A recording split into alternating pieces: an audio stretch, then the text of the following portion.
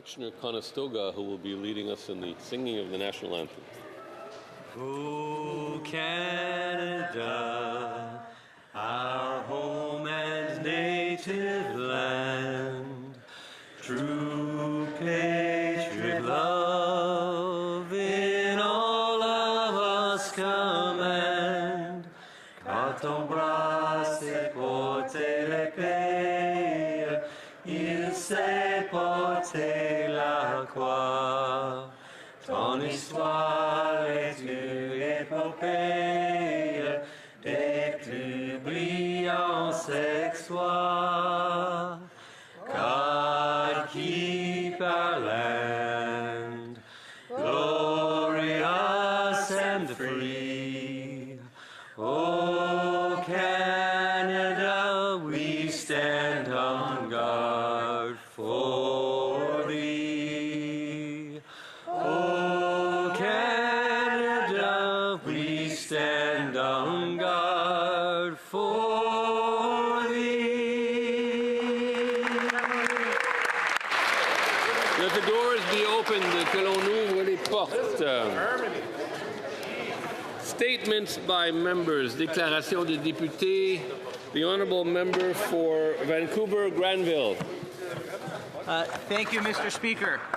Mr. Speaker, British Columbia and Vancouver's Greek community lost a giant earlier this month with the passing of Andreas Arsoniadis. For those of us that grew up in Vancouver, we remember Andreas not for his incredible skill with numbers or his entrepreneurial spirit, but as the guy who was responsible for feeding us some of the most incredible food, Greek food, pizzas, and the most generous portions you could ever imagine. He always greeted us with a big smile, welcomed us into his restaurant like we were coming home. For decades upon decades, he made sure that each and every one of us felt like we belonged when we walked into Andreas' restaurant. He leaves a massive hole in the heart of the Greek community, of which he was a pioneer and a builder, and a massive hole in the hearts of his loved ones, including sisters Marikula and Parthena, his children George, Dimitrios, and Katie, his grandchildren Mati, Anna, Mia, Amalia, Andreas, and Adriana, his first grandchild, and so many in our community who celebrate his life in Van Grand's St. George's Cathedral on April 15th. We will all miss him dearly. May he rest in peace. The honourable member for Simcoe Grey. Mr. Speaker, I'm proud to announce this year's recipients of the Simcoe Grey MP Community Leader Awards. Nellie Gallifly, who manages the Society of St. Vincent de Paul Food Bank and volunteers for its response line, helping many community members in crisis. Mary Beth Sharp, for 19 years, managed the books and lent her sewing skills to our not-for-profit Collingwood Theatre, as well volunteering with local youth charity Home Horizon and the annual Coldest Night of the Year fundraiser. And Donna Bayless, who has for a decade organized the Creemore Community Christmas Dinner, as well as the annual Christmas Market and school breakfast with Santa events. Congratulations to Nellie, Mary Beth, and Donna, and thank you for your selfless dedication to our community. And Mr. Speaker, I also want to recognize Nilo Siati, Canada's oldest living former CFL player, who turned 100 yesterday.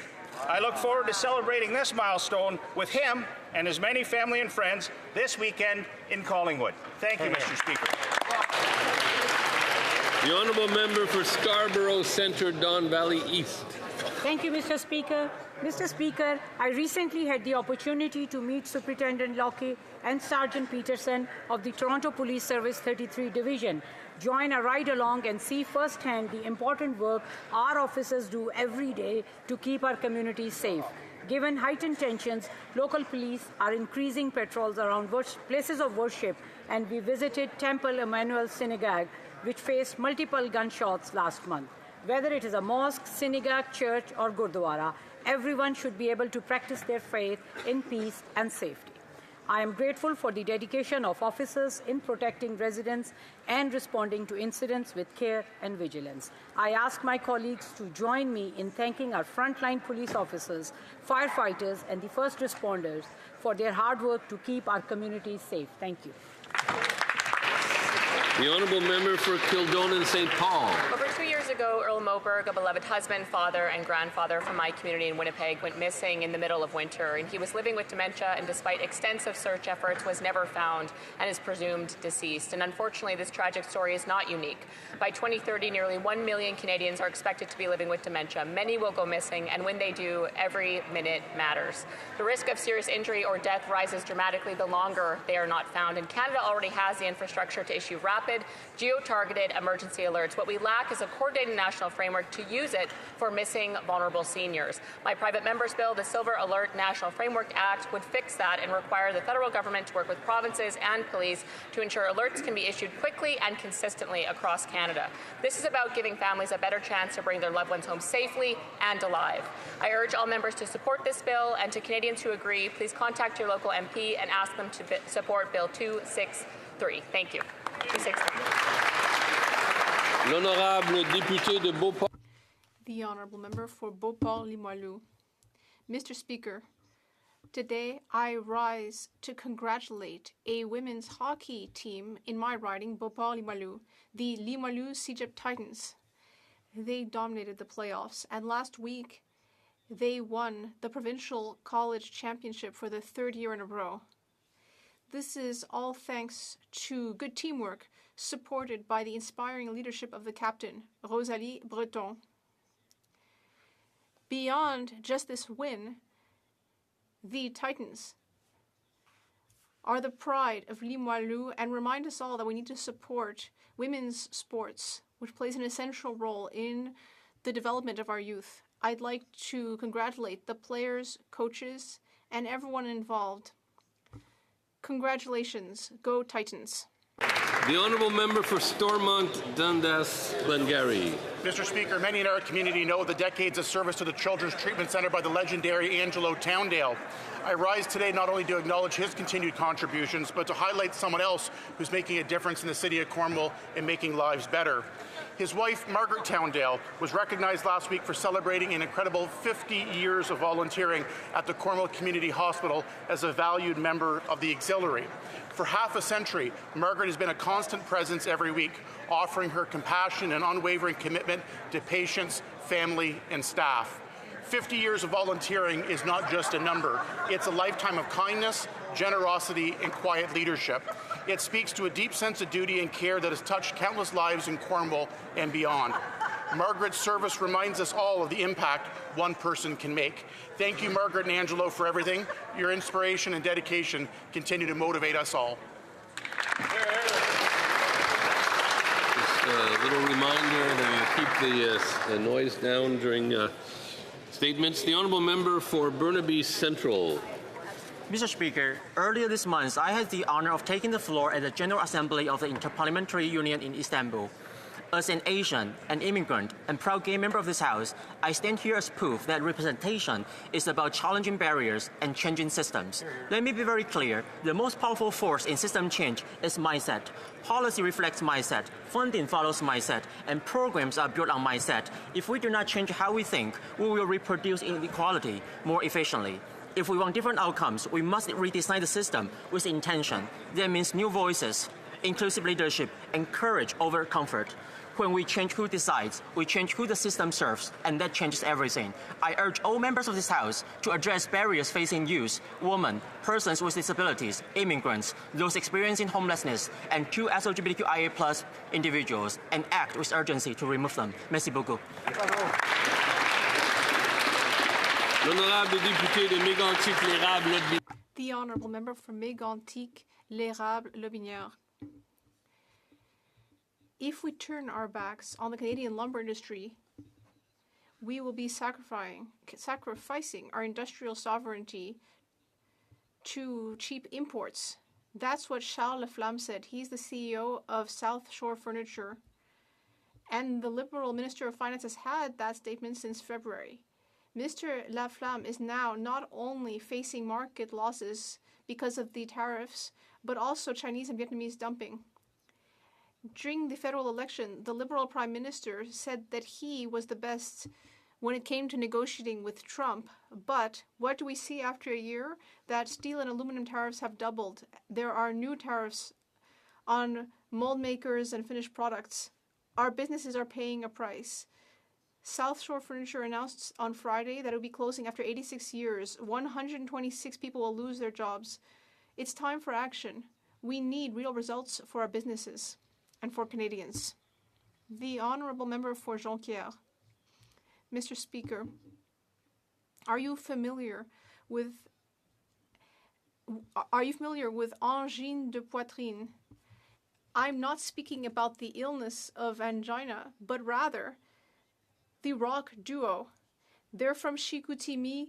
They're a hit on social media. They have hit the Billboard charts in all sorts of different countries all over the world. Their music travels even more than our Prime Minister. So in Saguenay, we have, in the Saguenay region, we have the most incredible music. Everyone is shocked by the innovation they bring to music. I would say that their creativity would put Salvador Dali to shame. I think even Mozart would say that they're geniuses.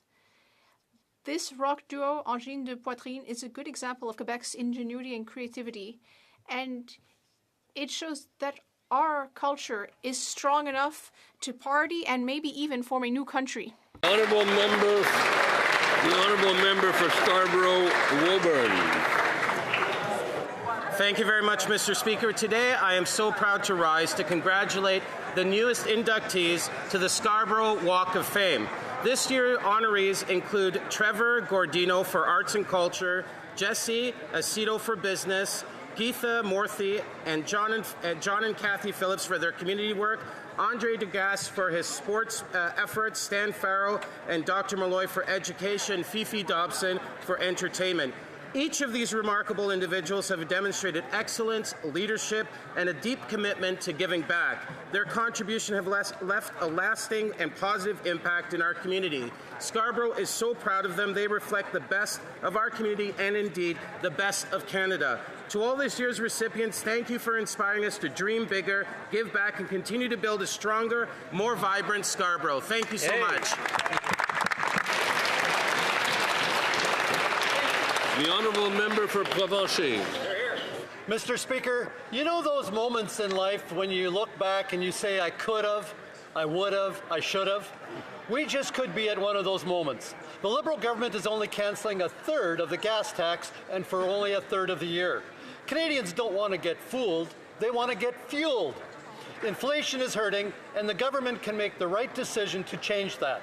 Removing the full 25 cents per litre of gas taxes could help families get to their child's activities, drive to work, and pick up groceries. Conservatives want a country where Canadians don't have to choose between a full grocery cart and a full tank of gas. Removing all the taxes on gas and diesel for the rest of the year would save the average Canadian family $1,200 per year. That's a huge amount. Let's not look back on this moment with regret. The Liberals must seize the moment, take our Conservative plan, and provide real relief for Canadians today. The Honourable Member for Don Valley North. Thank you, Mr. Speaker. I rise today to recognize the important work of the National Association of Career Colleges and its member institutions. Career colleges are an important part of Canada's workforce strategy, delivering practical, hands-on trainings for jobs in high-demand sectors. Across the country, demand is growing for skilled workers in fields such as healthcare, skilled trades, and technology. Career colleges are helping Canadians build the practical skills they will use on the job.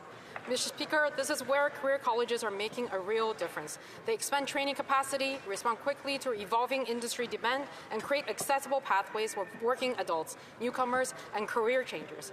People are ready to contribute and succeed. As we look to the future, supporting the institutions that are training Canadians for in-demand careers and will remain essential to our plan to build Canada strong for all. Thank you, Mr. Speaker. The Honourable Member for Niagara Falls, Niagara-on-the-Lake. Speaker, Pete Townsend of The Who wrote the song Won't Get Fooled Again, and it was this line, meet the new boss, same as the old boss. This costly credit card budget confirms that. Can you believe the man who claims to be the smartest person in the room has doubled Justin Trudeau's deficit? The Liberals are spending more on their servicing of the debt than they are on health care. These debt servicing costs will be borne by our children and grandchildren, and they are going to bankers instead of being invested into healthcare systems to support Canadians from coast to coast. For all their new spending, there was no mention of Niagara. There was no mention of previously promised funding for the Shaw Festival, nor was there the extension of the critically important wine sector support program. This self-proclaimed new Liberal government is just more of the same. They spend more and tax more, while Canadians get less and ultimately are simply left holding the bill. Canadians deserve so much better. That's correct. The honorable député d'Ottawa Vanier Gloucester.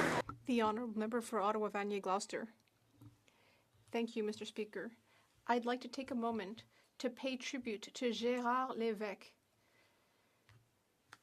He was a member of the Etobicoke Lakeshore community and left us recently. He was a Franco-Ontarian who spent his life defending Ontario francophonie.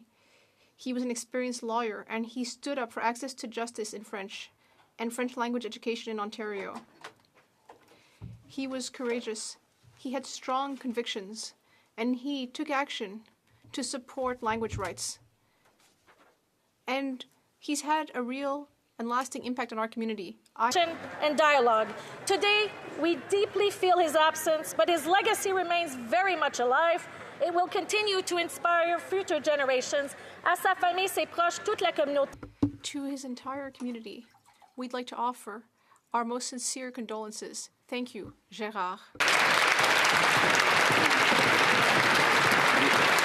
The honourable member for Mission, Matt Street, Abbotsford. Mr. Speaker, Canadians hope for relief, but this spring economic statement delivers more of the same. This costly credit card budget means more debt, more costs, more spending, more taxes. Nothing has changed. After years of reckless Liberal policies, families are stretched thin and small businesses continue to struggle. The CFIB said this update leaves small and medium-sized firms stuck in the same old mix of red tape and high taxes. A year ago, the government promised major infrastructure to drive growth. They have failed to deliver, and there is still no credible plan to make their promises a reality. Instead, they have doubled Trudeau's deficit, so life is more expensive for Canadians, and no major infrastructure projects are being approved. Thank you, Mr. Speaker. The honourable member of Laurier for Laurier-Sainte-Marie. Mr. Speaker, I rise today to speak about Ron Hallman's retirement from Parks Canada. He led that institution from 2019 with vision, working hard to protect our natural legacy and cultural legacy. Throughout his career, he held a number of important positions. Contributed to reinforce conservation, enable reconciliation with Indigenous peoples, and bring Canadians closer to nature. Mr. Speaker, as President and CEO of Parks Canada, Ron Hallman has demonstrated outstanding leadership and dedication to public service. His work has helped to protect some of our country's most treasured landscapes and historic sites for future generations. On behalf of all Canadians, I thank him, but also his family, for years of service and wish him a well-deserved retirement. Thank you.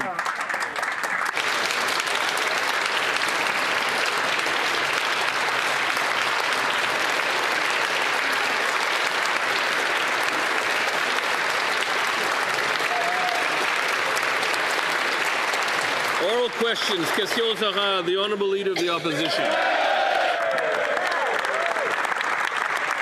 Plus de coûts, plus de... More costs, more taxes, higher debt, just more going on the credit card, Mr. Speaker. This Prime Minister is a typical Liberal. He doubled Justin Trudeau's deficit from $31 billion to $65 billion. With $27 billion in new spending this year alone.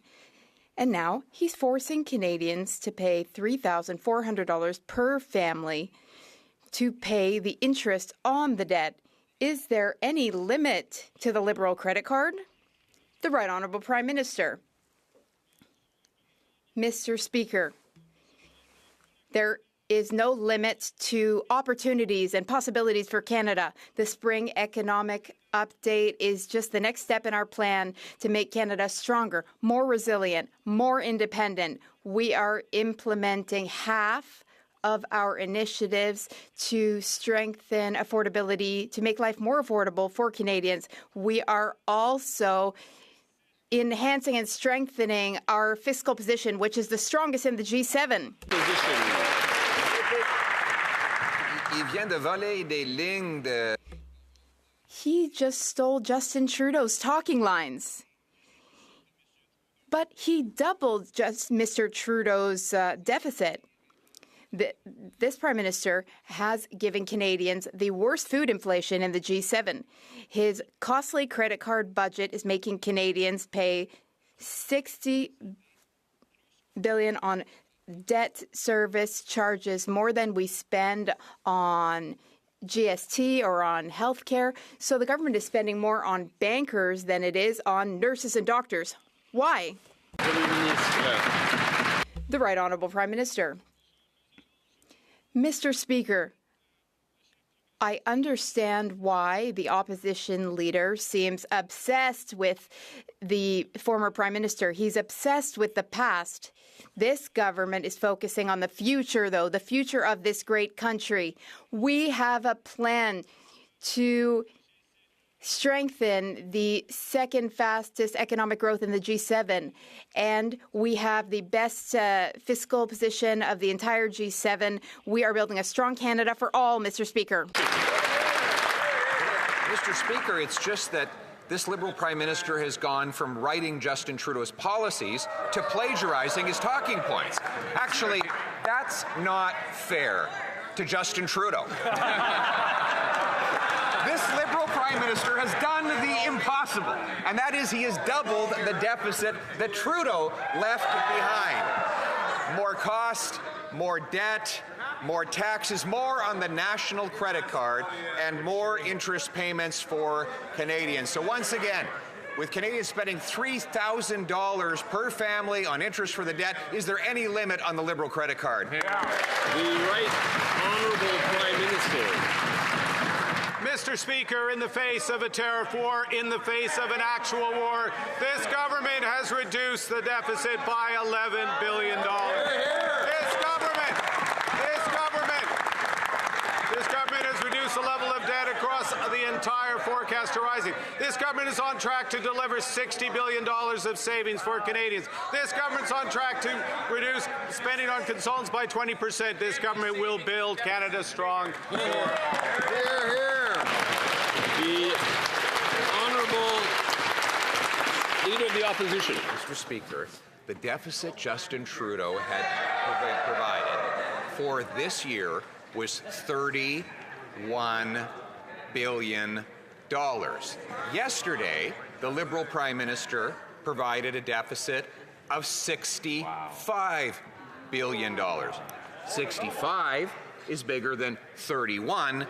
And if you read, I know I'll speak slowly for the Liberal mathematicians on the other side of the House, because as the Globe and Mail said, in the upside-down land of the Liberals, a spending spree is a spending cut. Blowing a windfall of billions of dollars is prudent, and failing to prepare for a fiscal storm is, well, just good.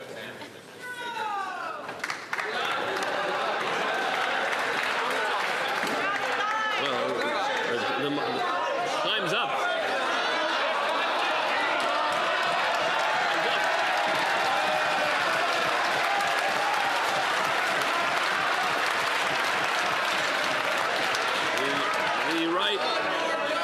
The Right Honourable Prime Minister. Your time is up here. Many ways. Mr. Speaker, I won't go there. Mr. Speaker, this government's focused on affordability. Half of the measures in the update are to make life more affordable Canadians. Reducing, and June 5th, look forward 12 million Canadians to getting a check to help with groceries and essential. Lower cost of gasoline. But we're building the country strong for all, including Canada's youth, the biggest investment in apprenticeships in our history. The Honourable Leader of the Opposition. Liberals are like the Bourbon dynasty. They learn nothing and they forget nothing. Over the last decade, they told us that if we racked up the credit card, that somehow it would grow the economy. What do we get? We've got the worst growth in the G7, the highest housing costs in the G7, the worst household debt in the G7, the worst investment per worker in the G7. And now it's deja vu all over again with the Prime Minister repeating exactly the same policies. More debt, more costs, more taxes. He's just another Liberal. Will this Prime Minister recognize that Canadians are paying for his mistakes? Hear, hear. The Right Honourable Prime Minister.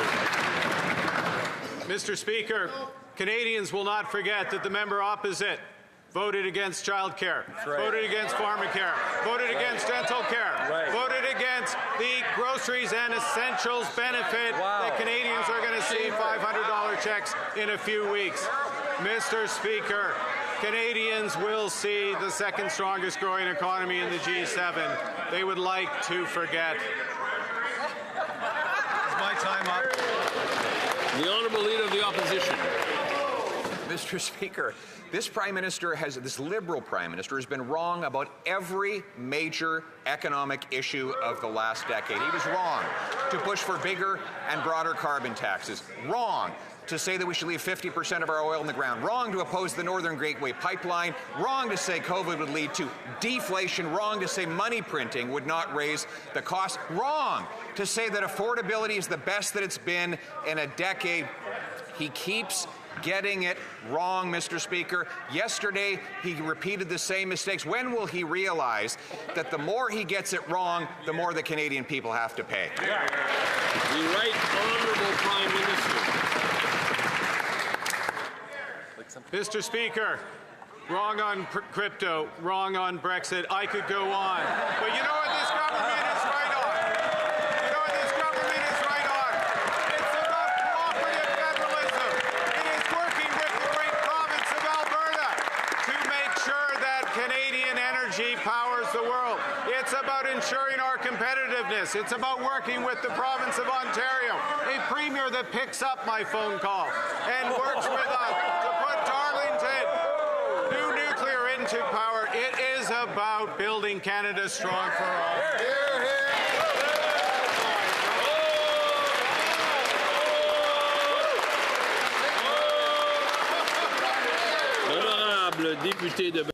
The Honourable Member for Belleuil-Chambly. Mr. Speaker, these past few days, the Prime Minister claimed that 85% of Canadian exports to the U.S. were protected under CUSMA and that tariffs that are applied to Canada are among the lowest that the U.S.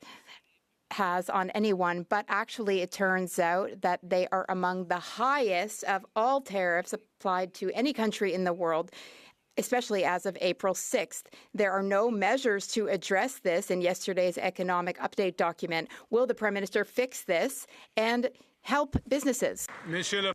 The Right Honourable Prime Minister. Mr. Speaker, I thank my colleague for his question and for his interest in this situation. The government is currently working on measures to help workers and businesses in the steel, aluminum, copper, and derivative product industries, and we will announce those measures in the coming days. The Honourable Member for Belleuil-Chambly. Mr. Speaker, that sounds like a good news, but we need to be careful because on April 6th, the United States changed how they calculate tariffs. I asked the Prime Minister whether he would take action. Radio silence. Then I asked him again the following week, and he told me that there would be measures to support businesses in the economic update. There were no such measures. So can I believe him this time? The Right Honourable Prime Minister. Mr. Speaker, it's always a good idea to believe what the Prime Minister of Canada says. The Honourable Member for Belleuil-Chambly. Mr. Speaker, we lived through 10 years of Justin Trudeau. So, what I deeply hope is for the Prime Minister to take the hand I extended to him in a press conference earlier today setting aside partisanship or putting on a show at Parliament. We need to focus on this extreme distress of businesses. We want these businesses who are hit hard by American tariffs to receive significant immediate relief. The Right Honourable Prime Minister. Mr. Speaker, myself and the Minister of Industry and our other colleagues, we guarantee Canadian businesses and workers who are impacted by new American threats and new tariff calculations, we guarantee them that the action we will take to help them will be enough, more than enough, and it will be swift. This Prime Minister is just another costly Liberal. He gave himself a gold medal for the highest deficit outside of COVID in Canadian history in his November budget. Yesterday, he gave himself a silver medal for having the second highest with his credit card budget. He spends more tax dollars for the interest on his debt than what goes to provinces in healthcare transfers. Why is this Liberal Prime Minister's priorities always to make bankers, bondholders, and Brookfield richer? The Honourable Minister of Jobs and Families. I have great news for skilled workers all across this country and everybody who wants to join the skilled trades. A $6 billion investment in getting people into the trades, helping apprentices right now finish their training with up to $16,000 in support, and making sure employers have the support to hire their workers.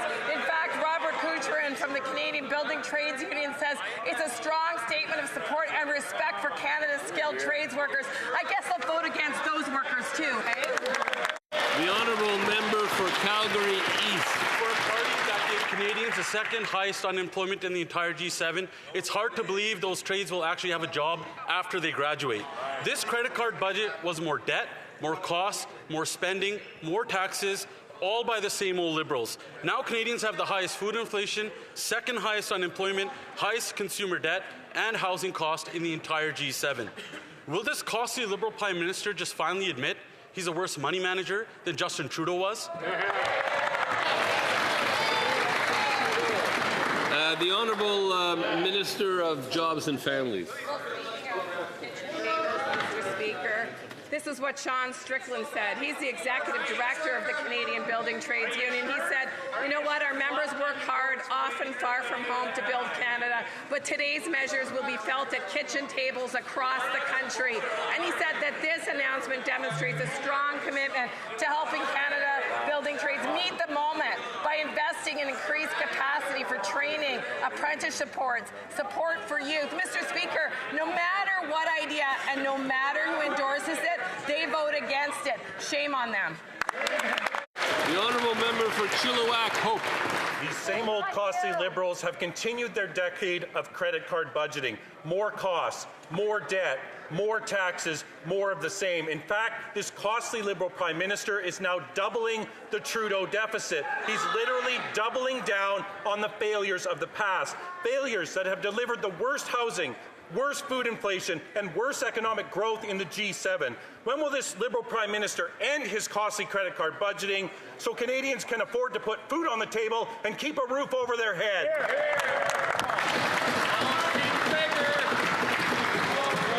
The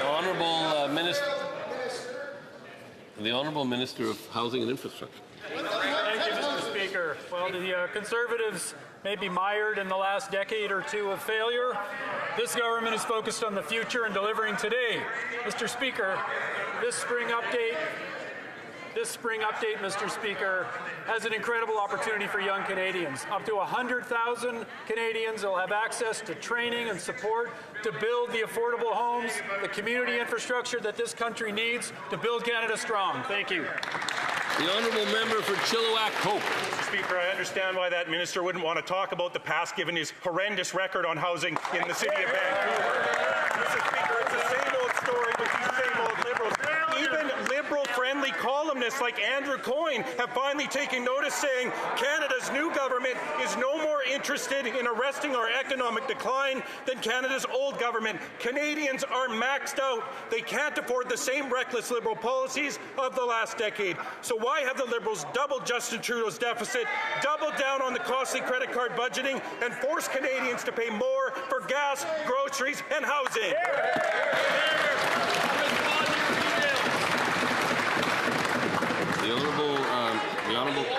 The Honourable Minister of Housing and Infrastructure. Why don't you answer your... Mr. Speaker, thank you for the question. Once again, Conservatives attacking former mayors like they attack current mayors. They have no respect for leaders of our cities and towns, leaders of our provinces and territories, leaders of our Indigenous communities. Zero respect. That's right. My first 7 years as a mayor in Vancouver, you know how much support we had from the Harper Conservative government? Zero. This government is focused on partnering with cities and towns, Indigenous communities, and delivering the affordable housing we need. The Honourable Member for Newtecumseh-Gwillimbury. Mr. Speaker, after 11 years of Liberal deficits, Canadians are screaming, make it stop. But this banker Prime Minister isn't listening. He said they just got started as they pile on another $37 billion in spending and weaken our economy even more. This budget promises more costs, more taxes, more debt, and more inflation for hard-working Canadians who are already maxed out. Why are Canadians paying the price for this Liberal government's out-of-control spending? The Honourable Secretary of State for Labour. I have a lot of respect for that member, but look it. Let's hear. We are optimistic about the future of our country, Mr. Speaker. But let's hear from workers, okay? Let's hear from workers. Let's hear from Russ Suchuk from the IBEW. This economic statement will supercharge the skilled trades across Canada to help build and assist the much-needed infrastructure and electrification of our country. It will transform apprenticeships in today's technology, safety and training, meeting the moment to supply a workforce for major projects from coast to coast to coast. That's how you build a Canada strong, Mr. Speaker. The Honourable Member for Newtecumseh-Gwillimbury. Well, strap in, Mr. Speaker, because Canadians are now paying $59 billion in interest on the debt. That money isn't going towards hospitals, highways, or homes. It's contributing to the highest household debt, most unaffordable housing, and second worst productivity and unemployment in the entire G7. These Liberals are so far behind they think they're in first place. Will the Prime Minister admit that his costly credit card budget is rewarding bankers and lenders while making life harder for everyone else?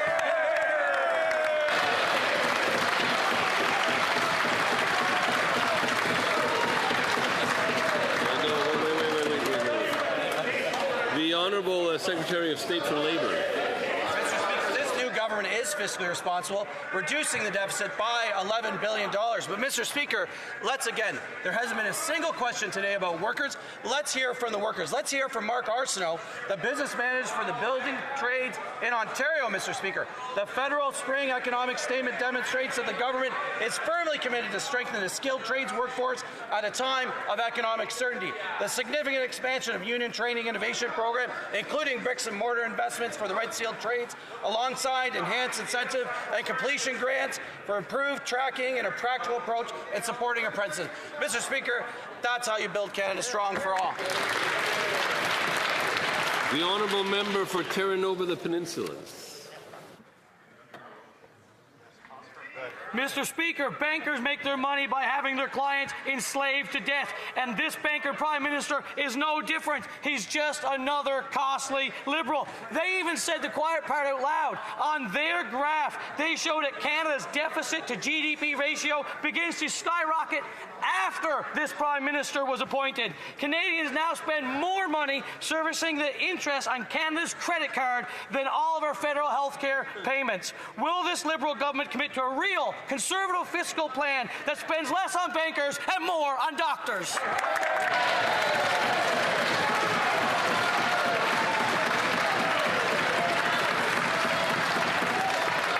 The Honourable Fisheries and Oceans. Thank you, Mr. Speaker. While the member opposite, Conservative member from Newfoundland and Labrador, reads his prepared notes and likes his bit of theatre, the people of Newfoundland and Labrador are interested in the nearly $1 billion investment in small craft harbors. And that's just the beginning. It's time this member listens to his constituents and puts the work first. The theatrics can come in the school play.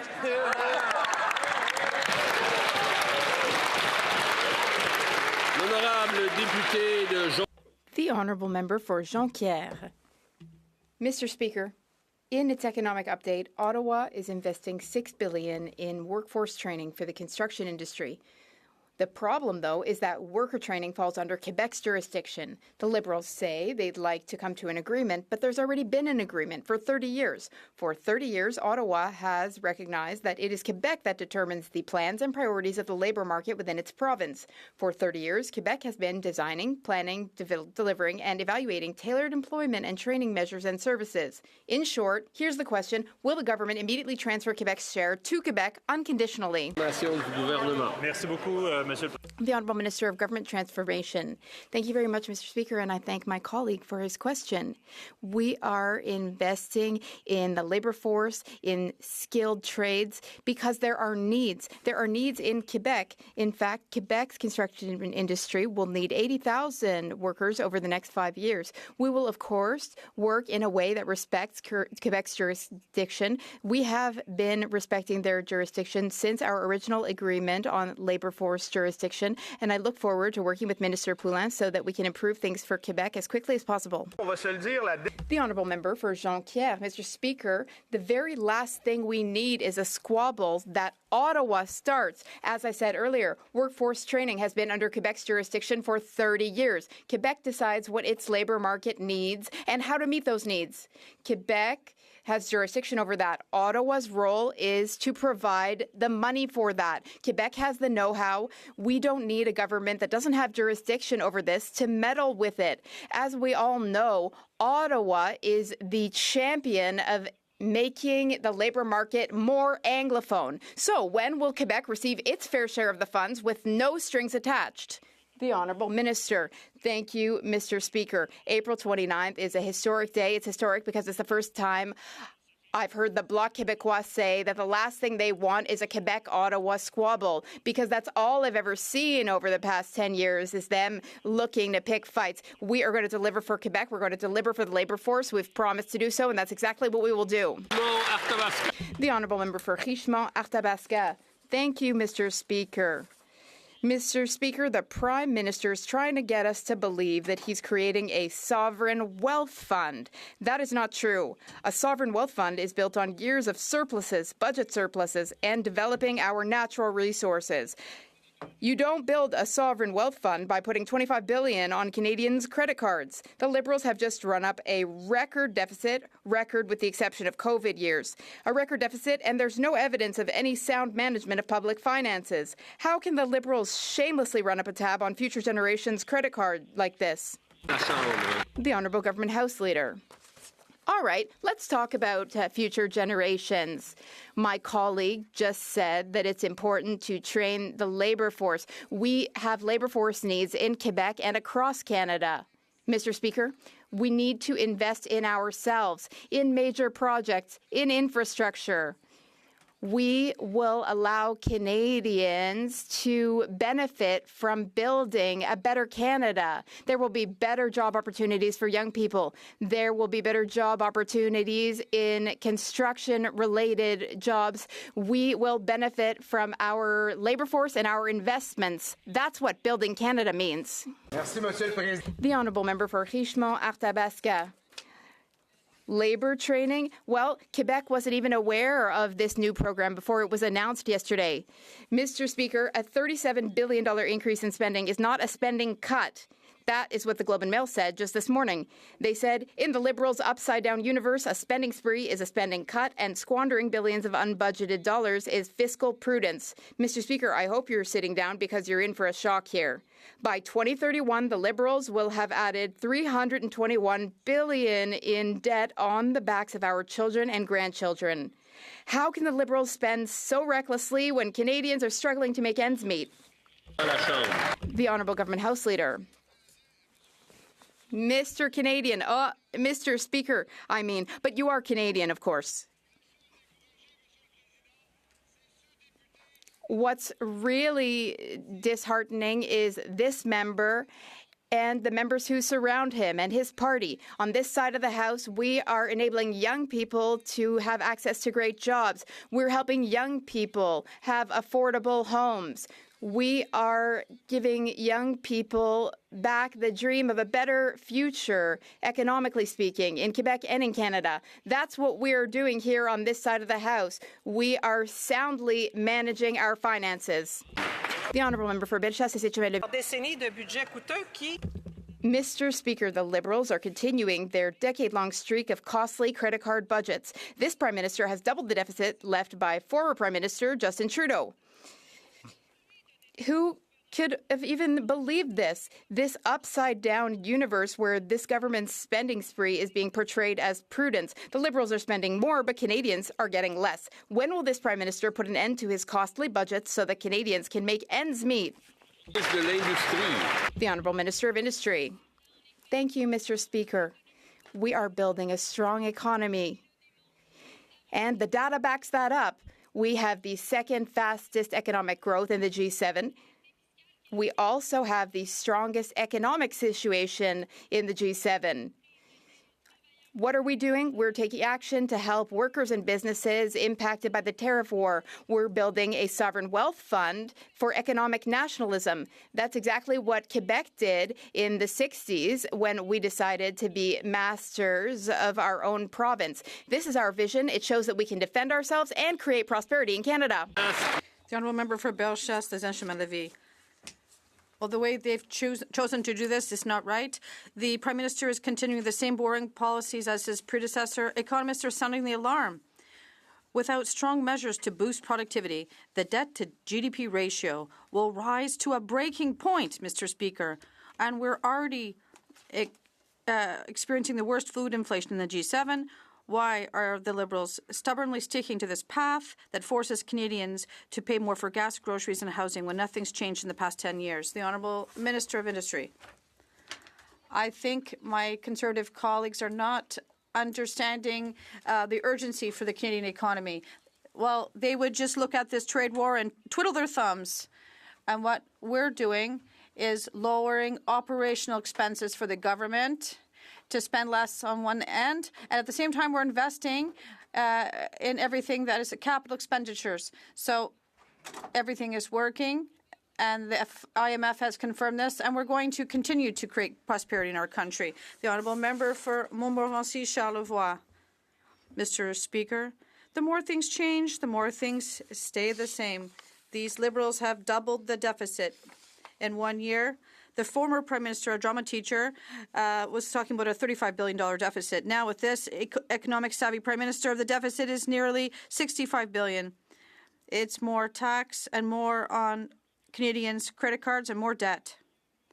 The cost of servicing this debt alone is higher than the total amount of healthcare transfers for all provinces.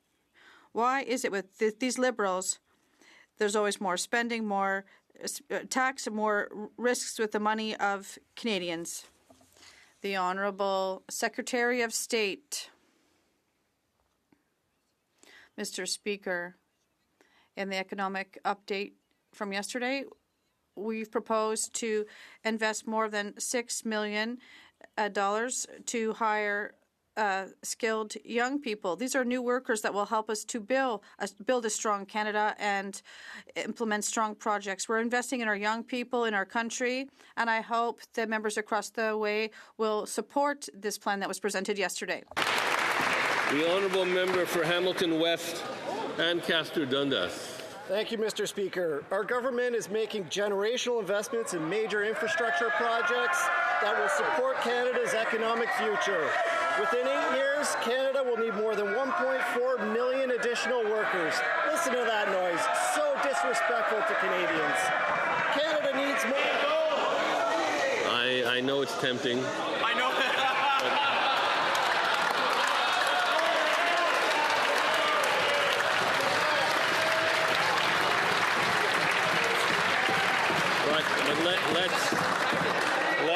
set a new tone. Let's set a new tone. The honourable member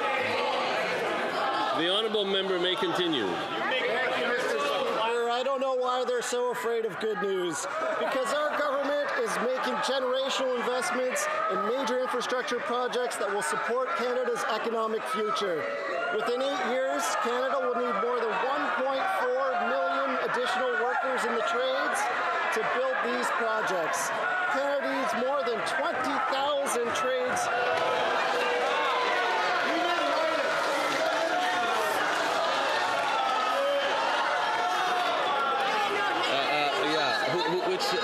I don't see any minister standing.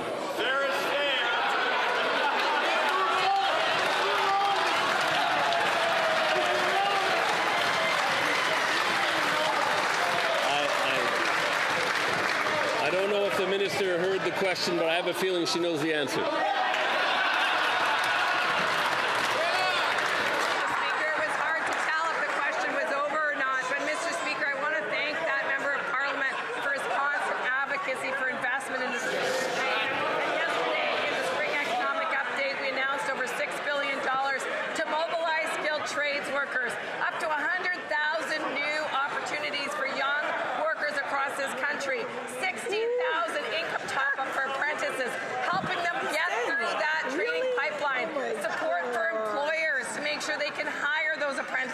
Mr. Speaker, this is good news for the skilled trades. The only question we have is, are they going to vote against these workers, Mr. Speaker? Will the Conservatives vote against Canadian workers?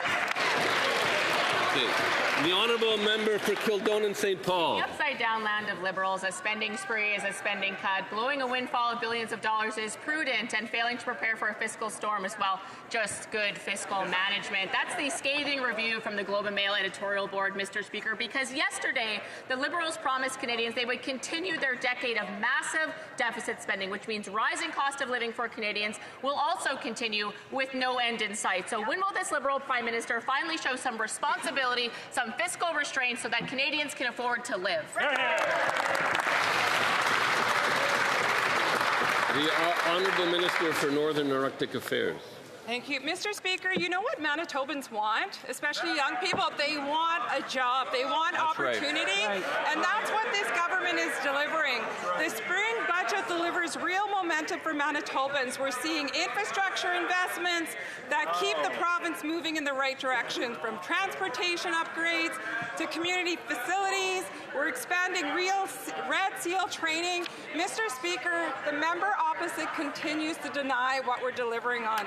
They need to get on side that we're delivering for affordability. Hear, hear. The honourable member for Kildonan St. Paul.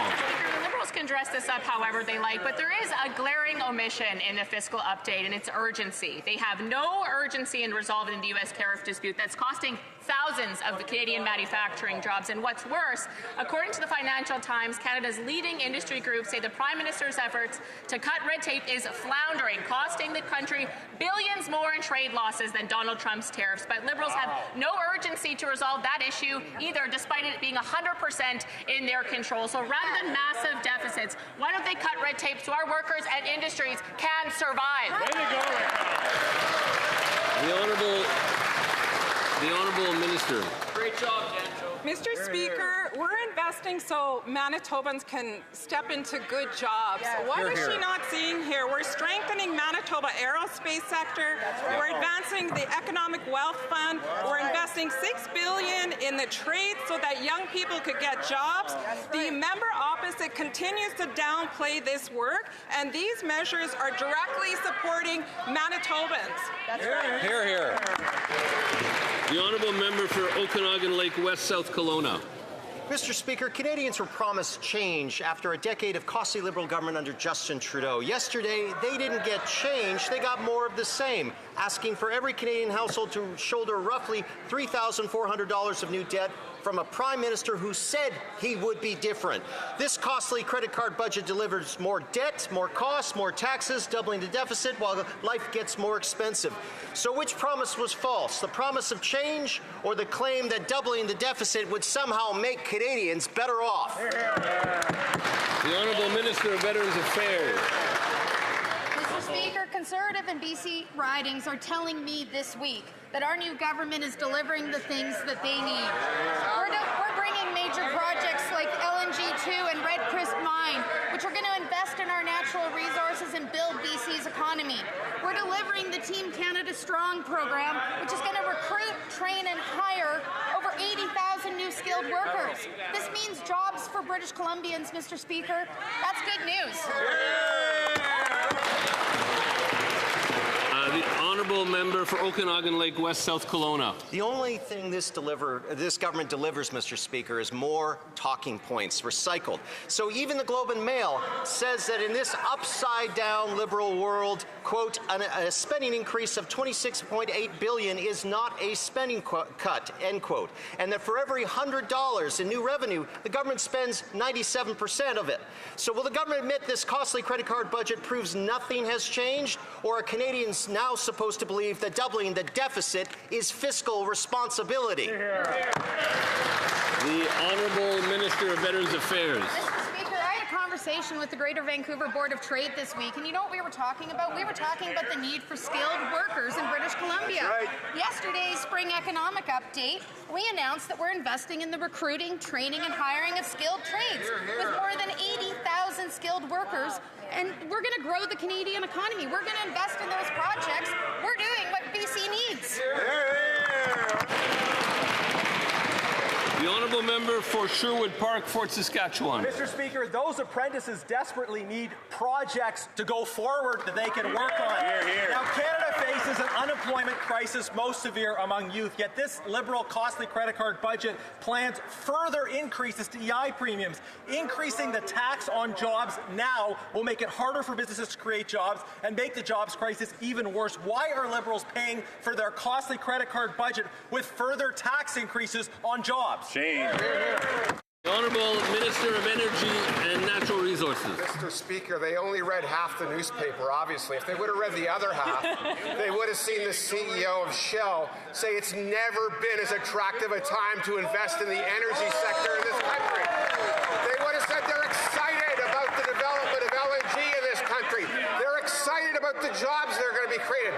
They should read the rest of the paper, Mr. Speaker.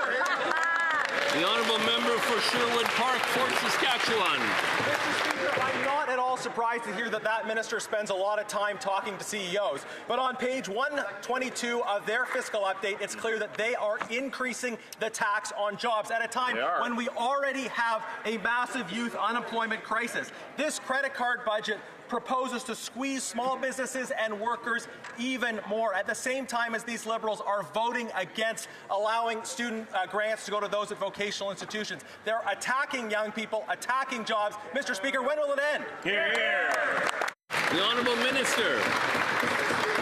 Instead of reading the paper, you should go online and see that we actually cut CPP deductions from paychecks. We're making it cheaper for people to work. We're making it more affordable for people. And we're adding 100,000 new Red Seal jobs. Read the paper. Read all the paper, Mr. Speaker. The Honourable Member for Leduc, Wetaskiwin. Mr. Speaker, in 2015, Canada had a balanced budget and the richest middle class in the world.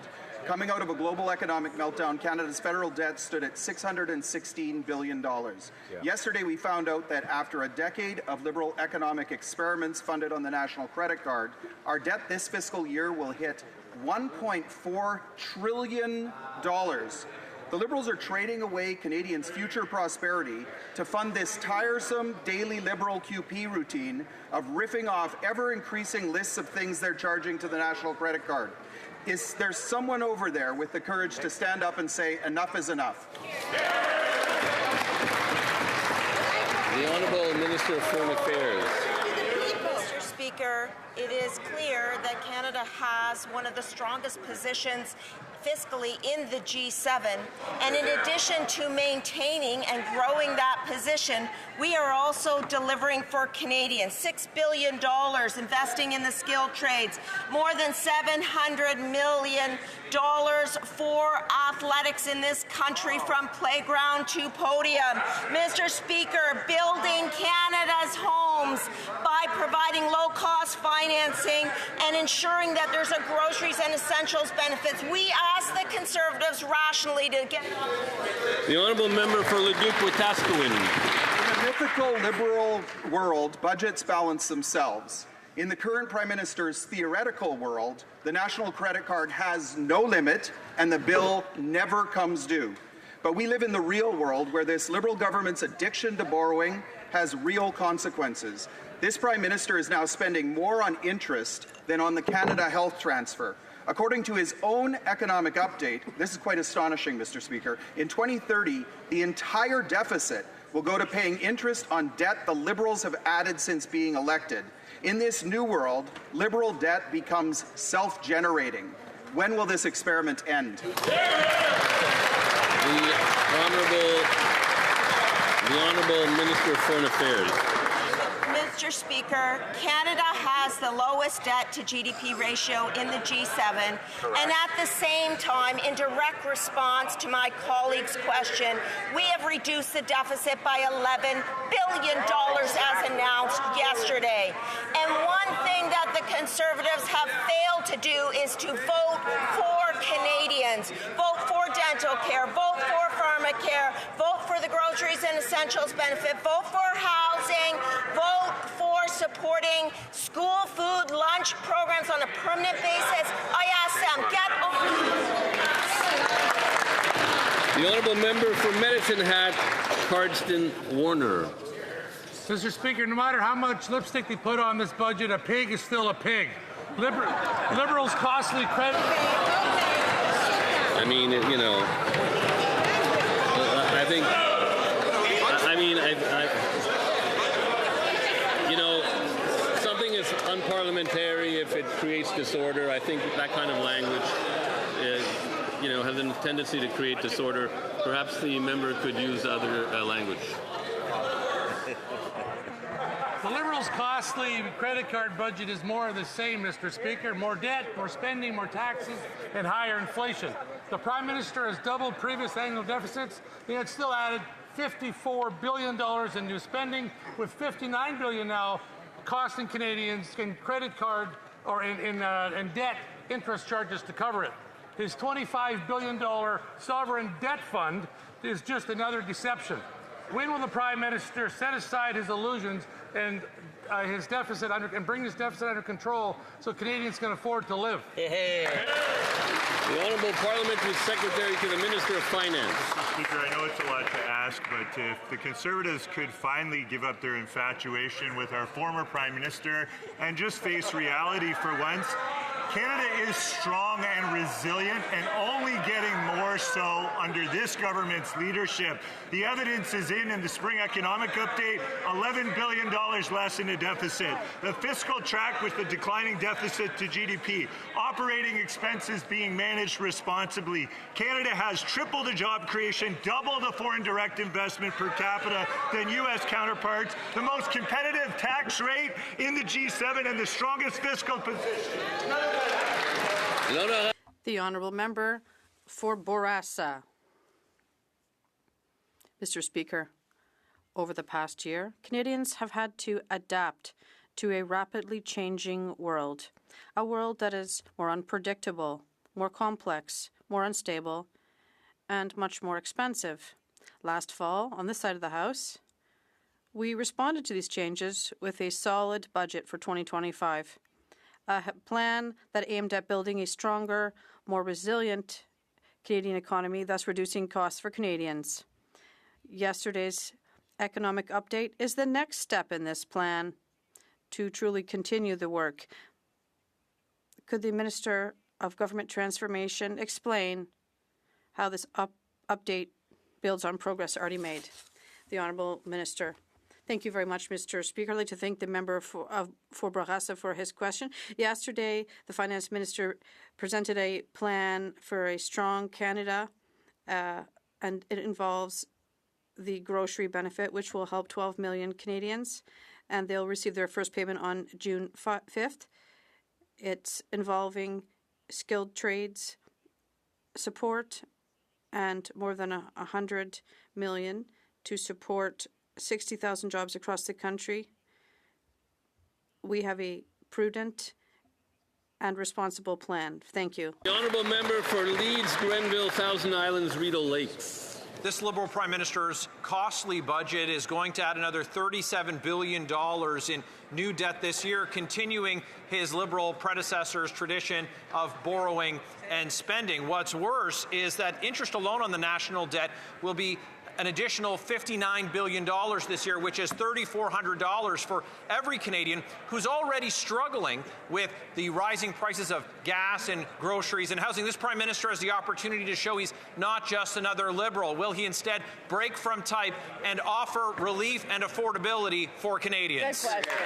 The Honourable Secretary of State for Financial Institutions. Mr. Speaker, while the former Prime Minister lives rent-free in their heads, this Prime Minister is focused on an economy for all Canadians. That's why yesterday's spring economic update, we announced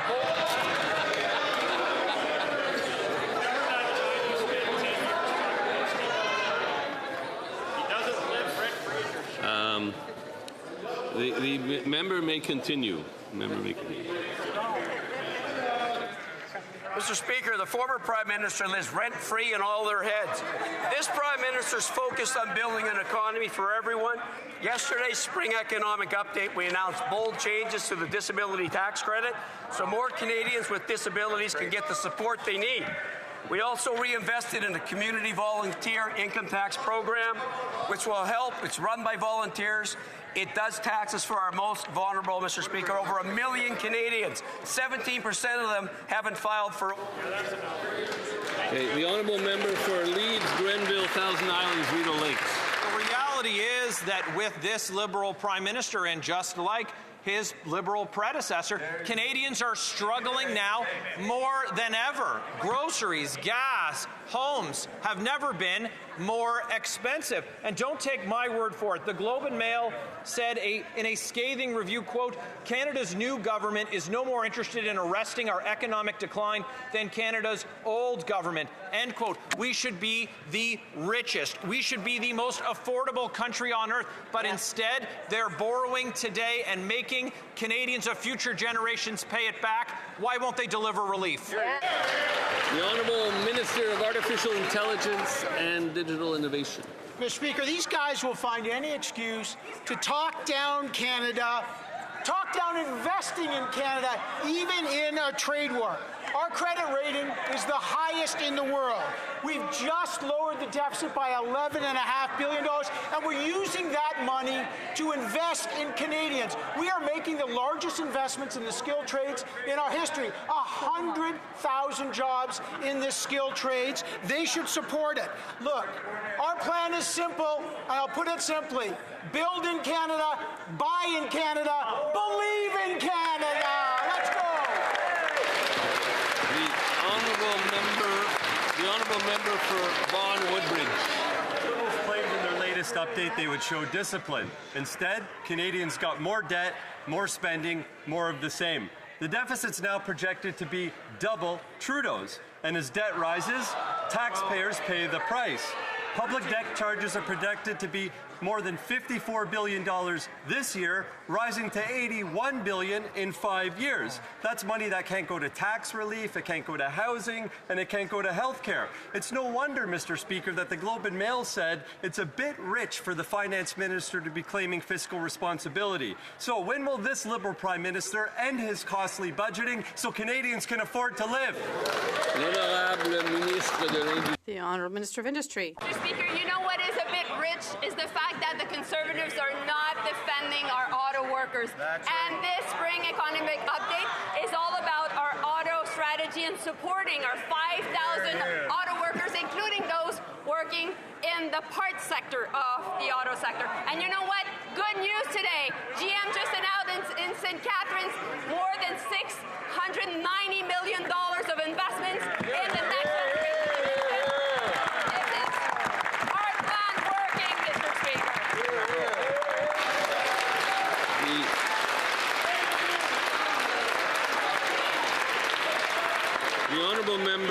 The Honourable Member for Richmond East, Steveston.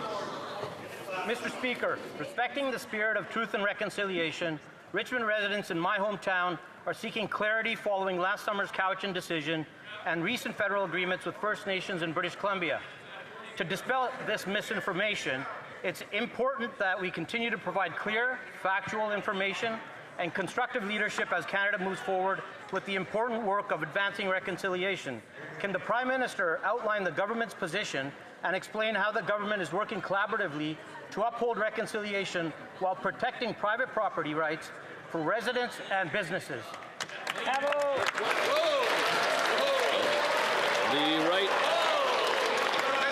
The Right Honourable Prime Minister.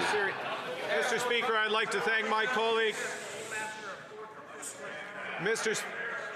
Important question that has been a subject of debate, so it's very important to hear the answer. The Right Honourable Prime Minister.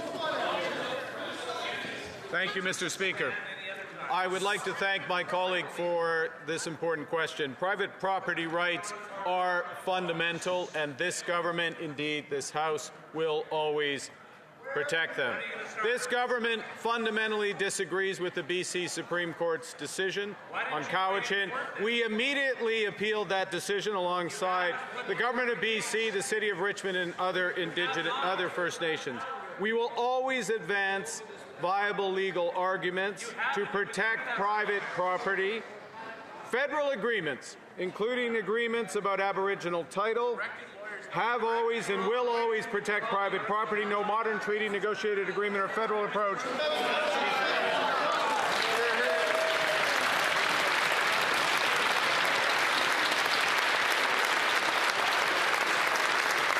Okay.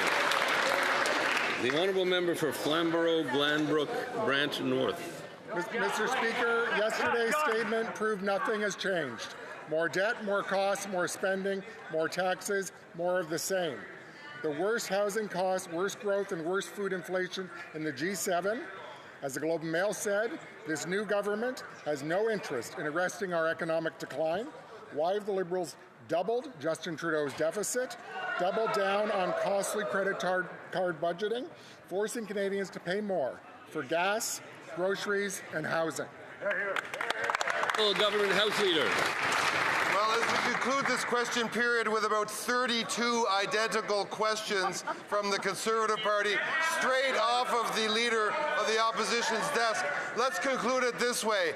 Every time we propose what that member purports to want, lower costs, lower prices, higher salaries, new dental care, new social programs, every single support, they're against it, Mr. Speaker. We're for it. We're going to go back and do the work of building Canada strong. They're going to go write a new question for tomorrow.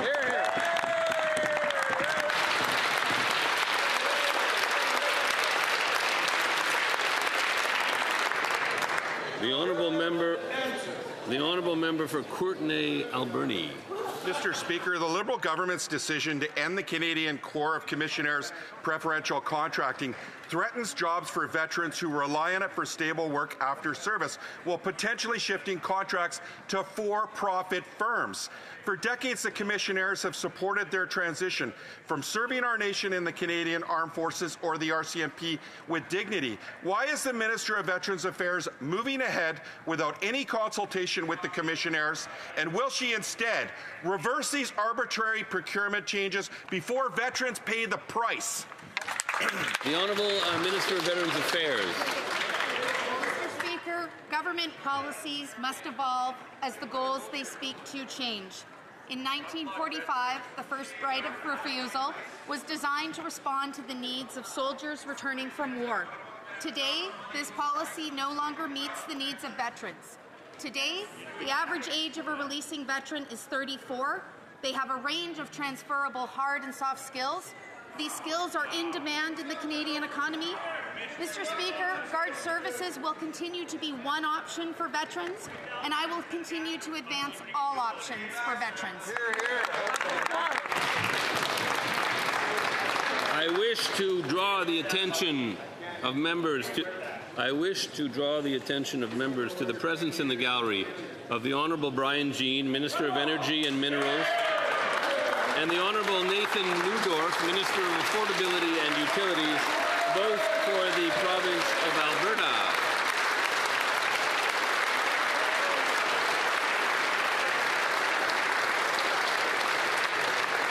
I would also draw the attention of members to the presence in the gallery of the finalists of the 2026 Shaughnessy Cohen Prize for Political Writing: Don Gilmore, Maggie Helwig, Brian Stewart, Ira Wells, and Karen Wells.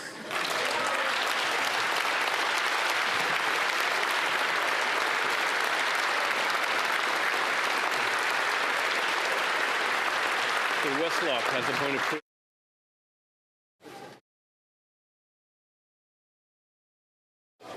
Is he going to go now? I believe the honourable member for Peace River Westlock has a point of privilege. Thank you, Mr. Speaker. Mr. Speaker, this morning I gave notice about a question of privilege that I will be raising today. This question arises from the reporting obligations of the Minister of International Trade, specifically the requirement under the Order in Council that annual reports be tabled in each House of Parliament by the Minister of Trade. Mr. Speaker, I'm honored to be one of the co-chairs of the All-Party Parliamentary Group to End Human Trafficking and Modern-Day Slavery, and we just held a parliamentary briefing with International Justice Mission, our Justice and Human Rights Clinic from the UBC, and at that briefing we learned from the former Ombudsman that the Minister of International Trade has failed to fulfill this obligation to table annual reports to trade from the Ombudsman for Responsible Enterprise. Not only was just one report not reported, but 3 reports have not been reported. I want to be clear. What we are discussing here is the annual reports of an entity empowered by the Crown to respond to potential victims of exploitation, forced labor, and modern slavery being committed by Canadian companies operating in other countries. I went to the CORE webpage to verify this for myself yesterday, and the last annual report tabled in Parliament was the 2021-22 report tabled on March 22nd, 2023 by the Minister. The former Ombudsman confirmed that she sent the 2022-2023 annual report to the Minister in November of 2023. She also confirmed to me that she provided a draft report of the annual to the interim Ombudsperson at the end of her term in April of 2024. That report has never been tabled in Parliament, Mr. Speaker, nor the 2024-25 report that would have been completed by the interim Ombudsperson. Furthermore, the Minister has left this position unfilled for over a year, and I doubt that we'll see a report later this year. In accordance with the Order in Council PC 2019-1323, dated September 6, 2019, that establishes the mandate of the Corps, Section 13 states that the Ombudsperson is to submit an annual report to the Minister on their activities.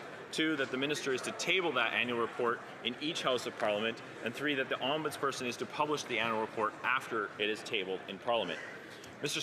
Speaker, this raises concerns regarding the compliance with this Order in Council, which imposes a clear legal obligation, a fiduciary obligation on the Minister to table these reports in both Houses each year. If the Minister does not table these reports in the House of Commons, the Corps cannot release them publicly. Furthermore, the failure to ensure timely tabling of these reports limits our ability as members to access this information, requiring for effective parliamentary oversight of an entity established by the Government of Canada. It also prevents members from engaging the House-established process for scrutiny of these tabled documents. I now recognize that Order in Councils are not statutes, but they do have force in law. Order in Councils are indeed a form of subordinate legislation, deriving their power from a statute, the Act of Parliament. In other words, Order in Councils are legal instruments made by the Governor and Council pursuant to a statutory authority and do take legal effect when it's signed by the Governor-General. There's a clear precedent in supporting this proposition that the failure to comply with the statutory tabling obligations may engage the privileges of this House. On February 3rd, 1992, the question of privilege was raised concerning the failure of a Minister of Finance to table the Order in Council appointments in the House of Commons required under the order of the customs tariff. In the rulings on February 5th, 1992, at pages 6425 to 6427 of the debates, Speaker Fraser affirmed that it is through the tabling that members are officially apprised of the existence of a document. It is not to be taken lightly, but is to be done for serious purpose. Speaker Fraser went on to state that the tabling of documents is one of the procedures on which hinges the ability of members discharge of their function, and recognize that the failure to table these required documents may impede both members and the standing committees in carrying out their mandate under Standing Order 1081. Speaker Fraser also noted that the House is not the appropriate forum to address the deficiencies arising from is the important forum to address the deficiencies arising from these non-compliance with statutory tabling requirements. In this instance, the chair declined to find a prima facie breach because the matter had already been taken up by the Standing Committee on the scrutiny of regs, and that the circumstances did not exist at the present case. No committee has been seized, however, with the failure of the tabling of the core annual reports. As a result, members have been deprived of access to these reports that would have otherwise been subject to the parliamentary scrutiny through House-established procedures, including the referral mechanism contemplated under Standing Order 32.5, which depends on the proper tabling in the House. A further ruling in 2001 similarly addressed the failure to comply with statutory tabling obligations. In that case, the chair observed that there were statutory deadlines where they exist. The prima facie finding of contempt would have been more readily supportable, as a member's ability to scrutinize the government's action is directly affected by compliance with tabling requirements. The chair also emphasized that the tabling obligations are central to the Parliament's ability to function. Unlike that circumstance, the present case involves a recurring statutory obligation to table annual reports. The concern here is not an isolated delay, but an ongoing failure to ensure that Parliament is kept informed of the mechanism that is established. In this situation, I would remind members that we are not discussing annual reports just addressing potential situations of exploitation, forced labor, and modern-day slavery being committed by Canadian companies operating in other countries. I am sure that every member of this House would agree that we need to have access to these annual reports that the Minister is obligated to table in the House of Commons and has failed to do so for 3 years. The effect of this failure is to limit members' access to information required for effective parliamentary oversight of an entity established by the Government of Canada, and to frustrate the operations of this House's own procedures for examining these reports. It is on that basis, Mr. Speaker, that I submit that this matter engages the privileges of this House, and I respectfully ask that you find a prima facie question of privilege, on which point I am prepared to move the appropriate motion. Thank you, Mr. Speaker. Proceedings. Okay. Honorable Ministre de la Transformation du Gouvernement. The Honourable Minister of Government Transformation. Okay. Tabling of documents. Yeah, but Mr. Lamoureux wants to intervene. Honourable Parliamentary Secretary to the Government House Leader. On the same point of order, the privilege that was raised, Mr. Speaker, would like to review the comments that the members put on the record and then report back to the House on the matter. Okay, tabling of documents, l'Honorable Ministre de la Transformation du Gouvernement. The Honourable Minister of Government Transformation. Too inconsistent with the policy on the tabling of treaties in Parliament, I have the honour to table in both official languages the treaty entitled Agreement between the Government of Canada and the Government of the Republic of Korea on the protection of military and defence classified information, done at Ottawa on February 25th, 2026. Dépôt de projet de loi émanant du gouvernement. Tabling government bills. De ministres. Statements by ministers. Rapport de délégation. Reports from interparliamentary delegations. Presenting reports from committees, the Honourable Member for Scarborough-Woburn. Mr. Speaker, I have the honour to present in both official languages the third report of the Standing Committee of Agriculture and Agri-Food entitled Structural Challenges in Canada's Beef and Pork Supply Chains Towards Greater Food Sovereignty.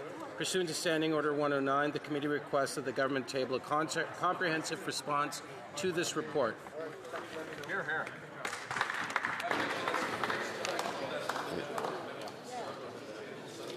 here. Is that it? Is he still standing there? Oh, okay. Tabling of presenting reports from committees, the Honourable Member for Winnipeg South.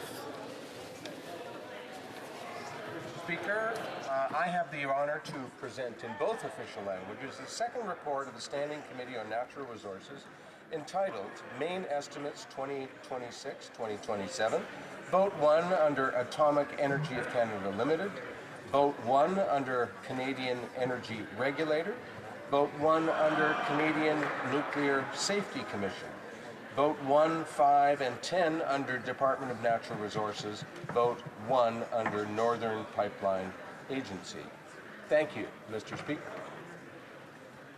Reports from committees. The Honourable Member for St. Catharines. Thank you very much, Mr. Speaker. Pursuant to Standing Order 104 and 114, I have the honour to present in both official languages the 25th report of the Standing Committee on Procedure and House Affairs regarding the membership of committees of the House. If the House gives its consent, I intend to move concurrence in the 25th report later this day. Dépôt de projet de loi émanant des députés. Introduction of private members' bills. Première lecture. First reading of Senate public bills. Motions. The Honourable Member for St. Catharines. Thank you very much, Mr. Speaker. It being later this day, if the House gives its consent, I move that the 25th report of the Standing Committee on Procedure and House Affairs presenting to the House earlier this day be concurred in. To the Honourable Member moving the motion will please say nay. Agreed.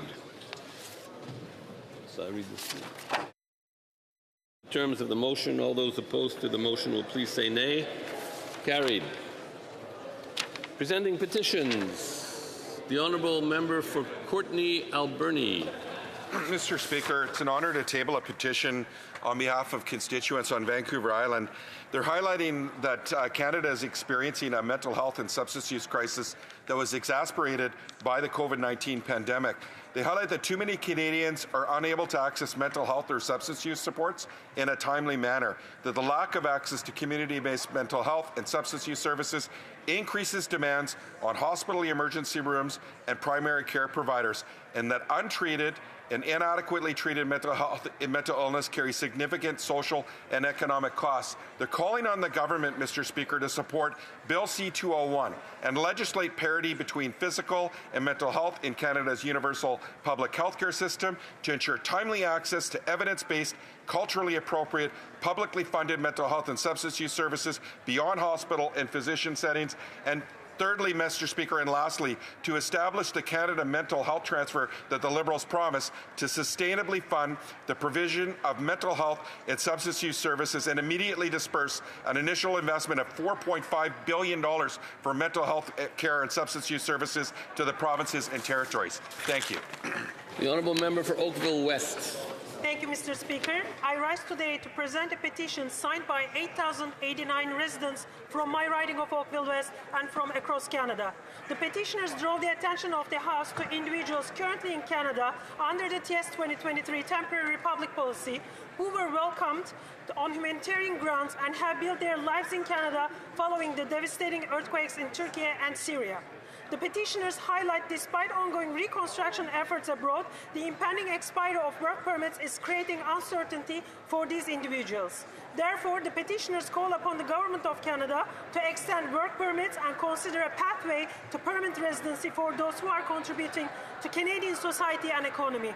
I'm pleased to present this petition on their behalf. Thank you, Mr. Speaker.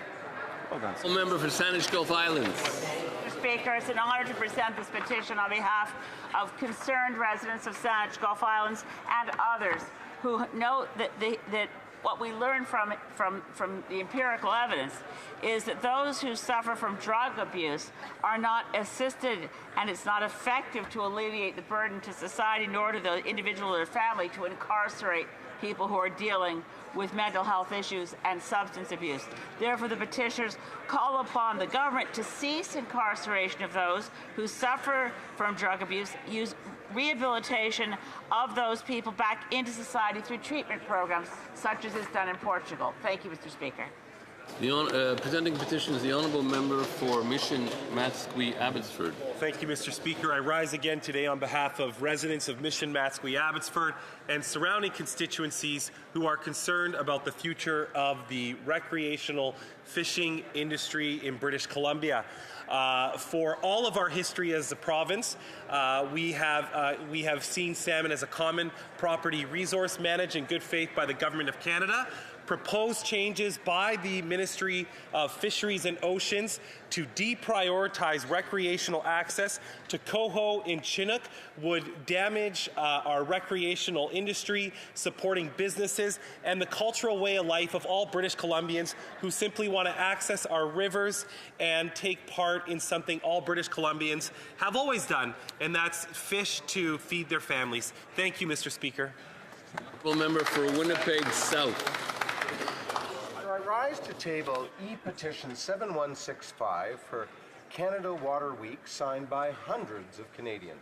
Last month, people from around the world celebrated World Water Day on March 22nd, and the petitioners are calling on this House to recognize every week in which March 22nd falls as Canada Water Week.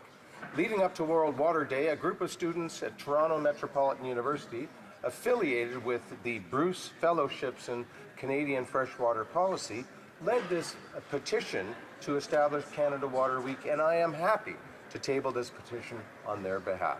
Thank you, Mr. Speaker. You're here.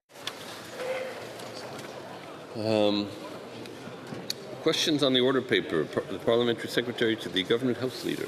Yes, thank you. Mr. Speaker, I would ask that all questions be allowed to stand at this time, please. Agreed? Agreed. Notice of motions for the production of papers. The Parliamentary Secretary to the Government House Leader. Then it just pauses until we all agree. Yes, thank you. Mr. Speaker, I ask that all notices of motions for the production of papers also be allowed to stand at this time, please. Here. Agreed? Agreed. Orders of the day. Ordre du jour, ordre amenant du gouvernement. Orders of the day. Government bills. Consideration of a Ways and Means motion to introduce a bill entitled An Act to Implement Certain Provisions of the Spring Economic Update, tabled in Parliament on April 28, 2026. Ms. Alty for Mr. Champagne, seconded by Ms. McKnight, moves that a Ways and Means motion to introduce a bill entitled An Act to Implement Certain Provisions of the Spring Economic Update, tabled in Parliament on April 28, 2026, be concurred in. If a member participating in person wishes that the motion be carried or carried on division, or if a member of a recognized party participating in person wishes to request a recorded vote, I would invite them to rise and indicate it to the chair. Okay. I therefore declare the l'honorable député. The honourable member for. I request a recorded division, Mr. Speaker. Members.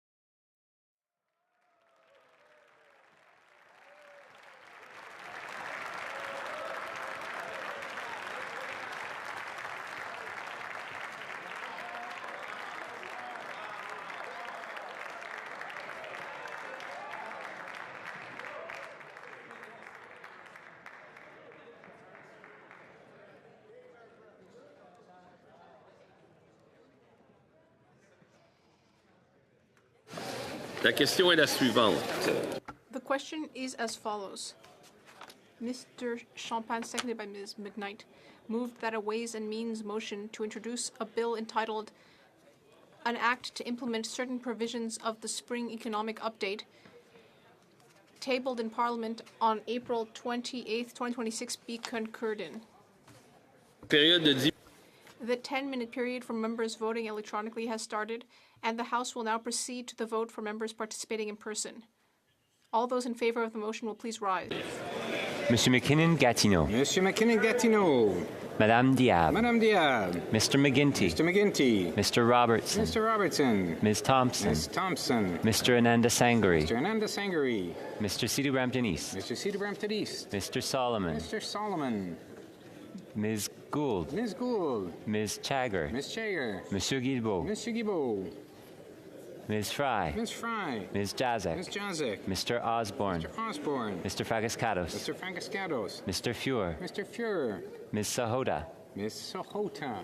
Mr. Bellinger, Desnathay, Mississippi Churchill River. Mr. Bellinger, Desnathay, Mississippi Churchill River. Ms. McKnight. Ms. McKnight. Ms. Chartrand. Ms. Chartrand. Mr. Gerritsen. Mr. Gerritsen. Ms. Anand. Ms. Anand. Ms. Alti. Ms. Alti. Mrs. Galmasti. Mrs. Galmasti. Mr. Long. Mr. Long. Madame Chanette. Madame Chanette. Ms. Latanzio. Ms. Latanzio. Mr. Nakfi. Mr. Nakfi. Mr. Housefather. Mr. Housefather. Madame Ménard. Madame Ménard. Ms. Scrow. Ms. Scrow. Mr. Dogood. Mr. Dogood. Mr. Fisher. Mr. Fisher. Mr. Biddle. Mr. Biddle. Mrs. Romanato. Mrs. Romanato. Mr. Lewis Kitchener-Conestoga. Mr. Lewis Kitchener-Conestoga. Mr. Grant. Mr. Grant. Monsieur Laitau. Mr. Laitau. Mr. Bardisi. Mr. Bardisi. Madame Kayabaga. Madame Kayabaga. Mr. Lamoureux. Mr. Lamoureux. Madame Brière. Madame Brière. Mr. Turnbull. Mr. Turnbull. Mr. Kellaway. Mr. Kellaway. Monsieur Gay. Monsieur Gay. Ms. Chi. Ms. Chi. Mr. Miles. Mr. Miles. Ms. Dillon. Ms. Dillon. Ms. Zarowitz. Ms. Zarowitz. Monsieur El Khoury. Monsieur El Khoury. Mr. Fonseca. Mr. Fonseca. Monsieur Lauzon. Monsieur Lauzon. Mr. Maloney. Mr. Maloney. Ms. Suds. Ms. Suds. Madame Desrochers. Madame Desrochers. Mrs. McKelvey. Mrs. McKelvey. Mr. Gasparo. Mr. Gasparo. Mr. Hanley. Mr. Hanley. Madame Rochefort. Madame Rochefort. Mr. Casey. Mr. Casey. Madame Fortier. Madame Fortier. Mr. Baptiste. Mr. Baptiste. Mr. Clausen. Mr. Clausen. Madame Lavac. Madame Lavac. Monsieur Ramsey. Monsieur Ramsey. Ms. Church. Ms. Church. Mr. McKinnon, Coquitlam, Port Coquitlam. Mr. McKinnon, Coquitlam, Port Coquitlam. Mr. Morrissey. Mr. Morrissey. Monsieur Schiefke. Monsieur Schiefke. Ms. Sidhu Brampton South. Ms. Sidhu Brampton South. Ms. Vandenbeld. Ms. Vandenbeld. Mrs. Zaid. Mrs. Zaid. Ms. Yip. Ms. Yip. Mr. Baker. Mr. Baker. Monsieur d'Entremont. Monsieur d'Entremont. Mr. Pulowski. Mr. Pulowski. Mr. Zuberi. Monsieur Zuberi. Mr. Ailson. Mr. Ailson. Madame Lapointe, Rivière-des-Mille-Îles. Madame Lapointe, Rivière-des-Mille-Îles. Mr. Baines. Mr. Baines. Mr. Koto. Mr. Koto. Mr. Gahir. Mr. Gahir. Ms. Hefner. Ms. Hefner. Mr. Sousa. Mr. Sousa. Mr. Carr. Mr. Carr. Ms. Akan. Ms. Akan. Mr. Al Saoud. Mr. Al Saoud. Madame Auguste. Madame Auguste. Mr. Chang. Mr. Chang. Mr. Clark. Mr. Clark. Mr. Connors. Mr. Connors. Madame Dandurand. Madame Dandurand. Mr. Danko. Mr. Danko. Monsieur Deschaines Thériault. Monsieur Deschaines Thériault. Mr. Earl. Mr. Earl. Ms. Fancy. Ms. Fancy. Mr. Fanjoy. Mr. Fanjoy. Ms. Harrison. Ms. Harrison. Ms. Hurtle. Ms. Hurtle. Monsieur Joseph. Monsieur Joseph. Monsieur Lavoie. Monsieur Lavoie. Mr. MacDonald Cardigan. Mr. MacDonald Cardigan. Mr. Millette Bay of Quinty. Mr. Millette Bay of Quinty. Ms. Miedema. Ms. Miedema. Madame Mingarelli. Madame Mingarelli. Ms. Nathan. Ms. Nathan. Ms. Wien. Ms. Wien. Ms. O'Rourke. Ms. O'Rourke. Mr. Rana. Mr. Rana. Ms. Royer. Ms. Royer. Mr. Saini. Mr. Saini. Ms. Sodi. Ms. Sodi. Mr. St. Pierre. Mr. St. Pierre. Monsieur Villeneuve. Monsieur Villeneuve. Monsieur Watchorn. Monsieur Watchorn. Ms. Begum. Ms. Begum. Ms. Martin. Ms. Martin. Madame Mendez. Madame Mendez. We miss you. All those opposed to the motion will please rise. Mr. Schmale. Mr. Schmale. Mr. Bazan. Mr. Bazan. Mrs. Bloch. Mrs. Bloch. Monsieur Deltel. Monsieur Deltel. Ms. Lewis Haldeman Norfolk. Ms. Lewis Haldeman Norfolk. Mrs. Kuzi. Mrs. Kuzi. Mrs. Stubbs. Mrs. Stubbs. Mr. Albus. Mr. Albus. Mr. Small. Mr. Small. Mr. Mazer. Mr. Mazer. Mr. Strahl. Mr. Strahl. Mr. Moore. Mr. Moore. Monsieur Berthold. Mr. Berthold. Mr. Duncan. Mr. Duncan. Mr. Workington. Mr. Workington. Mr. Morin. Mr. Morin. Madame Vien. Madame Vien. Monsieur Godin. Monsieur Godin. Monsieur Martel. Monsieur Martel. Mr. Cooper. Mr. Cooper. Mr. Lawrence. Mr. Lawrence. Mr. Van Popta. Mr. Van Popta. Mr. Kelly. Mr. Kelly. Mr. Viss. Mr. Viss. Mr. Steinley. Mr. Steinley. Mr. Zimmer. Mr. Zimmer. Mr. Lobb. Mr. Lobb. Mr. Culkins. Mr. Calkins. Mr. Redikoff. Mr. Redikoff. Mr. Muse. Mr. Muse. Mr. Ho. Mr. Ho. Mrs. Goodridge. Mrs. Goodridge. Mr. Bragdon. Mr. Bragdon. Mr. Arnold. Mr. Arnold. Monsieur Lefebvre. Mr. Lefebvre. Mrs. Gallant. Mrs. Gallant. Mr. Vierson. Mr. Vierson. Mr. Diot. Mr. Diot. Mr. Macaulay. Mr. Macaulay. Mr. Menegakis. Mr. Menegakis. Mrs. Wagenthal. Mrs. Wagenthal. Mr. Abultaif. Mr. Abutaif. Mr. Mott. Mr. Mott. Mr. Cram. Mr. Cram. Mr. McLean, Calgary Centre. Mr. McLean, Calgary Centre. Mr. Tolmie. Mr. Tolmie. Mr. Lewis Essex. Mr. Lewis Essex. Mr. Patzer. Mr. Patzer. Mr. Anderson. Mr. Anderson. Mrs. Anstey. Mrs. Anstey. Mr. Bailey. Mr. Bailey. Monsieur Bélanger, Sudbury Est, Manitoulin, Nickel Belt. Mr. Bélanger, Sudbury Est, Manitoulin, Nickel Belt. Mr. Bexty. Mr. Bexty. Mr. Bonk. Mr. Bonk. Mrs. Cody. Mrs. Cody. Mr. Davies, Niagara South. Mr. Davies, Niagara South. Mr. Dawson. Mr. Dawson. Mrs. DeRitter. Mrs. DeRitter. Mr. Gill, Brampton West. Mr. Gill, Brampton West. Mr. Gill, Calgary McKnight. Mr. Gill, Calgary McKnight. Mr. Gill, Windsor West. Mr. Gill, Windsor West. Mr. Leslie. Mr. Leslie. Mr. Kimmich. Mr. Kimmich. Mr. Nader. Mr. Nader. Mr. Holman. Mr. Holman. Mr. Jackson. Mr. Jackson. Mr. Kibble. Mr. Kibble. Ms. Kirkland. Miss Kirkland. Mrs. Conant. Mrs. Conant. Ms. Miss Cronus. Cronus. Mr. Lawton. Mr. Lawton. Mr. Mackenzie. Mr. Mackenzie. Mr. Reynolds. Mr. Reynolds. Mr. Rowe. Mr. Rowe. Mr. Stevenson. Mr. Stevenson. Madame Normandin. Madame Normandin. Monsieur Brunel Duceppe. Monsieur Brunel Duceppe. Monsieur Perron. Monsieur Perron. Monsieur Fortin. Monsieur Fortin. Monsieur Champoux. Monsieur Champoux. Monsieur Simard. Monsieur Simard. Monsieur Savard-Tremblay. Monsieur Savard-Tremblay. Monsieur Sainte-Marie. Monsieur Sainte-Marie. Madame Larouche. Madame Larouche. Monsieur Beaulieu. Monsieur Beaulieu. Monsieur Barcelo-Duval. Monsieur Barcelo-Duval. Monsieur Lemire. Monsieur Lemire. Mr. Johns. Mr. Johns. La Chambre attendra maintenant. The House will now wait for the electronic voting period to end before resuming its proceedings. À vous.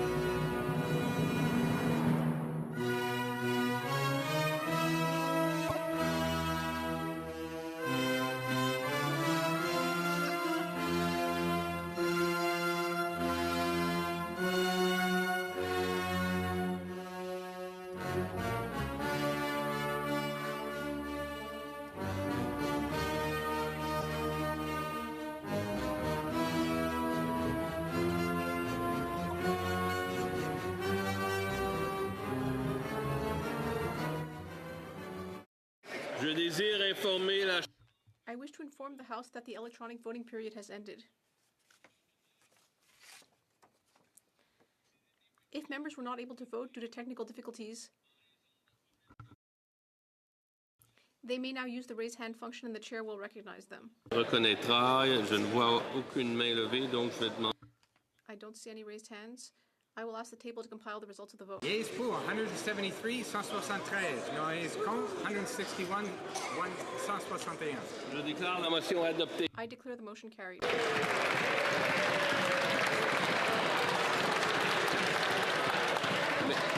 Now, Ms.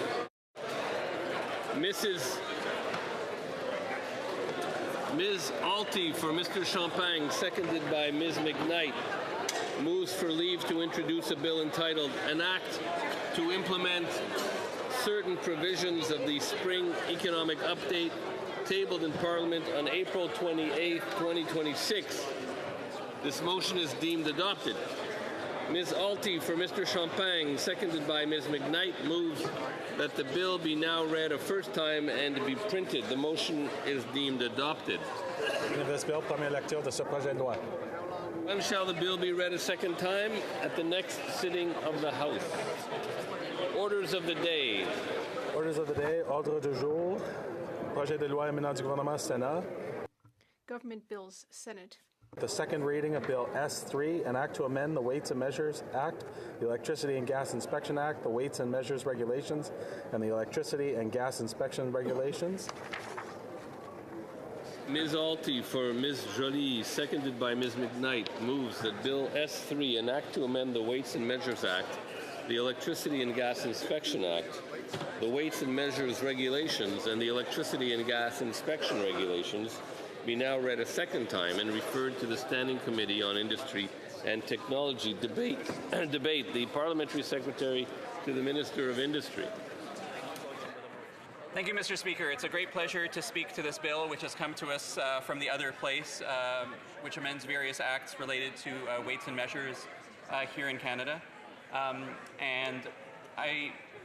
This piece of legislation is in the context of the historic work of this organization. Interrupt the member for just one moment to give members who wish to leave the House the opportunity to do so in relative silence. I didn't hear that, but the Honourable Parliamentary Secretary to the Minister of Industry. Thank you, Mr. Speaker. It's a great pleasure, as I mentioned, to speak to this bill, which came in from the other place, which is a significant set of amendments to our weights and measurement system. It's a set of amendments that really look to modernize our trade instrumentation that is so important to the smooth functioning of our economy, to the information of consumers, and to clarity and transparency for businesses and consumers alike. And it brings to mind, Mr. Speaker, my first experience of this as a worker in the weights and measures system. I was a new arrival in London, England, on a working visa, and chose to, went to find employment, as many people do at that time. And I got a job at a cheese shop called the Bloomsbury Cheeses in London, England. And they're the first active work in any retail business that involves a deli or a meat or cheese of any kind is to put the cheese on the scale.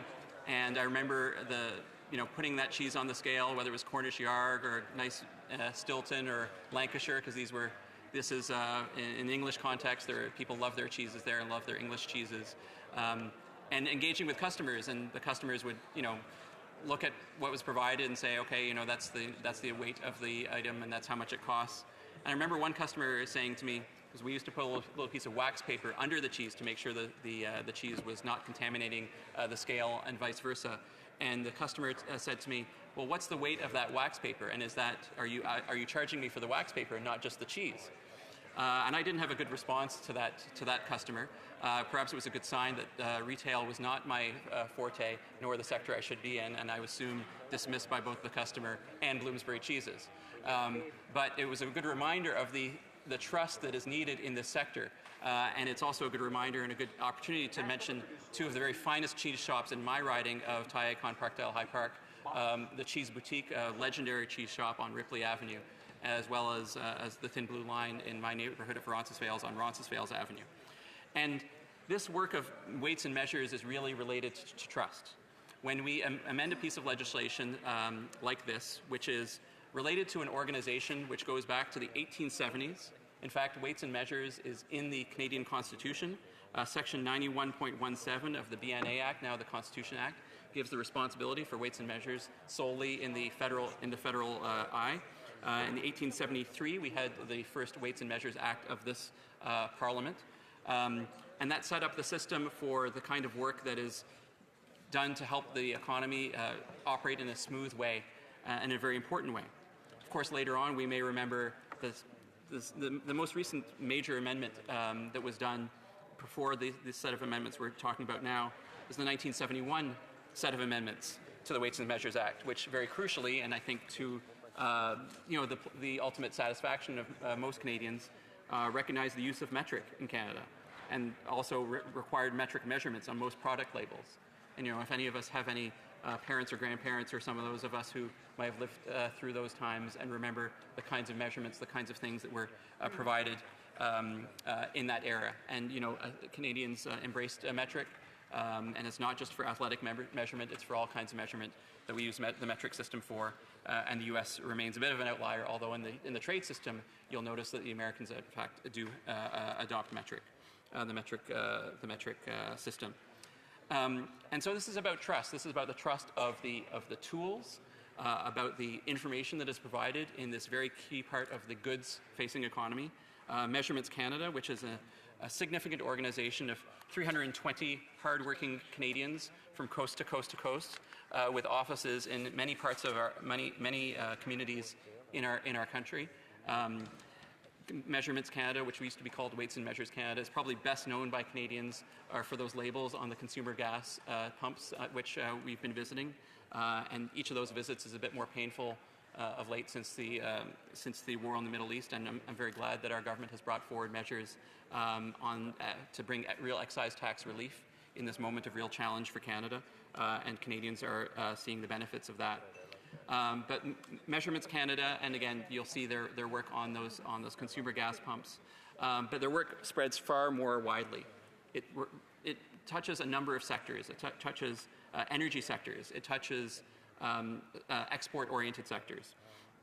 And this piece of legislation is a very important piece of work that does a couple things. And I'll just read from the summary of the bill. I think it's important to outline what we're talking about here from this bill from the other place. This bill amends the Weights and Measures Act to, among other things, clarify existing powers, duties, and functions of the Minister in Industry and inspectors, provide the Minister with certain powers, including with respect to sampling when devices are examined, and with respect to corrective and preventative measures, and provide inspectors with certain powers. It also amends the Electricity and Gas Inspection Act to, among other things, broaden the definition of meter, provide the President with the authority to grant certain exemptions, that is the President of Measurements Canada, clarify the steps required to put a device into service, clarify existing powers, duties, and functions of the Minister and inspectors, and provide the Minister with certain powers, including with respect to sampling when meters are examined, and with respect to corrective and preventive measures, and provide inspectors with certain powers. This is a significant modernization of this piece of legislation, which, again, has not had a major look since the era of digital measurement, since the era of, in fact, our metric system. And it takes place in the context of the major 1971 modernization. And there's a lot of infrastructure, a whole lot of process that was necessary to prepare Canadians for the conversion to metric. Chaired by former Canadian Pacific Railway executive Stevenson Gossage, there was a metric commission which oversaw more than 100 sector committees that monitored and prepared conversion plans for a wide range of interests and industries. And I'm just quoting here from Canadian History magazine here. There were problems figuring out which sectors should convert fully and which, especially industries reliant on American materials, should take it slowly.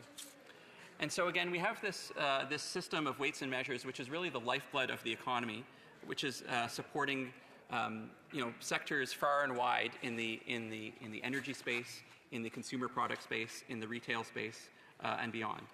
And why do we need this modernization? Why are we bringing this piece of legislation forward today? And conversations about modernizing this act and the other acts started before the COVID era, and the hard work to accelerate this work really started in 2023 with Measurements Canada. Again, those hard-working public servants from coast to coast, those 320 public servants working on this on the front lines at the gas stations with examining hundreds of devices a year.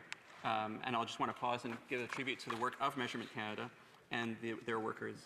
On an annual basis, Measurement Canada calibrates and certifies approximately 1,529 standards of mass, volume, temperature, electricity, and gas, as well as test equipment to certify measuring devices.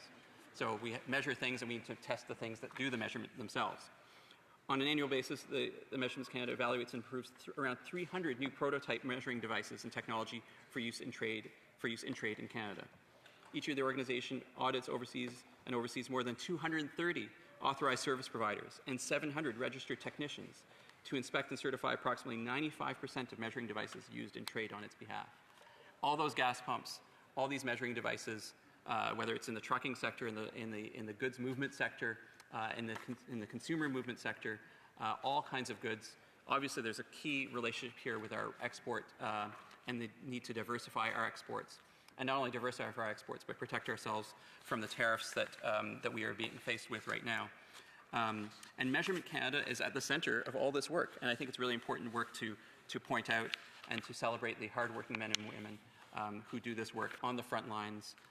These are frontline workers who are doing this work as part of a broader sector of weights and measures and technical professionals. There's a relationship, obviously, to the standards sector. And why are we doing this now? What's the cause?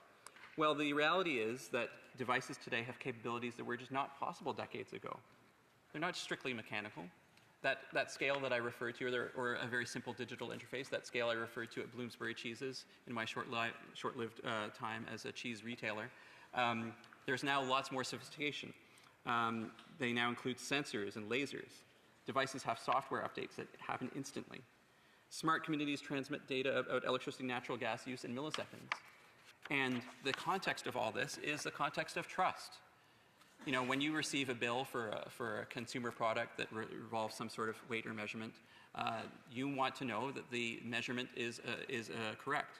And in this increasingly digitally connected era, Canadians are somewhat kind of removed. You know, some of the benefits of this technology allows this work to happen instantaneously, or practically instantaneously, and remotely. And so Canadians have an expectation that the inputs into the decisions that are informing how much they're paying for any consumer product, whether it's at the pumps, in their homes or elsewhere, is reliable. And it's, I think, really important to have a trusted institution like Measurements Canada at the center of this work. And the good news is this isn't just about regulation and the kinds of changes that we need to do to keep up with those changing digital technologies. But this is also about the potential benefit to Canada from the innovation in this sector of management and digital measurement in particular.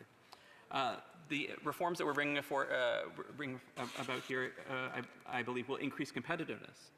So temporary permissions, for instance, will encourage innovation, allow industry to test out new devices in the marketplace under specific conditions, instead of waiting to be fully evaluated and approved.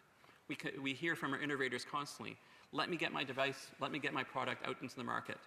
Let's have it in a controlled setting. Let's have regulatory sandboxes or other places where we can have equipment, where we can show that our product is available, and often Canadian products and often digital products, and then we can get a market for that.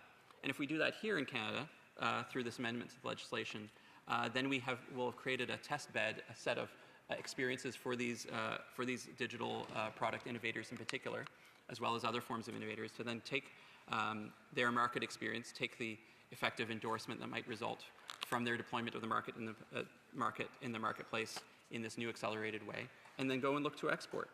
Some of the other reforms we're bringing are really to bring the flexibility to reduce the regulatory burden, which we know in a variety of sectors takes place.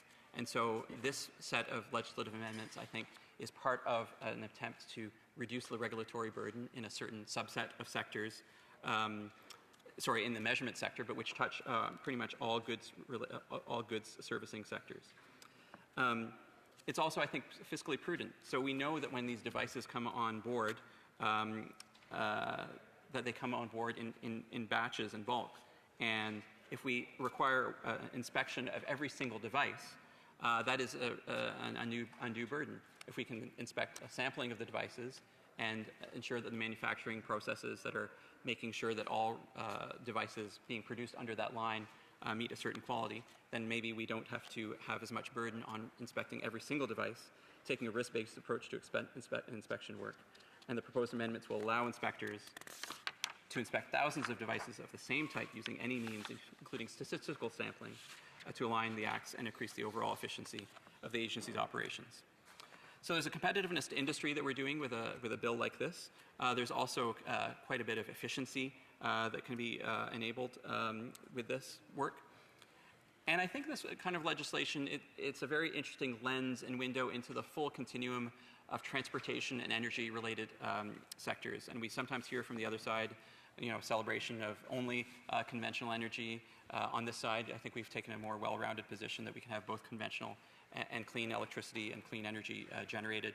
And it's a fun fact about Measurements Canada that they were one of the first, or perhaps the first, federal government agency to acquire electrically powered trucks in their fleet.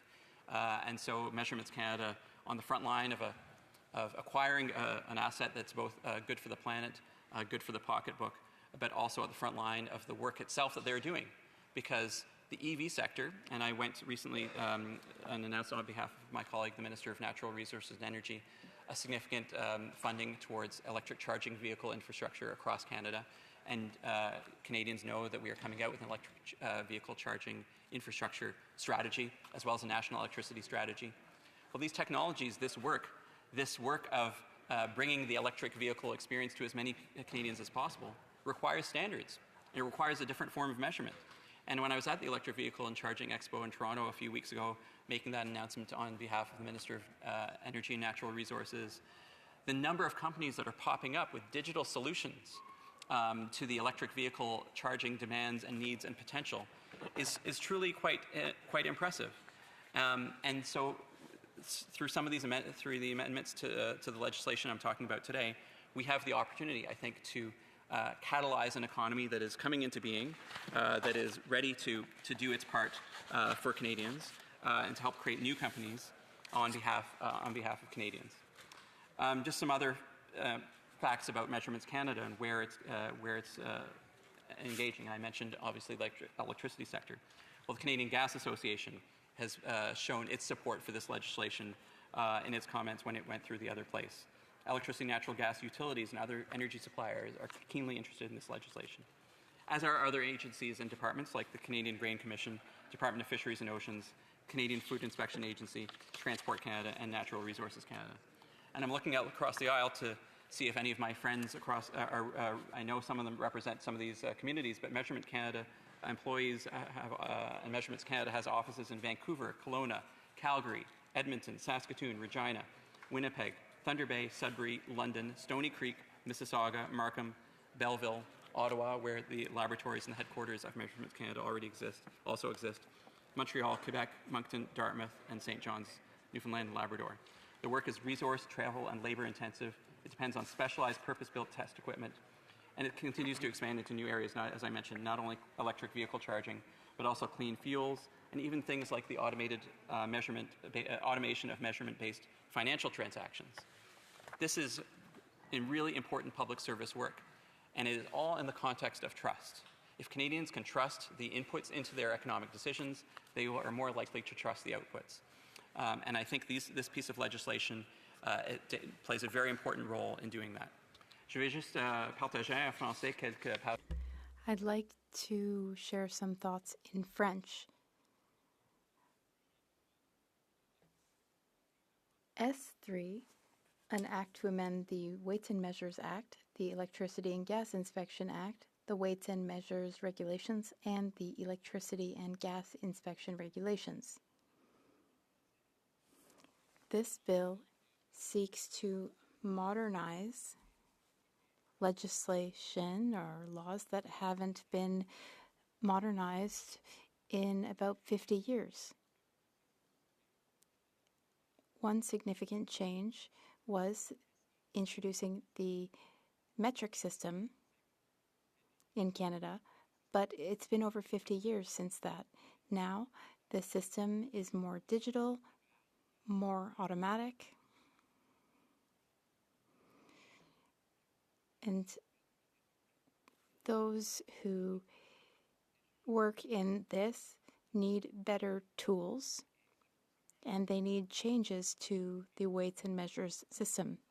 This bill, which would amend many laws, would give the government and the private sector and businesses the tools that they need so that they can innovate on the market and improve their services for Canadians. Legislation is modernizing an essential system of trust that Canadians have been relying on for many years, not thinking about it, but taking it for granted. When you see that Measurements Canada sticker at the gas pump, you know that you're going to get the authoritative, the correct measurement. We want to catalyze and create an economy that allows the digital tools to be deployed so that we can accelerate the deployment of tools for weights and measures in more sectors, especially the electric vehicle sector, so that we can create opportunities for Canadian businesses to participate in this very important digital economy, so that Canadians can continue to trust the information that they get, whether as consumers or as businesses, and so that we can do the work of continuing to protect Canadians, the very important work that the hardworking men and women of Measurements Canada do every day, and that develop our economy, create competition, create efficiencies, and build trust for everyone. Thank you, Mr. Speaker. Questions and comments, questions et commentaires. The Honourable Member for Edmonton West. Speaker, I'd like to thank my colleague for his speech. It was riveting. He kind of lost me, though, after he moved away from the cheese explanation. I realize it's not an easy subject to carry. I do have a question. He spoke a lot about trust and trust in the system, and I appreciate that. But we've seen recently reports of large grocery chains robbing Canadians knowingly because they had scales that were not working. Now, the CFIA and this government has known about this issue for years and yet has done nothing. In fact, the CFIA hasn't even issued fines to these large grocery companies. So how does that instill trust in Canadians when the government knows taxpayers and Canadians are being robbed but has done nothing about it? The Honourable Parliamentary Secretary, Minister of Industry. Thank you, Mr. Speaker. I appreciate the question from my colleague from Edmonton. I think all Canadians, when they hear stories of the kind that he describes and that have been brought to this House, share a significant amount of concern. It's not acceptable. You know, as someone who used to teach students who were working part-time in the grocery sector, they would tell me stories about some of the practices that were maybe being suggested to them with respect to related practices like shrinkflation, or perhaps more overtly problematic practices like the one the member is talking about. So I will share that while this piece of legislation doesn't address that directly, I would also commend to the House recently passed the bill brought forward by the member for Fleetwood Port Kells, which does some work to address this problem around transparency. There are also tools through the Competition Bureau. The kind of practice the member is talking about is unacceptable, and we will get to the bottom of it. Questions and comments, questions et commentaires. The Honourable Member for La Pointe-à-L'Île. Thank you, Mr. Speaker. In my riding, I saw an entrepreneur that a supplier for Measurement Canada, and he created his own calibration equipment, and he had over 400 certificates. And then Measurement Canada changed their inspector, and the inspector did an investigation, and based on his specification for his equipment that he created that was authorized by Measurement Canada, he said that these workers failed the investigation and there were correction procedures, etc. and they maintained their position. They suspended him, and I met with the minister and the president of Measurement Canada, and they said there had to be an independent appeal, and there was never an independent appeal. It was suspended. He lost his company. So in S3, is there a mechanism? I'm sorry, I have to interrupt the member to give the parliamentary secretary a chance to answer. Thank you, Mr. Speaker. I appreciate my colleague's question from La Pontillo. It's very disappointing, the story he was telling. There are measures, in my view, and the goal of this legislation is to help suppliers to participate in this economy. And I'm ready to speak either during or after the debate to discuss what happened with that company in particular.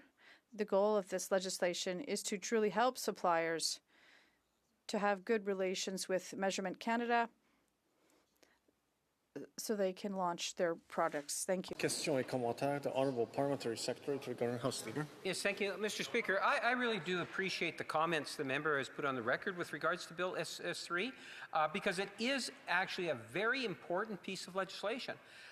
From a consumer awareness perspective, as it's been highlighted, member from the Conservative Party highlighted an issue, I believe it was a CBC report, where there was an investigation done and there were some grocery chains questionable behavior, and hopefully, we understand and appreciate just how valuable this legislation is when it comes to trade and commerce, whether it's even from a consumer point of view to a broader trade, that these tools that are used for weights and measurements are critically important, and that's why it's important that we modernize the Act. If he can provide his thoughts on the importance of just the modernization aspect. Honourable Parliamentary Secretary, Minister of Industry. Thank you, Mr. Speaker. I appreciate the comments from my colleague, and yes, this is about modernization that has the intention to both protect consumers and unleash new innovations. So, for instance, the provision to allow businesses to introduce a new measurement device into the marketplace while awaiting evaluation approval by Measurement Canada is a real game changer. It really allows those innovations to come to market, to be tested, to be deployed. And again, I'm thinking of the comments from my colleague from La Pointe de l'Île, that we can hopefully get the kind of relationship between providers, Measurement Canada, and the end users of these products, which are, again, other businesses generally. This is generally in the business-to-business space, that we can create a more dynamic economy where these devices are coming on board more quickly, while doing that key consumer protection work that is at the core of what Canadians expect. Questions and comments. Questions et commentaires. The Honourable Member for Calgary Centre.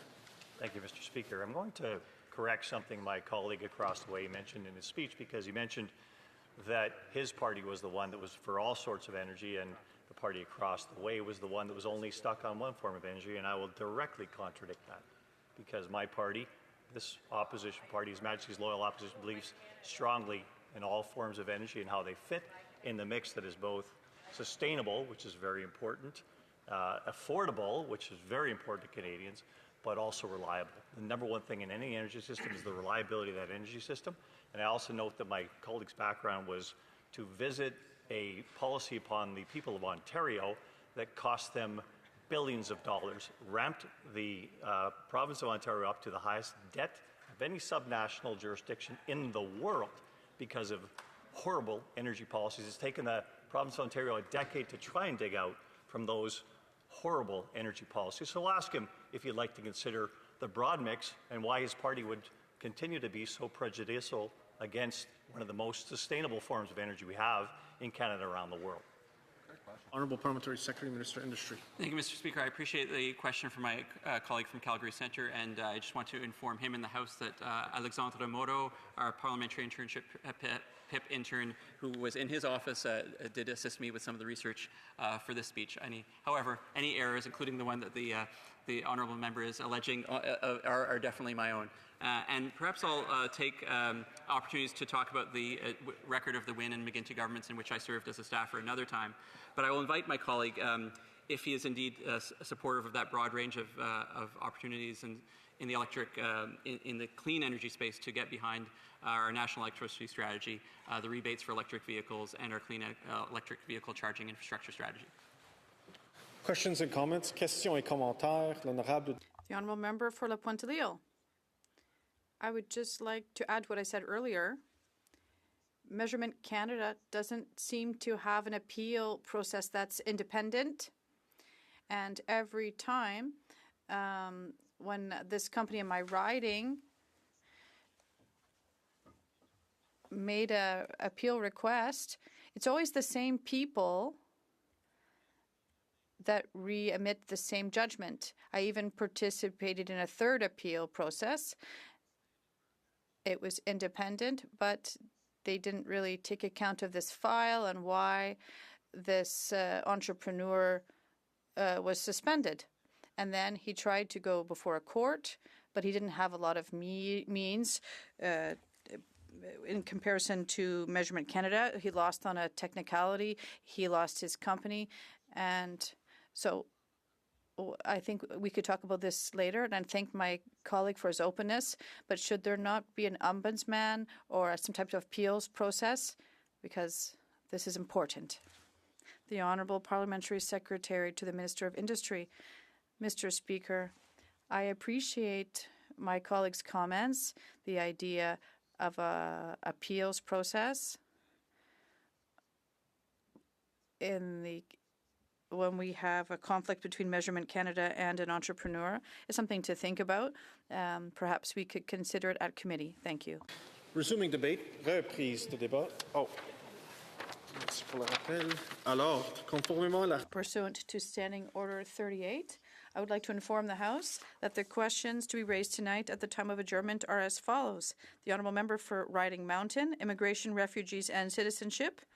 2, the Honourable Member for Similkameen, South Okanagan, West Kootenay, Taxation. And the Honourable Member for Courtenay Alberni, Pharmacare. Honourable Member for Calgary Centre. Thank you, Mr. Speaker. Before I start my speech here, I'd like to make sure that I get unanimous consent from the House here to split my time with the Member of Parliament from Edmonton Southeast. Does the member have the unanimous consent of the House to split his time? Is it agreed? Yes. Agreed, so ordered. The member for Calgary Centre. Thank you, Mr. Speaker. Mr. Speaker, at first glance, Bill S3 looks like one of those technical bills that only policy specialists would read cover to cover. But the truth is that it touches something Canadians care about very deeply, fairness in everyday transactions. Because measurement is money, and you can't measure, you can't manage what you don't measure at the end of the day. The two go hand in hand. When a family pulls into a gas station, the number on that pump isn't an abstraction. It's the difference between what they plan to spend and what they actually spend. And when a parent buys groceries priced by weight, fruit, vegetables, meat, the number on the scale and the label isn't a suggestion, it's the basis of the price at the checkout. You think about product inflation, that's what this means at the end of the day. That is why trade measurement laws exist in the first place, to protect consumers, to ensure fair competition, and to maintain confidence that the marketplace is honest. Bill S3 is presented as an update to that system, an attempt to modernize the Weights and Measures Act and the Electricity and Gas Inspection Act, and to repeal outdated fee provisions in the regulations. Modernization is not a bad word. In fact, it's necessary. These statutes were last substantially updated decades ago, and the world has changed. Measurement today is more digital, more software-enabled, and more complex than the world of paper processes and legacy devices that shaped the original framework. But the key question is not whether modernization is needed. It is. The key question is whether Bill S3 modernizes the system in a way that improves transparency, protects affordability, and avoids creating new layers of red tape, or whether it shifts too much power into discretionary processes that Canadians cannot easily see, understand, or challenge. My Conservative colleagues and I support modernization that protects consumers and supports innovation, but Parliament must ensure the tools are accountable and not overreaching. That is a lens through which I will address this bill today. Mr. Speaker, Bill S3 contains a set of targeted amendments that can be grouped into a few themes. First, It updates and clarifies the roles and authorities of the minister, inspectors, and under the Electricity and Gas Statute, the President of Measurements Canada in the approval, verification, and inspection of trade measurement devices. Second, it introduces the ability to inspect devices and meters by sampling, examining a representative set of devices of the same class, type, or design, and applying the results accordingly.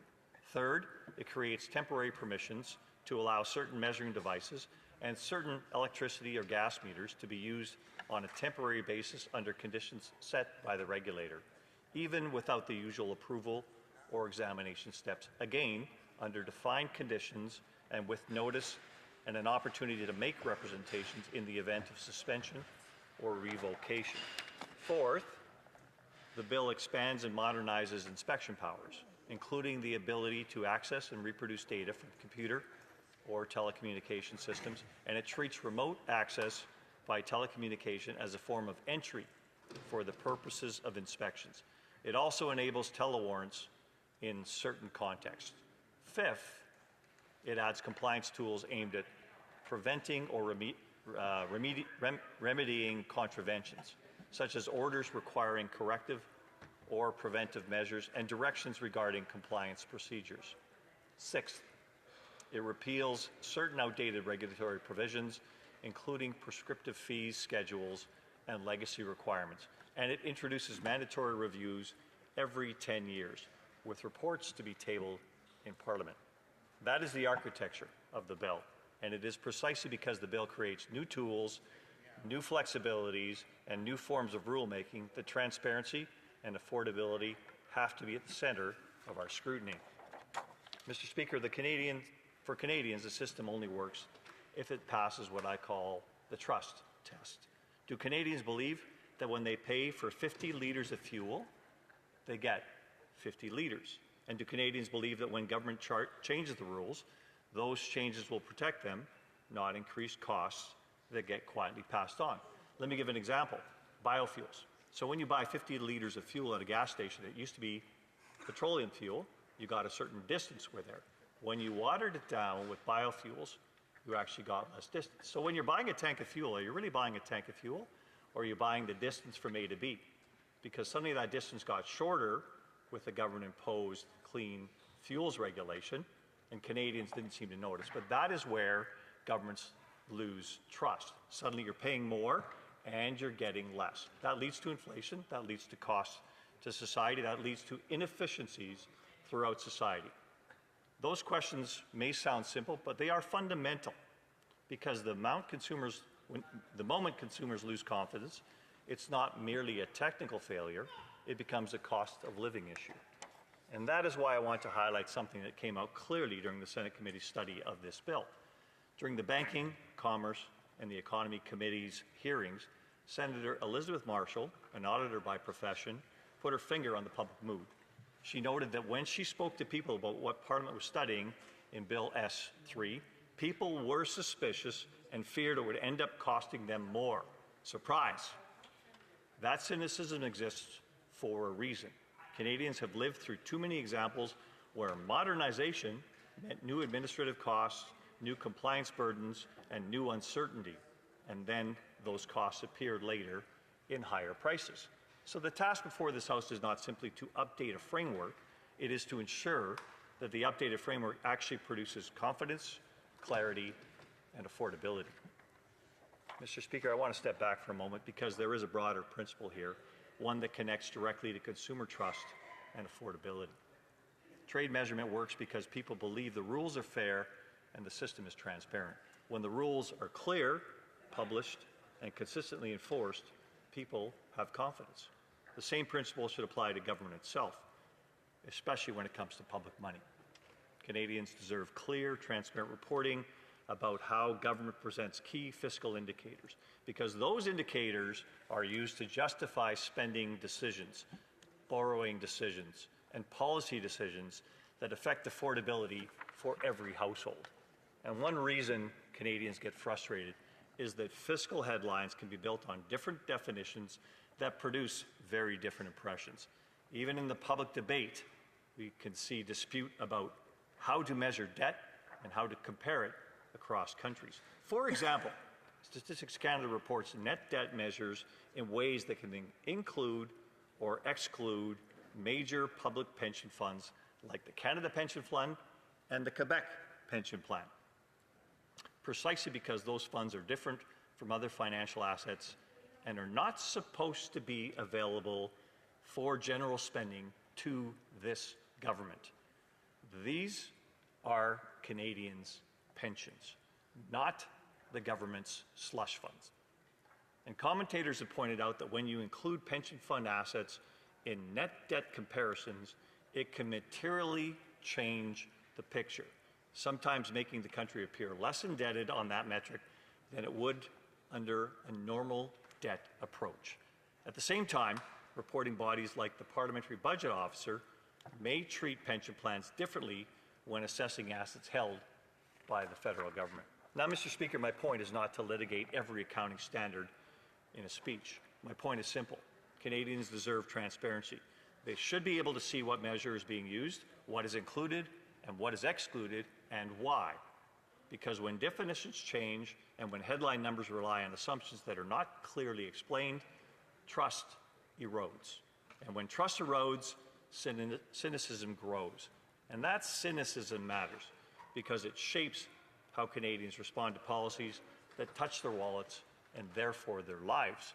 So the message is, show your work, publish the assumptions, use plain language, make it easy for taxpayers to understand.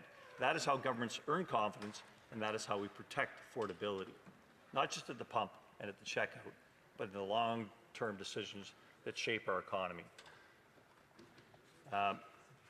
Lastly, Mr. Speaker, I know my time is running short here. This bill deserves serious committee study focused on transparency, guardrails, and cost impacts, and why the Liberal government should proceed in a way that's put consumers and affordability at the center of the work here. Thank you.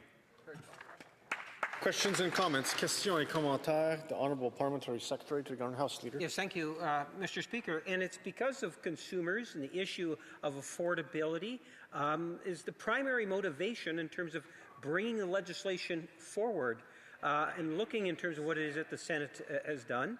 And ultimately, I welcome the opportunity to see it actually go to the Standing Committee, where ultimately some of the questions that are being posed and concerns can be expressed, because I do believe in the importance of the legislation and how it does protect trade and commerce here in Canada. My question to the member, does he have some specifics already that he's, or that the Conservative Party is looking at bringing forward in the form of amendments, or is it just more of a general comment at this point in time?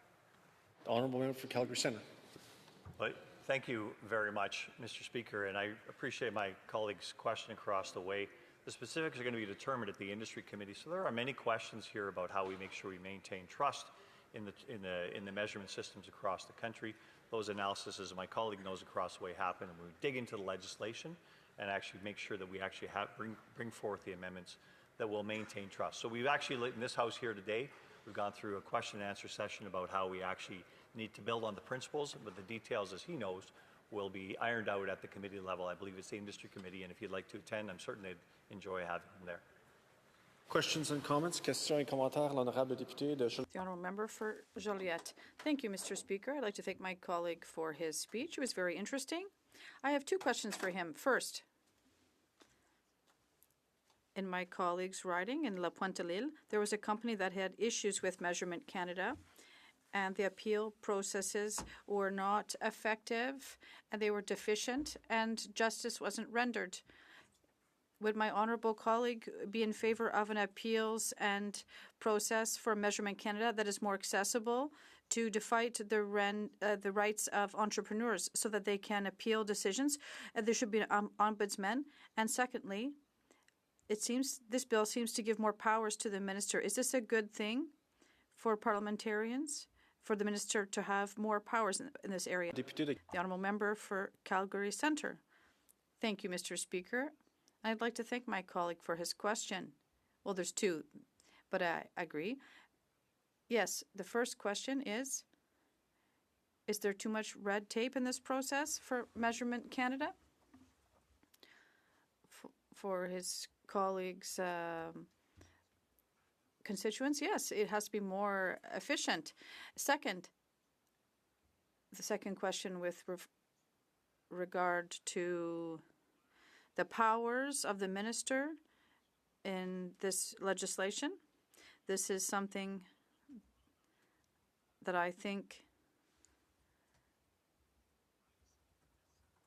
well,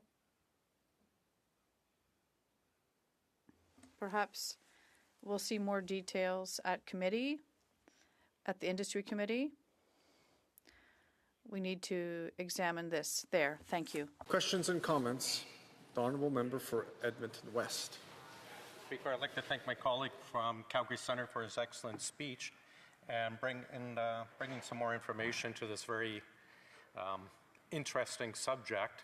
I wonder if he can answer if he's aware if the government has done a cost analysis on the cost to the government, but also the industry for these changes in the regulations. The Honourable Member for Calgary Centre. Well, I thank my colleague for the excellent question. And I have not asked the government at this point in time for any kind of cost analysis. Whenever you see these bills, and often as parliamentarians we get to see these bills, we get to scratch into them, and I didn't know before I looked at this bill that there was actually a president of Measurement Canada and a whole bureaucracy around Measurement Canada. So I imagine the cost of the administration of that is one thing. I hope that cost isn't going to be going to go up in this bill's examination, that it does contain the cost of that structure, doesn't build another empire here. So that's one of the main things I want to make sure we accomplish at the committee level here, and I thank you again for the question. Resuming debate, reprise de débat, the Honourable Member for Edmonton South East. Thank you, Mr. Speaker. When Canadians hear that Parliament is debating a bill about weights and measurements, about gas pumps, grocery scales, and utility meters, they might assume this is a technical issue. But this bill touches something Canadians experience every day. The moment you pull up to the gas pump, the moment you scan your groceries, the moment your utility bill arrives at the end of the month, it touches trust. Because at the most basic level, Canadians expect one simple thing. If they pay for something, they should get what they paid for. Bill S3 promises to modernize Canada's trade measurement laws, a legislation that has not been touched meaningfully and updated since the 1980s. It updates on how we regulate gas pumps, grocery scales, electricity, and gas meters. It introduces tools like sample-based inspections. This bill presents reasonable objectives. Modernization is necessary. Technology has changed. The economy has changed. Our laws should reflect this reality. Conservatives believe in a fair marketplace. We believe in protecting consumers. And we believe that when Canadians pay for a liter of gas, a kilogram of food, or a unit of electricity, they should receive exactly that. We support this bill, but there are some concerns. We are right to ask, does more government power means better outcomes for Canadians, or just more bureaucracy? We support fairness. We support modernization. But we need to look closely to ensure that this bill does not come at the expense of accountability, transparency, and affordability. This is exactly why this bill needs to be studied in committee, because committee is where Parliament does its real work. But, Mr. Speaker, committees in this place are changing. Over the past number of days, serious concerns have been raised about how committees are being structured and controlled. Conservatives have been clear. When the government uses their forced, unelected majority to limit scrutiny, it can weaken transparency and accountability. Because if committees stop functioning as places of independent scrutiny, then where does accountability happen? I sit on Science and Research Committee. We have worked well together and addressed important issues because there has been a balance. We can have critical views of current policy as this is how we test these policies. Soon, like many committees, the balance is at risk. There will be 2 new Liberal members. While I have no ill will towards the individuals, changes to committee composition will give government the power to shut down debate and critical thinking in the committee room. This bill expands powers. We need to examine how these new powers will be used and whether Canadians are properly protected. But that only works if committee is allowed to be critical. You cannot ask for more government powers while controlling the very committee or committees meant to hold the powers accountable. This bill is very important because this bill is about ensuring Canadians get what they pay for. But Canadians across this country are asking a much bigger question. Can they afford what they are paying for at all? Right now, Canadians feel like they are paying more and getting less. Grocery prices have risen dramatically. Food inflation has reached levels not seen in decades. Gas prices have gone up. Utilities have gone up. At the same time, wages are not keeping pace. Savings are shrinking, and families are relying on credit just to get by. Families in my riding are having to choose between paying their bills and putting groceries on table. Groceries are up 25% in just a few years. Prices are still rising year after year.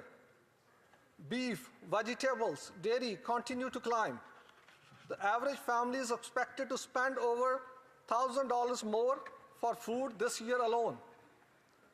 Families are cutting back. Parents are making difficult choices. Seniors on fixed income are stretching every dollar. Mr. Speaker, and what the government is doing about this? Canadians got the answer yesterday. The Prime Minister's spring economic update unveiled what can only be described as a costly credit budget that will double the deficit left behind by the previous Liberal government. That means more cost, more taxes, more debt, and more inflation for Canadians. Canadians are now paying $59 billion a year just in interest on the debt. That is up by 10% in a single year. It is now more than we spend on healthcare transfers and more than the government collects on the GST. Think about that. Every Canadian family is effectively paying about $3,400 a year just to service the federal debt. That is money not going into groceries, not going into housing, not going into savings. And yesterday alone, the government added another $37 billion in new spending. At a time when Canadians are struggling with affordability, this government is pouring more fuel on the fire. So when Canadians feel like everything costs more, they are right. Mr. Speaker, this bill will modernize some inspection framework at the gas pump. The government regulates these pumps to make sure that they are giving the exact amount they're being paid for. This makes sure that Canadians aren't being ripped off. But Canadians are not thinking about inspection framework when they are standing there watching the numbers climb. They are thinking, how much is this going to cost me? Gas prices don't just affect commuters. They affect everything. They drive up the cost of food, goods, transportation. And those costs are built into the price of everything Canadians buy. That is why Conservatives are calling for real relief. We are saying scrap the federal taxes on gas and diesel for the rest of the year. Remove the fuel excise tax. Remove the GST on gas and diesel. Remove industrial carbon tax. And remove fuel standard tax. That would mean real relief up to 25 cents per liter and over $1,200 saving for a family this year. Because the bigger issue is not just whether the pump is accurate, it is whether Canadians can afford to use it. Instead, Prime Minister only cut a third of the taxes for a third of the time. Again, the Liberals care more about regulations and control than Canadian wallets. Mr. Speaker, this bill is about trust, but the trust is not built through regulations alone. Trust is built through outcomes. At its core, Bill S3 is about trust in the marketplace. It is about making sure that Canadians pay for something, they receive what they paid for. And Canadians deserve a marketplace that is fair. They also deserve a government that is transparent, restrained, and focused on making life more affordable. We will support this bill moving forward. We will ask hard questions, push for accountability, and work to ensure that this legislation serves Canadians. Thank you, Mr. Speaker. Questions and comments, questions et commentaires. The Honourable Parliamentary Secretary, the Government House Leader. Yes, thank you, Mr. Speaker. And I can assure the member that this legislation's primary purpose is there not only to modernize a very important aspect of our measurement system and weight system to protect our consumers, but the government is very, very much aware of the affordability issue. It's one of the reasons why, for example, we have the Grocery and Essentials program. It's one of the reasons why we continue to support relief at the pump, Mr. Speaker. It's one of the reasons why we've giving the substantial tax break to literally millions of Canadians, Mr. Speaker. This particular legislation is meant to continue to reinforce the importance of consumer confidence. We do recognize that there are some serious issues that are out there. It's important that the legislation pass. I understand the member opposite supports the principle of the legislation and would like to see it go to committee, and I applaud him on that, and I look forward to it going to committee. The Honourable Member for Edmonton Southeast. Thank you, Mr. Speaker, and I thank you, the House Leader for the Liberals, for that genuine question. As I said in my debate, we, in essence, support this legislation. The rationale behind this legislation, we support. Conservatives support that consumer fairness should be at the core of every step that government takes. Member raised two questions about the rebates that they are offering to Canadians and the bill to be studied in the committees. Our position is let the scrap out all the carbon tax. They just listening us half. They only decided to get rid of 15 cents a liter. We are asking for 20 cents a liter. That is going to save over $1,200 to family per year. So why don't we leave more money to Canadian pockets so they don't have to look at the government for rebates. They don't have to look at the government for handouts. Thank you, Mr. Speaker. Questions and comments. Questions et commentaires. L'honorable député de Shefford. The Honourable Member for Shefford. Thank you, Mr. Speaker. I'd like to thank my colleague for his speech. Regarding this bill, I was interested in hearing about the context in his province. We in the Bloc Québécois have Hydro-Québec, and in the context of this majority government, which clearly under this federalizing system is going to increasingly try to trample on Quebec's jurisdiction and take more power for itself, we want to ensure, at least at committee, that Quebec's jurisdiction is respected. What does my colleague think of that? Bravo. The Honourable Member for Edmonton Southeast. Thank you again, Mr. Speaker, and I want to thank Bloc member for her genuine question. When it comes to provincial jurisdictions, we must respect it.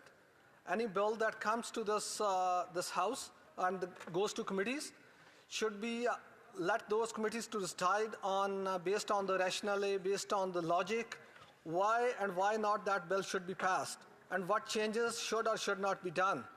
So once again, answering to the question, yes, any subject that comes under Section 92 of the Constitution of Canada shall be left with the provinces, and anything that has larger impact on the entire nation shall be dealt with accordingly. Thank you, Mr. Speaker. Questions and comments? The Honourable Member for Edmonton West. Thanks, Mr. Speaker. I'd like to thank my colleague from Edmonton Southeast for his excellent speech. The Canadian Federation of Independent Business has noted that red tape alone is costing businesses $18 billion a year. Red tape and regulations are strangling Canadian businesses. I wonder if my colleague thinks that perhaps this Liberal government could introduce legislation to reduce some of this burdensome red tape rather than relying on the Senate to bring in a bill that has relatively low impact on supporting businesses. Honourable Member for Edmonton Southeast. Once again, thank you, Mr. Speaker, and thank you to my seasoned colleague who has experience of working in this House, debating on different committees, going through different legislations. Well, that is a genuine concern. So let's get rid of red tape. Instead of building it, let's get rid of red tapes and let's focus on the results.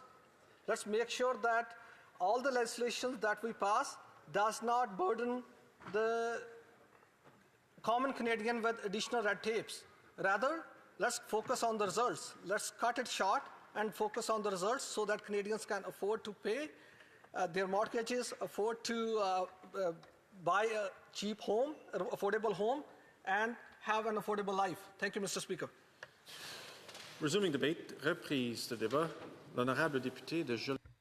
The Honourable Member for Joliette-Manawan. Thank you, Mr. Speaker. First of all, I would like to indicate that the Bloc Québécois is in agreement with the idea of modernizing the Act, the Weights and Measures Act. We will need to hear from specialists at committee, given that this is a highly technical and specialized area. Before discussing substantive aspects of this bill, I would just like to illustrate with the story of a business that had difficulties with Measurements Canada, to illustrate that the current appeal system and the fact that there is no ombudsman is a problem. And this happened in the riding of my colleague and friend, the member for La Pointe-à-l'Île. It's a sad story of a company owner in his riding who had issues with Measurements Canada. Monsieur Lamontagne was the CEO of a business which was called Cell Inspection. This business carried out inspections for the precision and compliance of commercial fuel distributors. The business was suspended in 2018 by Measurements Canada through a procedure which seemed unusual and non-transparent. So let me give some context. From 2006 to 2018, Monsieur Lamontagne led Cell, which was an authorized service provider with a number of technicians that had been recognized by Measurement Canada. It produced more than 450 certificates, and a number of them used a method which had been approved by Measurement Canada. And yet later that method would be used as a pretext for the suspension. Cell used a number of different types of volumetric standards. Some of them were rented from Mr. Lamontagne's company. And that company also made a number of different kinds of patented standard sets, which had been approved by Measurement Canada. According to Mr. Lamontagne, these vapor retention provers were more precise than the major brands that were recommended by Measurement Canada. And so this was the system that had been recognized by Measurements Canada, but that was ultimately going to be a problem. In February 2018, a new inspector decided to come inspect two cell inspection technicians and would not approve the methods involved when using the vapor retention prover, even though Measurements Canada had previously approved that method. And she put an end to the inspection very suddenly without any discussion, refusing to approve the methods and without offering the appropriate explanation. So the company asked for the results and a detailed report. It asked for this multiple times, including through its lawyers in April 2018. But Measurement Canada only replied more than 3 months later, and it sent 2 notices. So the business replied to both notices, and it completed a corrective action plan on 3 occasions. It met with the organization but did not receive a detailed report. Then, Cell Inspection received an email from Monsieur Mathieu Parent, who was a senior program agent at Measurement Canada. The email said that the company was suspended. At that time, there were still two authorized technicians that could have continued carrying out the business's activities. The member for La Pointe de Lille heard about the file and contacted the Minister of Innovation, who was at that time Mr. Navdeep Bains, and my colleague held a meeting with Minister Bains' Director of Parliamentary Affairs, Marc Gervais, the leader of Measurement Canada, Diane Allen, and with Mr. Lamontagne. But it was stated at the meeting that it was possible to have an independent appeals process. Cell therefore filed an appeal. However, there was only an internal review of the file without a hearing where Monsieur Lamontagne and his lawyer could have presented their case. The review of the decision was communicated on December 6, 2019, via correspondence from Ms. Natalie Campo, Regional Director of Management Canada, stating that the suspension was upheld, still in general terms, without specifically addressing the arguments put forward by Mr. Lamontagne and his lawyer. Cell filed a second appeal on January 2, 2021, during which Mr. Lamontagne was able to discuss his case during a conference call and via email exchanges.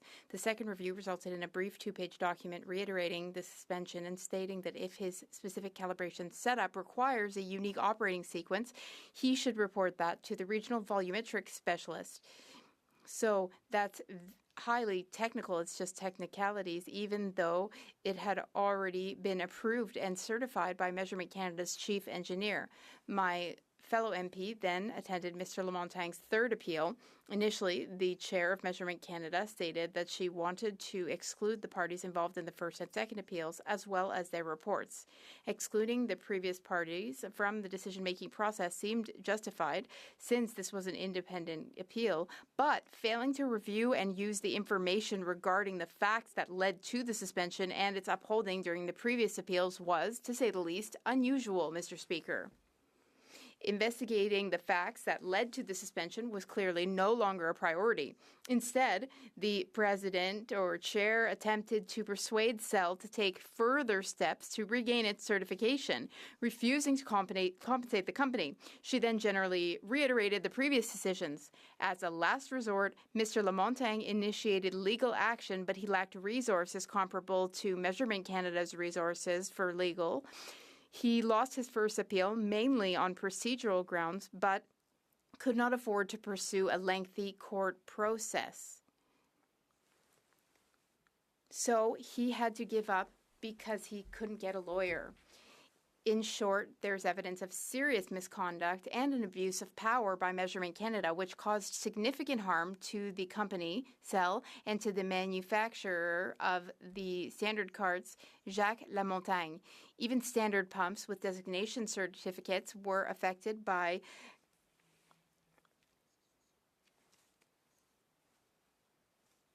that, and Measurement Canada, my colleague and friend, the member for La Pointe de Lille, wrote and requested meetings with the successive ministers responsible at various stages of Mr. Lamontagne and Cell's process, as the suspensions fall under the minister's authority pursuant to the registration agreement.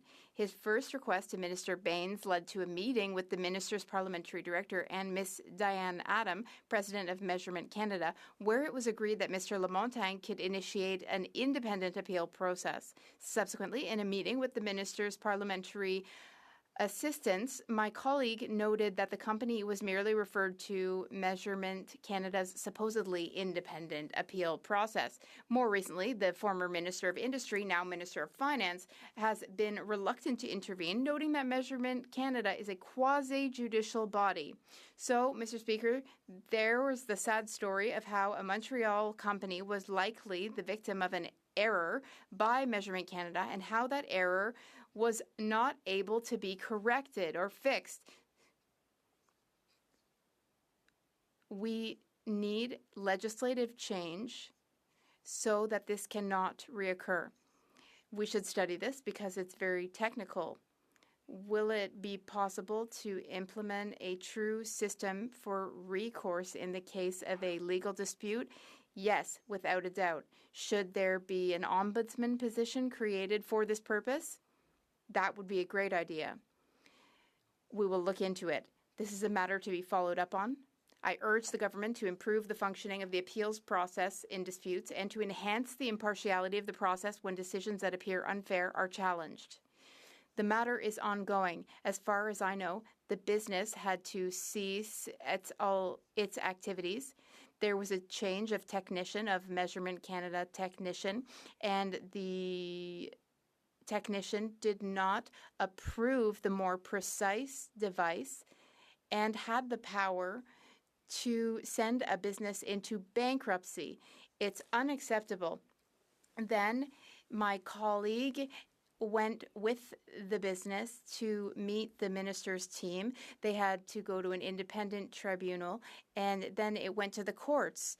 But unfortunately, this business owner did not have the same means as Measures Canada, so he had to give up. I hope that the legislation here will grant sufficient protections so that horror stories like these can never occur again. Mr. Speaker, as I was saying at the beginning of my speech, we will vote in favor of this on principle at second reading because this is very technical. We'd like this to be studied in committee and for the committee to hear important witnesses like Hydro-Quebec. We'd also like them to hear from measuring device equipment manufacturers. As per usual, we will be vigilant because with each new piece of legislation, the government seems to be giving itself more and more power would be given to the minister in this case. So we will be watching for that, and we will also ensure that Quebec's jurisdiction is not affected by this legislation. There's a lot of legal and technical jargon in the bill, so we will ensure that committee work is thorough. The Department of Innovation, Science and Economic Development called for a new framework because it felt that, as the parliamentary secretary said, that the current framework was not flexible enough and was becoming outdated with the appearance of newer technology. There are some things which are not implicitly covered in this current bill. In 2024, we were talking about the government's intention to move forward to modernize these acts, especially to enhance the minister's powers when it comes to sampling and certification. As you know, the bill contains 59 sections, the first 27 of which would amend the Weights and Measures Act to deal with the framework for businesses. It would relieve bureaucratic burden, but they will have to justify expanding the minister's authorities. As for suggestions about authorization, certification, and use of some weights and measuring devices, S3 would grant the minister new powers to approve and review new weights devices or measuring devices. The minister could certify. But what type of certification? We will ask that question in committee. As for sections 12 and 13, despite the approval of the Minister of Justice, Department of Justice, which said that this bill is charter compliant, we propose more about telewarrants. It would be interesting to know why it's absolutely necessary to grant the government such powers. So, Mr. Speaker, I see that I don't have much time remaining. I'll just look through my notes here. I think I covered the most important points. I prepared a 20-minute speech, but I have a bit less time than that, so I will end my remarks here. Thank you very much, Mr. Speaker.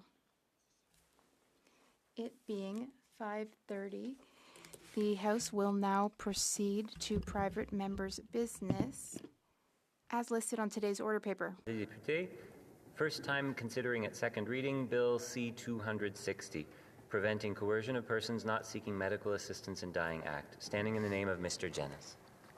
Mr. Jennis, seconded by Mrs. Wagenthal, moves that Bill C-260, an act to amend the Criminal Code, medical assistance in dying, protection against coercion, be now read a second time and referred to the Standing Committee on Veterans Affairs. Debate. The Honourable Member for Short Report for Saskatchewan. Thank you, Mr. Speaker. We are familiar with the problem of people facing stereotypes based on immutable characteristics like race and gender. People being told that they are better suited for a particular kind of career path, or that they are not fit to pursue certain subjects simply because of their personal characteristics. Here in Canada, governments undertake to push back against this kind of stereotyping and to give life to the reality that people should not be pushed into presupposed categories. We pursue together an ideal of a Canada free from discrimination, of a truly just society. But while this discourse and recognition is well developed across many dimensions of potential discrimination, we repeatedly fall short when it comes to recognizing and affirming the dignity, uniqueness, value, and capacity of people living with disabilities and the elderly. For too many people living with disabilities or aging, their experience is not merely one of being pushed into narrow boxes or categories, but of something much worse. I ask colleagues here to imagine something. Imagine that you live a life in which your interactions with people in positions of authority and other prominent social institutions often carry the explicit or implicit message that you are an object instead of a subject. All people think of themselves, and indeed are, the protagonist of their own great story.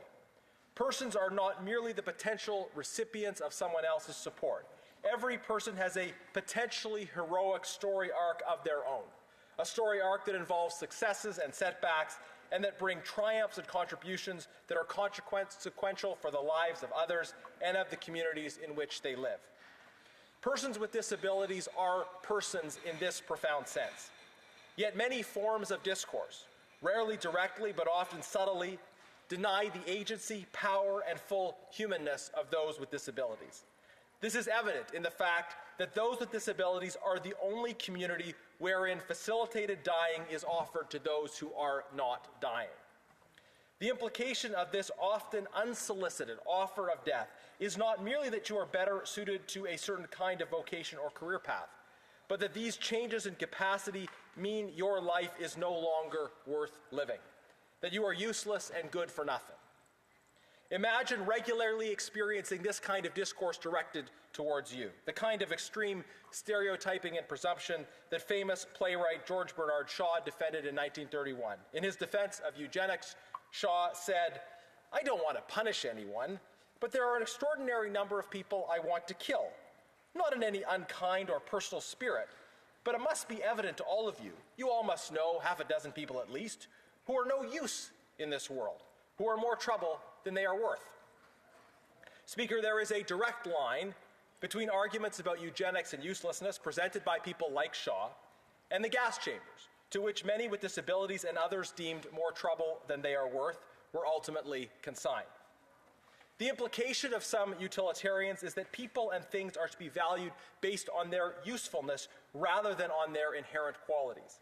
This way of thinking is wrong and dangerous because it degrades people to something less than the bearers of inherent rights and instead regards them as mere tools for some other purpose. As a friend once told me, my greatest suffering doesn't come from my disability, it comes from trying to live up to the ideal of independence. It's taken time to realize that I am valuable for who I am and not just what I can do. Moreover, Speaker, it is always incorrect to think of any person as useless. Every person bears the capacity to shape the world through their love and connection with others. The process of losing some capacities and developing others can be a difficult and painful transition. But it remains true that all human beings have the power and the capacity to shape the world around them in meaningful ways at all stages of life and at all levels of ability. Many of us will experience this transition. The community of those with disabilities is one that many of us will join later in life. It is very likely that I will one day be living with disabilities, as will many of those currently able-bodied who are listening. And so I ask members of this House to reflect on what it would be like to be treated as if your life was without value or meaning. You likely would know, at least initially, that this was not true. You would know that you have meaning and power and significance and the will and ability to be part of a community in which you both give and receive love and care. But the constant contrary implication, especially from those in power who are supposed to be helping you, would be wearing and painful. At some point, because of the social context in which all choices are made, you might start to believe and accept these lies and contemplate things that you would never have contemplated before. Now, Mr. Speaker, I know that there are some people who deny that this sort of dehumanization happens at all. They are like the people who suppose that racism must not exist because they have never experienced it. If you are not part of a victim community in question, chances are that you have less familiarity with the phenomenon. But those who doubt these realities need only to open up and listen. Listen first to Miriam Lancaster, a woman from Vancouver in her 80s. Last year around this time, she woke up with severe back pain and was taken to hospital. Miriam was immediately offered MAID. Before any tests, diagnosis, or discussion of symptoms, someone took one look at her and said, "Have you thought about dying?" Now, Miriam made a full recovery. 6 weeks later, she was walking her daughter down the aisle. And I understand that that daughter actually joins us on the Hill today.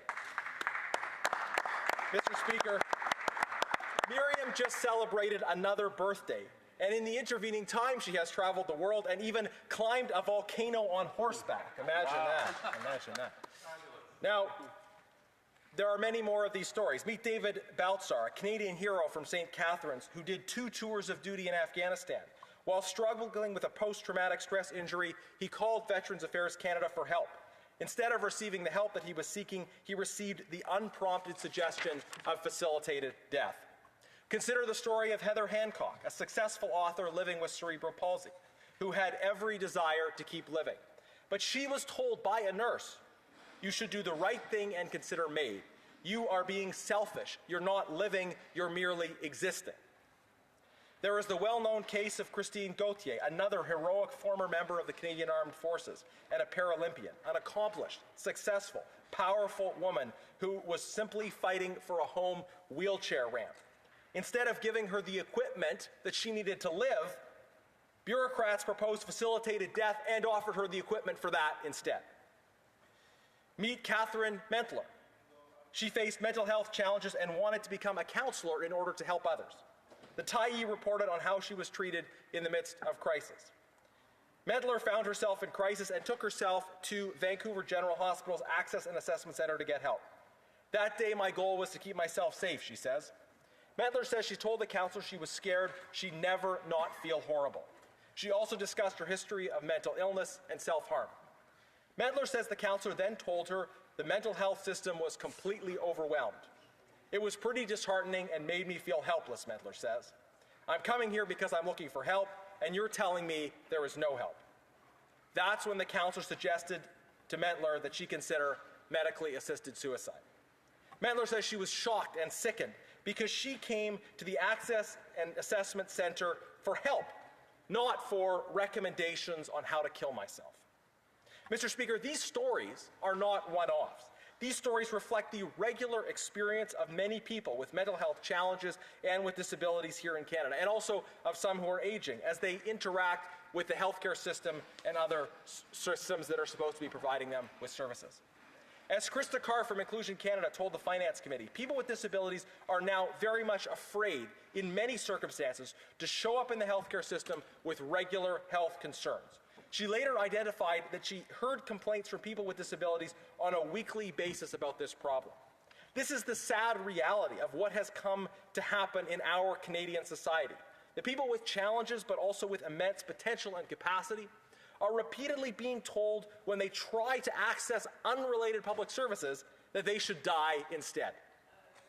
And so I am begging colleagues here on their behalf to listen to these cries for help and to work constructively on solutions. Being moved and angered by these stories, I have brought forward Bill C-260, a bill that begins the vitally necessary process of affirming the dignity of the human person confronted by MAID coercion. The current law allows people to pursue MAID and it defines who can provide MAID, but the law is completely silent on the question of who can propose MAID. Because of this gap in the law, anyone can propose MAID. A counselor, a social worker, a teacher, a professor, a parole officer, a veteran service worker, a CRA call center employee, literally anyone in a position of authority can tell a person seeking help, maybe you should die instead. This gap in the law has left the door wide open for people who are seeking unrelated public services, who do not want to die, to have death repeatedly pushed on them simply because of characteristics like age or disability. My bill seeks to begin the necessary process of filling this gap in the law by proposing legal limitations on what MAID and when MAID should be proposed to a person seeking public services. Now, my bill is narrow in scope. It provides that a person cannot have MAID proposed to them by a bureaucrat in a case where they have not first asked for information about it. It only applies in cases involving a government employee in a position of authority or trust, and it exempts doctors and nurses. In cases where a bureaucrat in a position of authority or trust proposes MAID to a person who is not seeking it, Bill C-260 introduces a new criminal code offense punishable on summary conviction. The penalty is minimal. The goal is not to punish people, but to establish a standard and deter behavior so that people with disabilities, the elderly, and all Canadians can access public services without being treated as useless or expendable. This bill is indeed modest. It starts a conversation and it establishes a minimum standard, something that all members of Parliament, I hope, should be able to get behind. If you don't think that Veterans Affairs Canada, caseworkers, and other bureaucrats should be out of the blue proposing MAID to those who are seeking access to other public services, then please vote for Bill C-260 at second reading. Now, since tabling this bill, I have had a lot of conversations with veterans, people with disabilities, and groups that represent them. Many people are very supportive of this bill. The biggest complaint I've heard about Bill C-260 is from those in these communities who say that the bill does not go far enough. MAID coercion is a massive problem for these communities, and the bill's limitations and exemptions, particularly the blanket exemption for doctors and nurses, leave open the possibility for MAID coercion to continue in many contexts. Now, Speaker, from my end, I actually completely agree with those who would like this bill to go further. I agree that this bill does not address every instance of MAID coercion, and that there are many instances of coercive behavior involving those that are not included in this bill. I also see this bill as a meaningful step forward. Today, people with certain characteristics are bombarded with the suggestion that they die, suggestions potentially coming from anyone and everyone who is responsible for offering them public services. My bill would significantly narrow the number of instances in which these suggestions can be made. It is an important step because it reduces that pressure and introduces a new concept into law, providing additional protection, even if it leaves certain kinds of situations unaddressed. Bill C-260 does not seek to prohibit all conduct that is problematic or potentially problematic. It doesn't pretend to. But the scope of this bill is designed to respond to the realities of this Parliament. I cannot pass a bill without at least some votes on the government side. I have proposed, therefore, a bill that I believe is realistically calibrated to the sentiments here, and a bill that would have a chance of helping us take a step towards confronting this problem. I would also note that action to confront MAID coercion involving licensed professionals like doctors and nurses is possible at the provincial level. I was very pleased to see the passage of Bill 18 in Alberta, for example, which goes further than Bill C-260 by using provincial jurisdiction over healthcare to introduce protections which likely would not receive enough support to pass at the federal level. I want to congratulate Justice Minister Mickey Amery and all who have made this happen. Alberta is a safer place for all people as a result of your work. I hope that legislators in other provinces will join the fight against MAID coercion with their own provincial changes. Every legislator must look realistically at the chances of getting something passed in the place where they serve, and some provincial environments provide an easier context for more action. I hope that such opportunities will exist here in the near future, but I'm doing my best with what we have for the time being. The work of a legislator is always to try to turn their visions of an ideal society into practical and incremental steps towards a better world. I would like to see a society in which the dignity of the human person is always recognized and defended, but piling all aspects of such a vision into one piece of legislation is not the most productive way to move forward in the real world. And still, there is always the possibility of amendments that remove or adjust exemptions, and I will be supportive of those amendments as long as they don't imperil the bill as a whole. I invite those who wish we had gone further to support us at second reading and to make your case for those amendments when we come to committee. But we need to win this vote in order for you to have that opportunity. Speaker, this is where high principle meets the world of practical politics until perhaps the configuration of Parliament allows us to do more. But for my part, I will always defend the immutable dignity of the human person. The simple idea that human rights are for humans, including the elderly, the sick, those with mental health challenges, and those with disabilities, the very old and the very young. This is something that a truly just society must ultimately recognize. Thank you very much. Questions and comments. Questions et commentaires. The Honourable Parliamentary Secretary, the Minister of Veterans Affairs. Thank you very much, Mr. Speaker, and I'd like to thank my colleague opposite for his speech. And on this side of the House, we believe in evidence-based decision-making as opposed to decision-based evidence-making. We heard language like often unsolicited offers of death and people being bombarded with requests. We heard several anecdotes that came well short, in my view, of coercion, but we only heard anecdotes. So my question to this member, we're proposing an amendment to the Criminal Code of Canada. What is the evidentiary basis? Is there anything more than second and third hand, unproven, anecdotal stories? Good question. The Honourable Member for Sherwood Park, Fort Saskatchewan. Mr. Speaker, I'm very surprised to hear the Minister of Veterans, the Parliamentary Secretary for Veterans Affairs speak in this way, given the preponderance of testimony that we've heard on this subject. He should know the Veterans Affairs Committee have heard from many veterans that have raised concern. They've highlighted friends of theirs that have had these same issues that are afraid to speak out for understandable reasons. But we've had many instances involving multiple different caseworkers of different provinces where these concerns have been brought forward. I mentioned testimony from Inclusion Canada, that weekly we hear complaints from people living with disabilities that bring these issues forward. But I would say as well to the Parliamentary Secretary, let's suppose he's right. He's wrong, but let's suppose he's right. Let's say this happens very rarely. Well, my bill says it shouldn't happen at all.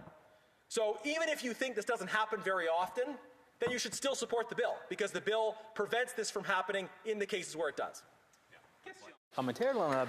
Questions and comments. The Honourable Member for Laurentides-Labelle. Thank you, Mr. Speaker. I listened to my colleague's speech, and we want to change the criminal code to make an offense for some people at the end of life circumstance to start a discussion about all the options that are available. So when someone is suffering, for them to, well, now we're based on discussions and we're making an offense for an employee because there are people everywhere. Well, they're going to amend the criminal code to make this an offense? It doesn't make sense. The Honourable Member for Sherwood Park, Fort Saskatchewan. I'll explain again what the bill does. Is that for those in positions of authority who are not doctors and nurses, that is, who are not supposed to be involved in the provision of MAID at all, it says that if they bring up MAID to a person who has not asked for information about it, so if you're calling Veterans Affairs Canada, or you're visiting your parole officer, or you're consulting with a professor, or you're meeting with a social worker, and you're seeking help for unrelated services, and then they out of the blue say, hey, you should pursue MAID, what this bill says is that's inappropriate. If the Bloc doesn't agree with it, they're welcome to vote however they like on this bill. But I think most Canadians would say it's common sense that if you call Veterans Affairs Canada and say, I'm looking for help getting a stair lift, and the person on the other end of the line who's in a position of authority says to you, well, we can't get that stair lift to you, but have you thought about dying instead? That's inappropriate. That shouldn't be happening. The fact that it happens a lot means it should be stopped. The honourable member for Edmonton West, about 45 seconds. Thanks, Mr. Speaker. I'd like to thank my colleague for his work and his advocacy for the vulnerable. I don't think there's a stronger voice in this House for that, so I thank him very much. I wonder if perhaps he could comment on some of the other groups that are supportive of his measures. He mentioned Inclusion Alberta, wonderful, but I wonder if he could mention some of the others, because apparently people on the other side of the House think that this is not an issue to be attended to. The honourable member for Sherwood Park, Fort Saskatchewan. Yeah, thank you, Mr. Speaker.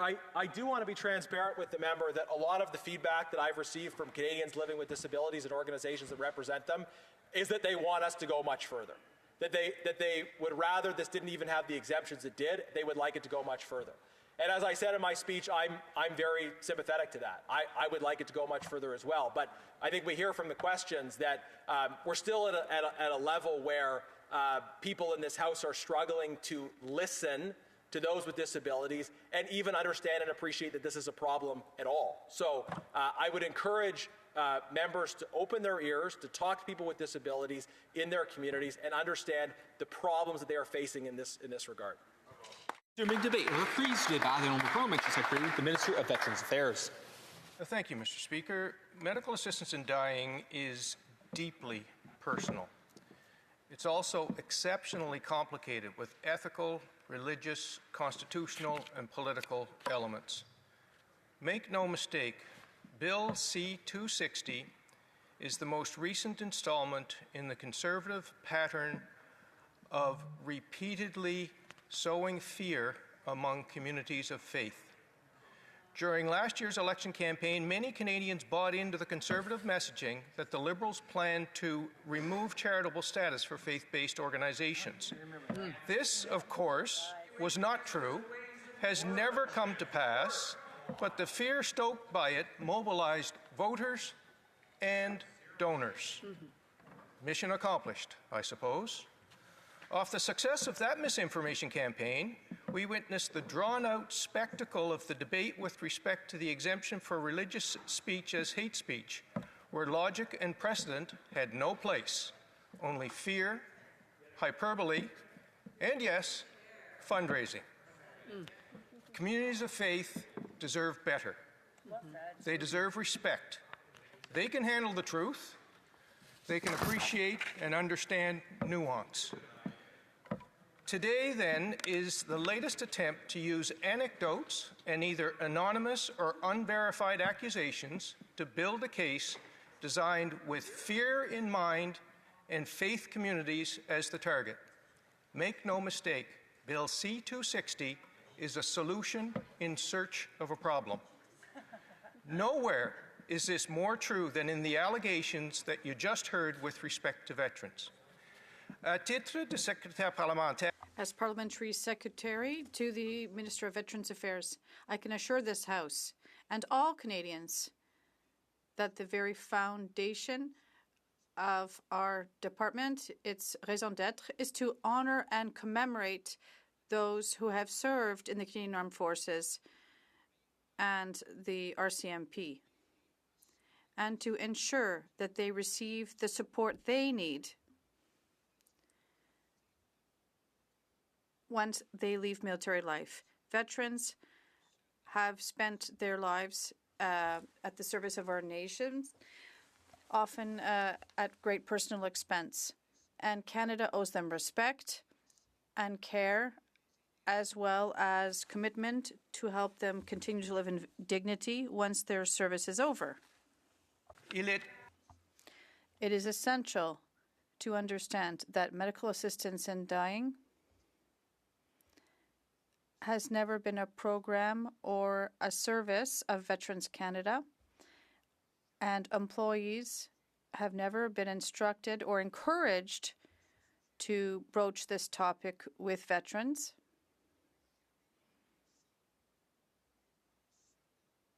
It has never been the case, and it never will be.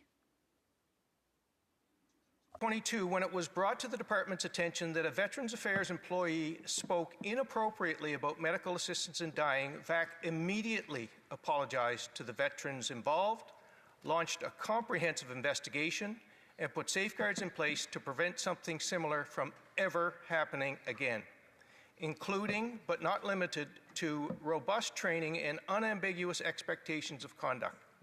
Simply put, MAID is not and never will be a policy of Veterans Affairs Canada. This investigation reviewed over 400,000 files dating back to 2016. It found that the inappropriate statements were not indicative of a systemic problem, but rather they were isolated incidents involving a single employee who raised the issue 4 separate times. That person is no longer employed at Veterans Affairs Canada. If someone seeks advice on or assistance with medical assistance in dying, employees are trained to refer them to their primary care provider as they do with respect to any other request for medical guidance.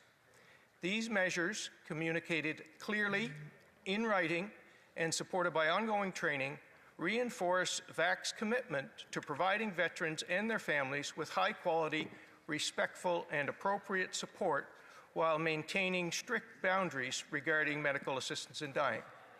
Mr. Speaker, understanding concerns, circumstances, needs, and wishes of individual veterans allows VAC staff to then advise them on all of the benefits, services, and programs for which they may be eligible. Le personnel de première ligne. First-line personnel also receive training to deal with difficult situations with clients and to advise us of cases when increased attention is needed. This avoids, this means that inappropriate discussions are dealt with immediately. Employees deal with veterans and their families, and they receive a structured training throughout their employment. While they are working, discussions and consultations with experts strengthens their knowledge at VAC, and the department also transmits regular reminders to personnel who are first-line employees to ensure that these expectations are well understood. Moreover, Veterans Affairs Canada offers supplementary education for case managers. These employees work directly one-on-one with veterans and their families to evaluate their needs and their objectives, to identify obstacles, and to draft plans to allow them to receive the service that they need. Acting with clients, case managers must pass an intensive 7-week course. This practical, interactive learning experience allows them to learn while working with active, real-life cases as opposed to scenarios. The result is that case managers can hit the ground running, delivering services to veterans in as timely a manner as possible. Despite all of this, there are still moments when a veteran may raise the issue of medical assistance in dying. VAC officials are trained to explain the implications of such a decision on their families. If a veteran has chosen to pursue medical assistance in dying with their primary care provider and shares this information with a member of the Veteran Service Team, VAC staff can support the veteran in navigating benefits and services that are available. Support can include resource coordination and navigation, such as connecting a veteran and their family to community resources, mental health practitioners, grief counselors, pastoral outreach, or other local resources. It also includes a broad range of supports to help veterans and their families adjust to life after service. If there are veterans who need assistance, I encourage them to communicate with VAC One of the priorities, fundamental priorities of Veterans Affairs Canada is always to offer practical services that show compassion to ensure that veterans have access to adapted services to their needs, their specific needs. These services include programs to promote physical health, their well-being, as well as rehabilitation services. Medical costs can be covered by VAC, and there can be benefits for any diseases or injuries incurred during their service. I'd like to assure you, Mr. Speaker, that any interactions with veterans is to help them to succeed in their lives post-service. First-line personnel at VAC receive rigorous training so that they can guide clients to all programs and services that they have the right to. Compassionate support is a foundational part of the covenant our nation has with those who have worn the uniform. Ensuring that those who have served well, are served well is and always will be an unwavering commitment of this government. Thank you, Mr. Speaker. Resuming debate. Reprise du débat. L'honorable député de Laurentide. The honourable member for Laurentide-Lapelle. Thank you very much, Mr. Speaker. What we're speaking about today is something that affects me deeply, that touches me.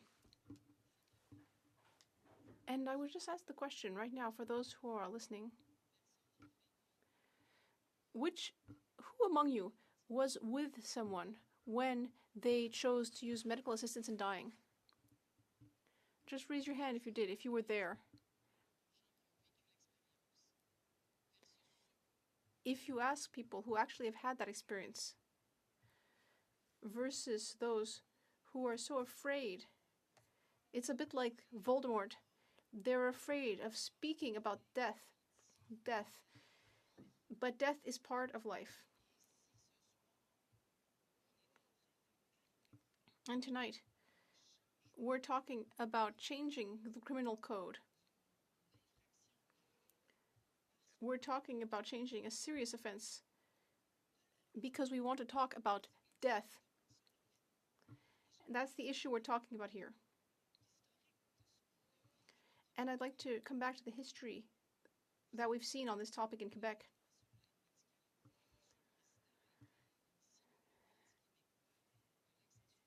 And in fact, the debate on medical assistance in dying started with the Parti Québécois in 2012.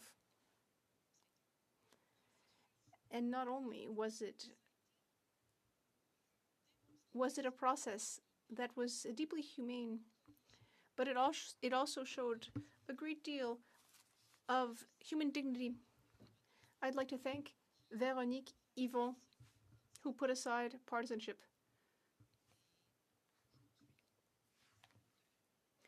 And today we're seeing the benefits of that, because ever since 2014, that was 3 years before my father died. At that time, the Quebec Minister of Health, who was responsible for this file with Madame Yvon and all parties in the National Assembly of Quebec, they all supported this legislation. Why? Because they were open to understanding. And you can't understand this. Even I can't understand it, even after what I've experienced. You can't know what someone is going through. And we are not alone in Quebec. Many other countries have adopted this kind of thing. Belgium, Netherlands, Luxembourg, Spain, Portugal, Switzerland, Austria, and a number of US states. I will now speak a bit about my personal story, so that we can understand that this is not really about changing the criminal code. In 1997, I was very young, as I still am today, of course. I won't be forever, but I'm still young.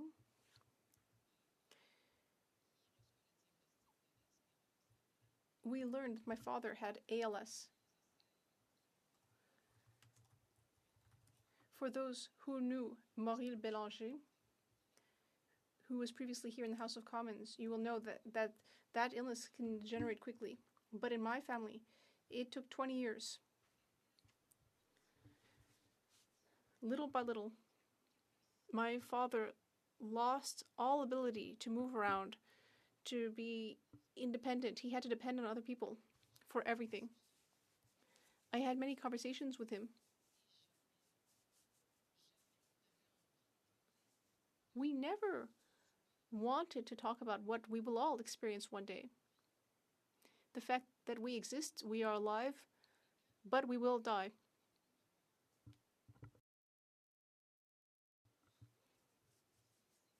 Then a time came when his physical and psychological pain had reached an unbearable level. And at that point, we decided to talk about it. It was so difficult. And what I realized, because I couldn't believe that my father, who was in full possession of his faculties, but who was suffering, but he told me, if we don't talk about it, if we don't familiarize ourselves with the various forms of care that are out there,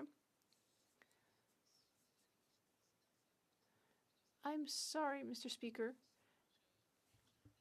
I'm hearing voices in the House, and it's bothering me. This is something that I care about. So if anyone wants to discuss it, perhaps we can talk about it later outside this House. And for those who are not listening to me, thank you very much. So this evening,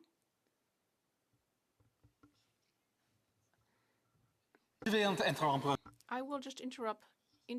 May not be listening in their interpreters. It was just to ask members if they're having conversations, just take them out, into the lobbies and just allow the member to continue. I would invite the member to continue. Thank you, Mr. Speaker. We all have different levels of ability to focus, and I tend to see everything that's going on. Perhaps it's a flaw, but it bothers me. You don't have to listen, but please be quiet.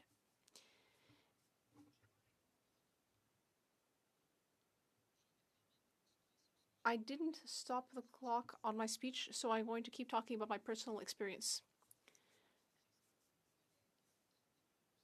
What I've been seeing, what I experienced during that time, and I hope my colleague who's tabling this bill will be paying attention to this. What I experienced during that time with my father was that I understood the scope of what we're talking about here. Of course, if someone is coerced into using medical assistance in dying to try to escape their suffering, that, of course, is unacceptable. We all agree with that.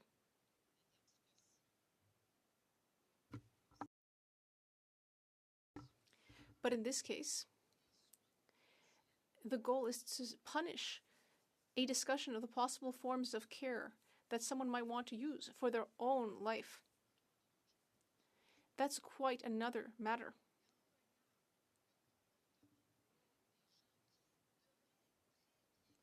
When we look at how we look at medical professionals are acting, when they do things that are unacceptable, for example, to try to push people to accept medical assistance in dying, if they were to say, well, I think that you don't seem like you can manage this, so look, here's an easy exit for you. Well, actually, it's not so easy. And those who raised their hands earlier, they also experience what I'm talking about.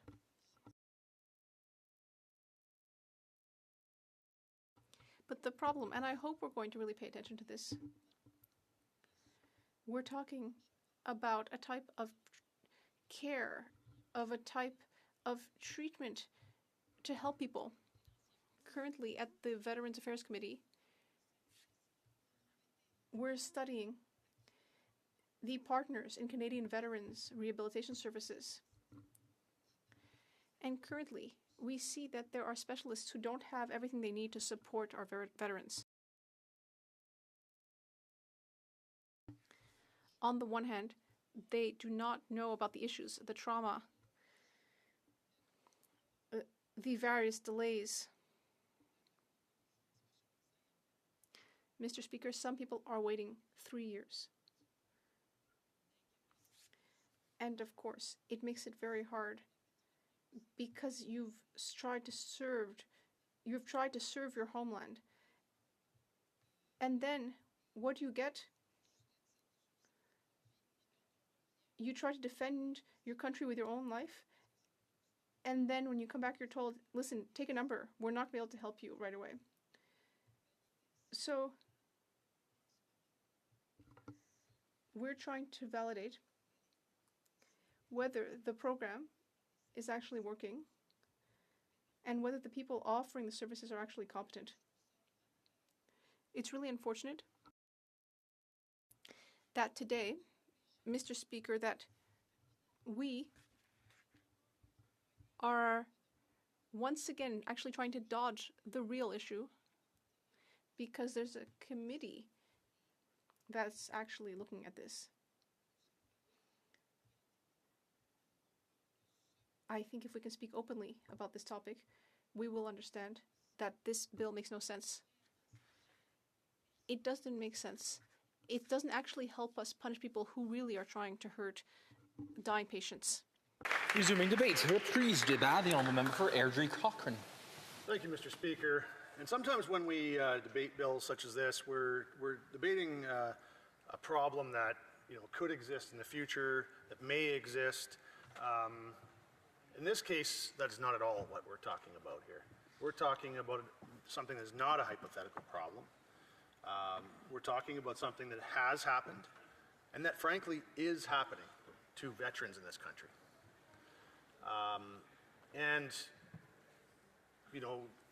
This has been something that's was raised quite publicly a few years ago. It was sort of shocking and appalling, frankly, to have heard the Parliamentary Secretary to Veterans Affairs stand in this House just a few minutes ago and say this is a solution in search of a problem, when he knows full well, and that government over there knows full well, that this happened to veterans in this country. Those men and women who bravely serve this country and who are looking for help in order to live their lives and have been offered instead, well, have you considered medical assistance in dying? I've heard from countless veterans who have told me that they or others they know have been offered this kind of thing. And so when this scandal to veterans broke a few years ago, the government response at the time to something that really I would say is a very massive scandal, frankly, was to say, well, they investigated themselves, and it was just one public servant who they then fired. And we heard the Parliamentary Secretary to the Minister of Veterans Affairs not too long ago here just say that they put in place measures to ensure that this would never happen again. And that's it. They just wash their hands. That's great. All's wonderful. But the problem with that is, Mr. Speaker, it contradicts the testimony and the claims of several other veterans who both before and since claim they were also offered medical assistance in dying by different public servants.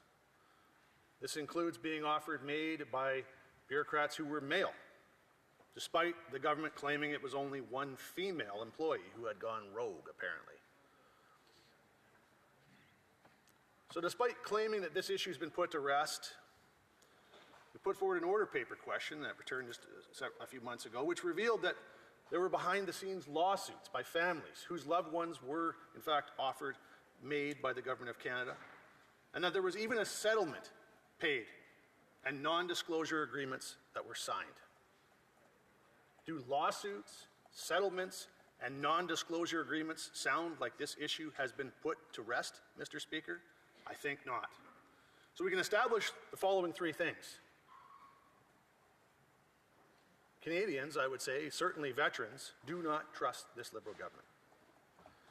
Secondly, the Liberals have been far less than honest about the scope and prevalence of this issue. And third, they already had bureaucrats that were pushing medical assistance in dying on veterans who did not wish to have it. And veterans are continuing to raise the alarm that that issue is still occurring. So at the very least, that we can dismiss the Liberal talking points that this issue has been put to rest and that there is no need for this legislation. On one hand, Canadians have the Liberals' claims that this has stopped, despite the evidence to the contrary. And on the other hand, we have dozens of veterans who are coming forward and pleading for help. But I will just engage for a moment in hypotheticals. Let's suppose the Liberals were telling the truth, and that this issue was simply a rogue public servant, and that they are entirely opposed to offering aid to Canada's veterans. If this were the case, then they should be happily supporting this legislation, as it would codify what they claim to believe, which is that public servants should not be pushing euthanasia onto veterans who do not wish to have it, especially those who are vulnerable and looking for help, which in every case that I've heard is exactly the situation that we're talking about here.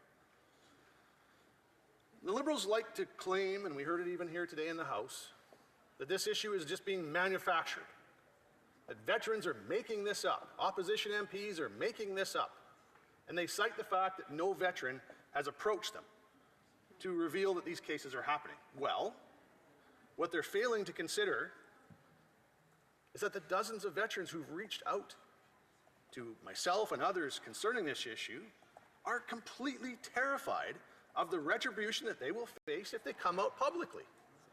And this isn't something that they're imagining in their minds, because it's happened, Mr. Speaker. When these veterans are implored to come forward, they can easily look to the case of Christine Gauthier, a veteran and a Canadian Paralympian who bravely went public about being offered medical assistance in dying in 2022 when she was simply asking for help to get a wheelchair access to her home. What she had to do to get into her home as a result of not having this is she would have to literally drag herself across a gravel driveway because she is in a wheelchair. She would literally have to drag herself across a gravel driveway and up a couple of flights of stairs to get into her home. And instead of offering her the wheelchair access that she was looking for, the government said to her, "How about we offer you medical assistance in dying instead?" And so after that story went across this country, and after Christine came to the Standing Committee on Veterans Affairs to tell her story, she was targeted by the government, who made her life a living hell. And that's in her words. In the end, it was other veteran groups, despite promises that were made by the Liberal government, who had to raise funds to build her a wheelchair access, because Veterans Affairs was refusing to process any of her claims. She showed up at committee with a suitcase full of paperwork that Veterans Affairs had forced upon her as an excuse not to provide her with the help that she needed, and again, offer her medical assistance in dying instead when she was not seeking it. She claimed that the burden that VAC was putting on her and the difficulties that they were bringing upon her were worse than any injury that she sustained. So how can the Liberals smugly sit there and say that they won't act unless veterans come forward, when the last veteran who did come forward was subjugated to years of administrative abuse and sanctuary trauma by the very department that she called out? It's clear that the Liberals cannot be trusted to have veterans' best interests in mind. And I'd like to just touch on those issues just a little bit for a second, if I can, Mr. Speaker, because it isn't just on this issue. In the time that the Liberals have been in power, there's been 9 different ministers of Veterans Affairs. And some of those ministers only served in their role for just a few months before being shuffled on. And so that makes it clear, I think, to veterans. They see how unseriously the role of the Minister of Veterans Affairs is being treated, how it's treated as a secondary role for Liberals. And all 9 of those ministers have claimed they would eliminate backlogs and they would make sure veterans are helped, and that would be their top priority. But in all cases, those backlogs continue to increase. And in fact, 90% of the claims that are denied by Veterans Affairs are then later approved in their favor when they go to the Veterans Review and Appeal Board, which tells us that there's something clearly wrong with what's going on there. It's like an effort to deny veterans the help they deserve. So there's clearly a systemic issue there. And it ultimately involves multiple years, many years for most veterans it takes to go through all these appeals process. And I think what's going on there is that there's an attempt to frighten veterans off so they don't have to pay them. Veterans often talk about a triple D policy. Delay, deny, die. So they're delayed their claims, they're denied their claims, and what's really happening is the government's hoping they'll just go away. They'll give up the fight. And now to make matters worse, they're even offering to help with the death itself. So no matter what one thinks about medical assistance in dying as a policy, I think we should all be able to agree that it shouldn't be offered or pushed on those who don't want it. And that is what this bill does. It seeks to make sure that those who do not wish to have medical assistance in dying do not have it pushed on them by government bureaucrats. Veterans do not have these kinds of things done to them where they're seeking help to live their lives and instead are offered medical assistance in dying. And that's what this bill does. That's all that it does. And I would hope that all members will support that because it's right for veterans and it's right for all Canadians. Resuming debate. Reprise du débat. The Honourable Parliament Secretary, the Government House Leader. And I'll just inform the member. I will have to cut him off towards the end of his speech. The Honourable Member. As you can see, Mr. Speaker, there's a great sense of disappointment from across the way. I'm sure we could arrange to have unanimous consent that I would be able to finish the entire speech. But having said that, Mr. Speaker, you know, I'm a little bit discouraged by the person, the member that just spoke, because he tries to give this false impression. There's 2 issues that I'd like to be able to address. The very serious issue of MAID and the very serious issue of veterans. You see, Mr. Speaker, I've had the honor and privilege to serve in Canadian Forces for just over 3 years. All of my postings were here in Canada, but I did walk along side by side with World War II veterans in parades and had the discussions in the legions that immediately followed the parades, I must say, and elsewhere. And I can tell those that are following the debate that individuals will always have and carry their personal opinions in regards to veterans. But I can tell you to try to label the Government of Canada or this Prime Minister is anti-veterans does a great disservice. If you wanted to do a comparison, I'm all game. I sat in opposition when the leader of the Conservative Party today was part of a group that cut veterans' offices in Canada. 9 offices. There was no apologies.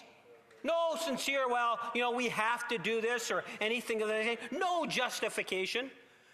It took an election to occur, and the leader and the Prime Minister, Harper at the time, was no longer in office, and it was one of the first actions we did is reinstate those offices that Conservatives have closed. I've often seen, unfortunately, members from across the way try to argue a case that's just not true. What is it like to speak for everybody? Veterans of Canada, we give the deepest amount of respect for. We recognize the valuable sacrifice and the things that they have done for our nation that makes us, in part, the great nation that we are, Mr. Speaker. So just to be very clear on that particular point, And when the parliamentary secretary that spoke prior to me talked about the report that had come in, it shows that the department took an interest in the issue when it was brought to its attention, and in fact, there was a consequence to it, and the department looked into the tens of thousands of files to make sure, because as a government, that sort of behavior in which the employee was released is not acceptable. We made it very clear in terms of zero tolerance in that sort of an attitude, Mr. Speaker. Let's go now in terms of the issue of MAID. You know, over the years, I've really appreciated the different types of debates that take place on the floor of the House of Commons. They vary significantly. And when I recall the discussions that surrounded the MAID debate, Mr. Speaker, for those that are around will know full well to the degree in which the House took that issue seriously, and the many mechanisms that were put into place so that we could hear from professionals, from the many individuals that are having to experience and having to make some very difficult decisions, whether it was the individual that's having that medical issue, Mr. Speaker, or a family member, or a very close friend. The many hours that were put into the standing committee and the overflow of emotions that carried from the standing committee from all political parties. You know, one of the first issues that we had to deal with when we came into government back in 2015 was the need to bring in MAID legislation because of a Supreme Court decision.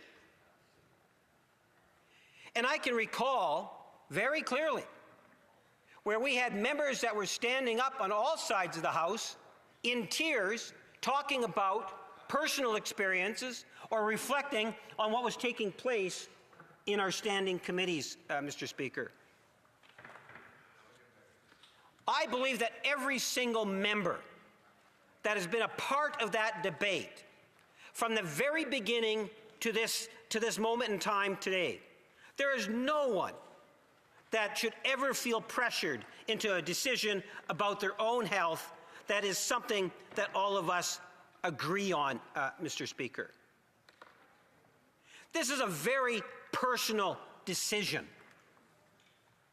It's a decision in which we should respect and look to those individuals that have the expertise, that have the understanding, that have the compassion. Human life is the most valuable thing that we have, Mr. Speaker. And I would think that every member of Parliament, no matter what side of the House, understands that and appreciates that and would make decisions in which they feel the information has been put on the table and ultimately a consensus that has been built, Mr. Speaker. Because our courts have been very clear. As parliamentarians, we have a responsibility. And a part of that responsibility is also to work with other jurisdictions. You know, we can establish laws, but we also need to recognize that provinces have a critical role in playing. In fact, it's often a starting point when it goes to a court or a superior court, Mr. Speaker. For example, the province of Quebec, and a follow-up decision that came after we had actually passed the legislation. As a government, we have actually looked at ways in which we can actually review and be open to the idea if there is need for changes, Mr. Speaker. But this is not something in which we should be taking lightly. It is something, Mr. Speaker, at the end of the day, I believe it is listening. It is responding in a loving, caring way. It is doing the right thing, Mr. Speaker. And a part of that includes, as I indicate, I believe as a government, and we heard a lot about this during debates previous, issues like hospice care, palliative care, the type of disability supports that are there. These are all things that were a part of the original discussions and continue to be discussed, Mr. Speaker. And we should continue to work at improving the conditions. But that means working with other jurisdictions like our provinces that are responsible for the administration of health care. There's a lot of things that we can do on this issue, Mr. Speaker. You're telling me I have to wind up, so I'll leave it at that for now. Thank you, Mr. Speaker. I thank the honourable member, and he'll have a minute and 30 seconds the next time the House considers this matter.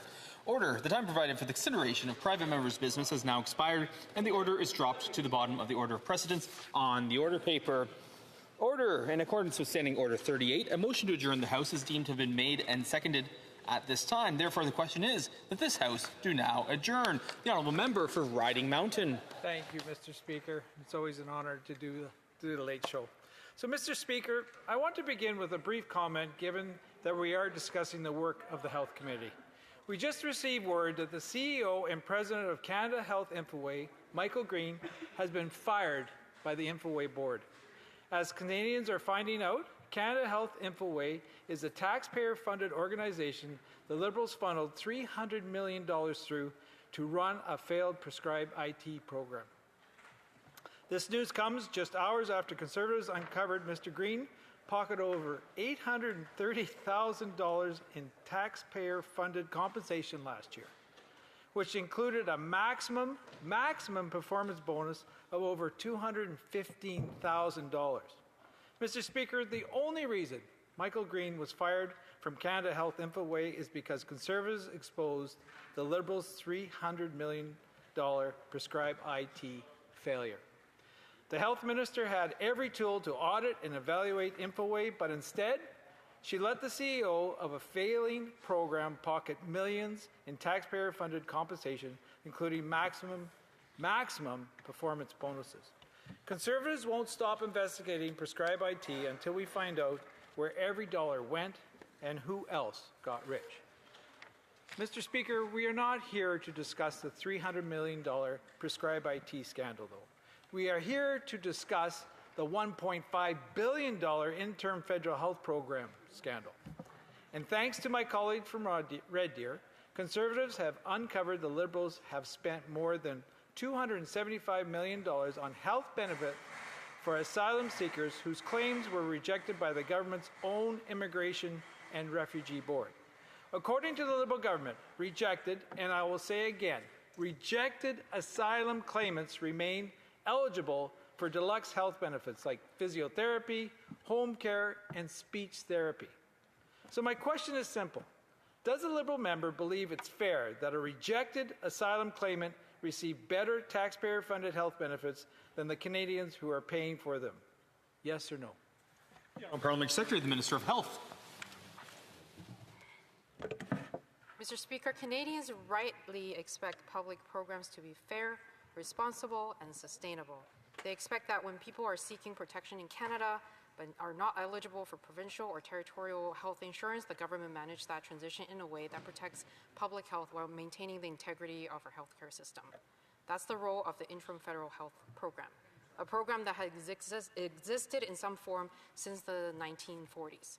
The IFHP provides temporary limited health coverage to certain migrants in Canada who are not eligible for provincial or territorial health insurance, including those who are waiting for a final decision on their asylum claims or for their removal to be safely carried out. The program exists to ensure access to urgent and essential services.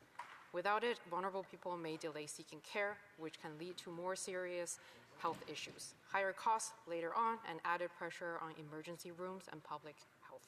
That's why the program must be understood as both a public health measure and a system-managed tool.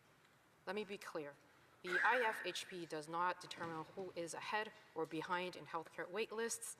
Those decisions are made by provinces and territories based on medical needs. IFHP beneficiaries face the same wait time as all other residents. The IFHP provides health coverage, not faster or better access to health care.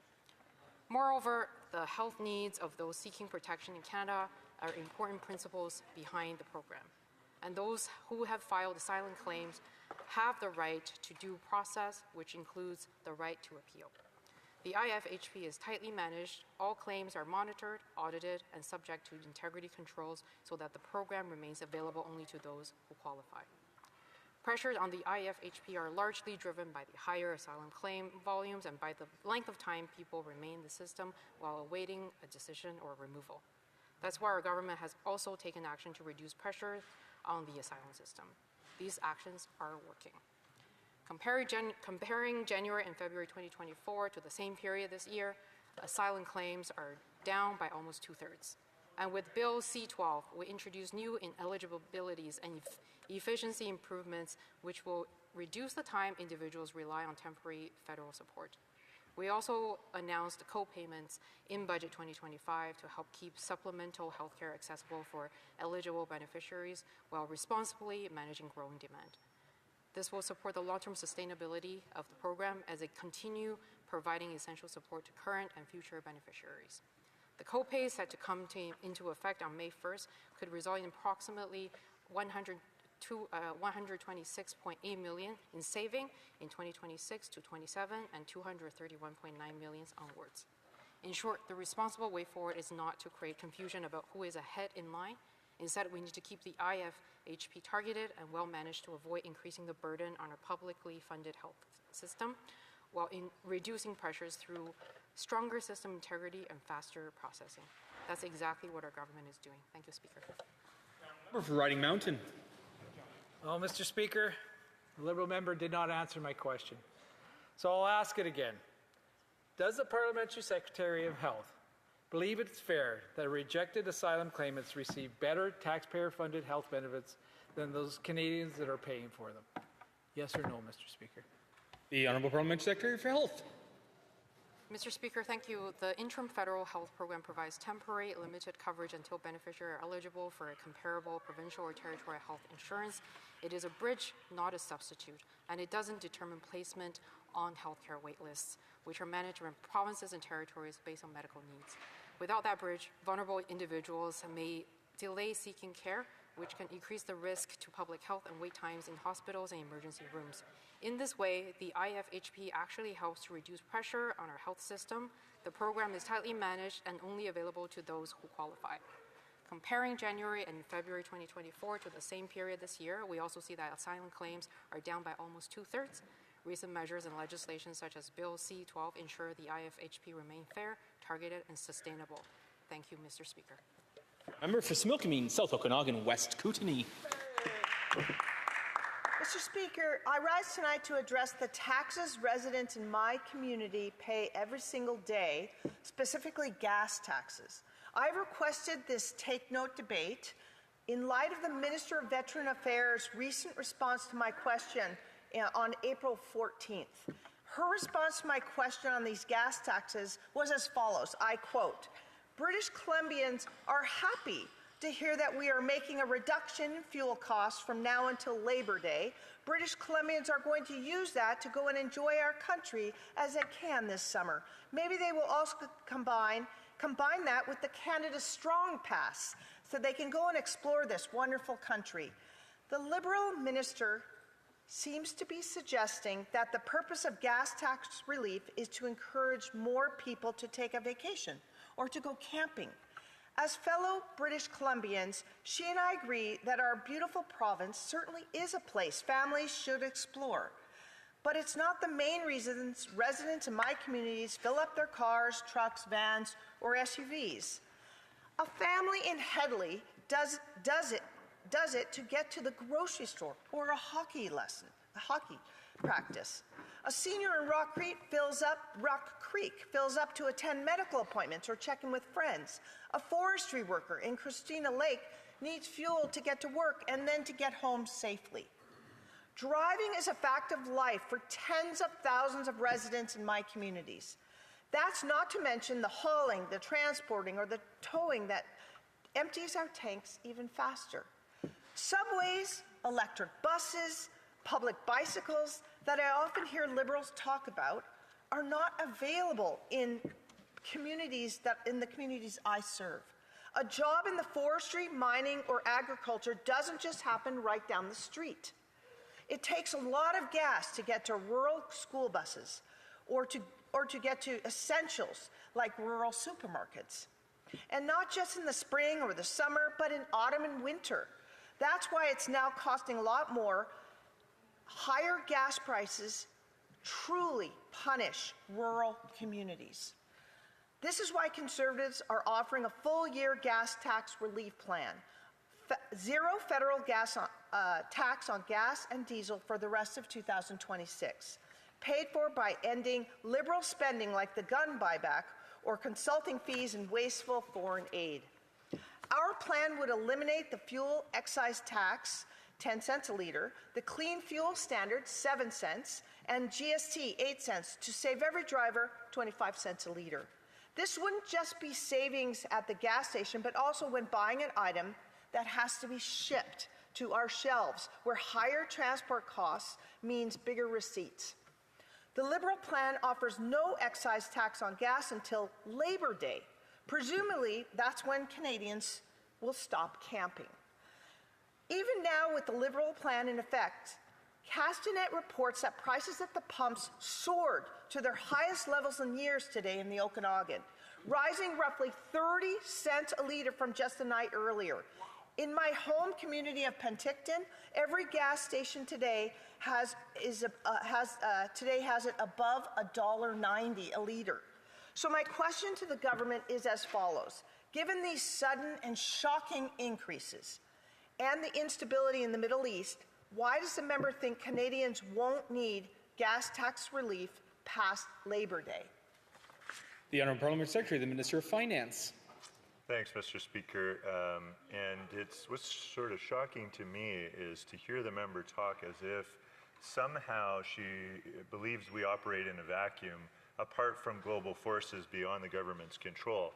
Certainly, we don't control oil price shocks that are the direct result of the Strait of Hormuz being blocked, and we didn't start the war in Iran. It's not a conflict which we unfortunately can stop or control. What we have done, though, and the members opposite know very well, that we suspended the excise tax on fuel, that we cut the consumer carbon tax, that those combined are 28 cents per litre. That's saving families money. But what's concerning to me is that Conservatives don't stand up to support the very measures that we put in place to help families out with the cost of living challenges that the member rightly points out. It's not as if this government is somehow blind to the fact that Canadians are experiencing challenges due to shocks in the economy, that the prices of almost all goods have been rising for quite some time since the aftershocks of the global pandemic. And there's been one shock after another. Again, we've offered the groceries and essentials benefit, which members opposite did not support. They don't seem to want to put more money back in people's pockets. We offered a middle-class tax cut for 22 million Canadians. We also offered them an opportunity multiple times in this House to support a national school food program which feeds 400,000 kids per year. So when the member opposite is talking about food prices, she's concerned about cost of living, she has actually chosen not to support feeding 400,000 kids. Not to take those kids, you've chosen not to take those kids out of food bank lineups. And what's strange to me is that you can stand in this House and lecture Liberals, through you, Mr. Speaker. It seems a little bit hypocritical to say that you care about people's expenses and their cost of living challenges, but then wouldn't take 400,000 kids out of poverty. Immediate expensing we offered in a package of support with the groceries and essentials benefit. I don't mind the crosstalk, Mr. Speaker. It actually encourages me quite a bit to keep telling the truth in this House. I know it's hard for the Conservatives to accept the truth sometimes, but we announced a package of supports, including the groceries and essentials benefit. I'm going to ask the member for Riding Mountain and the Parliamentary Secretary to Health to please cut the crosstalk, and I'll let the Honourable Parliamentary Secretary to conclude with a minute 18 left. So with the groceries and essentials benefit that we announced, it'll put almost $1,900 into families' pockets this year, which is significant support. I would offer that that's significant direct support to 12 million Canadians. We also offered immediate expensing for greenhouses, an injection of funds to the local food infrastructure fund, also $500 million more support through the Strategic Response Fund geared towards supply chains in Canada, and we're developing a food security strategy. I have long advocated for the fact that the Government of Canada needs to not only have a national food policy, which we developed back in 2018, but that we need an actual food security strategy for the country, and it's great to see us having made that commitment. Consultations are underway, and I know that that plan will provide benefits to Canadians in the future. So that's exciting. With all that said, we're also doing it while managing the resources of the country in a responsible way. We've seen the deficit just in the spring economic update is down by $11 billion. That's significant. We've brought in operational spending back into check with reducing day-to-day operational spending over the time horizon. Now, member for Similkameen, South Okanagan, West Kootenay. We agree recent gas prices hikes were helped by the war in Iran. But will that be over by Labor Day, as their policy suggests? Even if the U.S. and Iran ended the war tomorrow, the Pentagon has said it would take up to 6 months to fully clear sea mines from the Strait of Hormuz to restore shipping. That's not to mention the damage to oil and gas infrastructure hammered by missile attacks. Conservatives believe it is more prudent to provide Canadians with higher, longer-lasting relief at the pump, given the uncertainty abroad.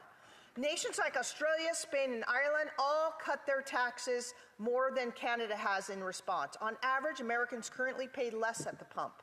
Will the government take note of our Conservative plan and other plans abroad and cut the tax on gas for longer than just the summer? Honourable Parliamentary Secretary. Thanks for the opportunity, Mr. Speaker. It's great to have the member ask the question again. What I've pointed out in my response is that every time the Conservatives say they want to do more for Canadians, we actually propose to do more, and they vote against it. So I don't know how to take the comments of the member opposite in this House at face value, which is to say that, when we offer opportunities, groceries and essentials benefit, the National School Food Program, the Canada Child Benefit. There are so many supports that this government has stepped up. One that I am particularly fond of is the reductions in cost to childcare for families, saving families in my riding at least $1,200 a month. That is significant support, and the Conservatives vote against that. And here we are at a moment where we have suspended the excise tax on fuel temporarily. We'll evaluate, at the end of Labor Day. The honourable member for Courtenay Alberni. Mr. Speaker, just like last week, just like the week before, I'm here tonight to drag the government in here, to hold them to account, to ensure that they protect and enhance our public health care system and follow through with their promises. And Mr. Speaker, I'll just serve notice that I'll be dragging them back in here again next week if they don't take some action. Mr. Speaker, no one in Canada, not our kids, parents, or grandparents, should have to worry about the cost of medication they need to stay healthy. In fact, that's exactly what's happening today. Canadians were promised the beginning of a national pharmacare program. We actually voted on it, Mr. Speaker. A single-payer system that serves people, not a patchwork that leaves millions behind. And the promise was that we were going to start with universal free access to diabetes medicine and birth control. It was highly celebrated, Mr. Speaker, by the Liberals. Now, right now, only 3 provinces and 1 territory are covered. That's about 17% of Canadians. More than 4 out of 5 Canadians can't access the federal pharmacare plan today. 4 out of 5. That means access to life-saving diabetes medicine or birth control coverage depends on where you live or depends on your postal code. And while I hate to do this, Mr. Speaker, I must mention that this inaction comes while many Liberal MPs brag about the National Pharmacare program that their own constituents can't even access In Newfoundland and Labrador, for example, the provincial health minister has said that the federal Liberal government has closed the door on negotiations. Meanwhile, the Liberal MP, for example, for Labrador, defends pharmacare as putting money back in Canadians' pockets. On Prince Edward Island, the federal government has moved slowly, and their provincial health minister says that the federal government's told them that pharmacare funds will expire in 2029 and they won't be renewed. Meanwhile, the member for Cardigan claimed that pharmacare is a key program for all Canadians.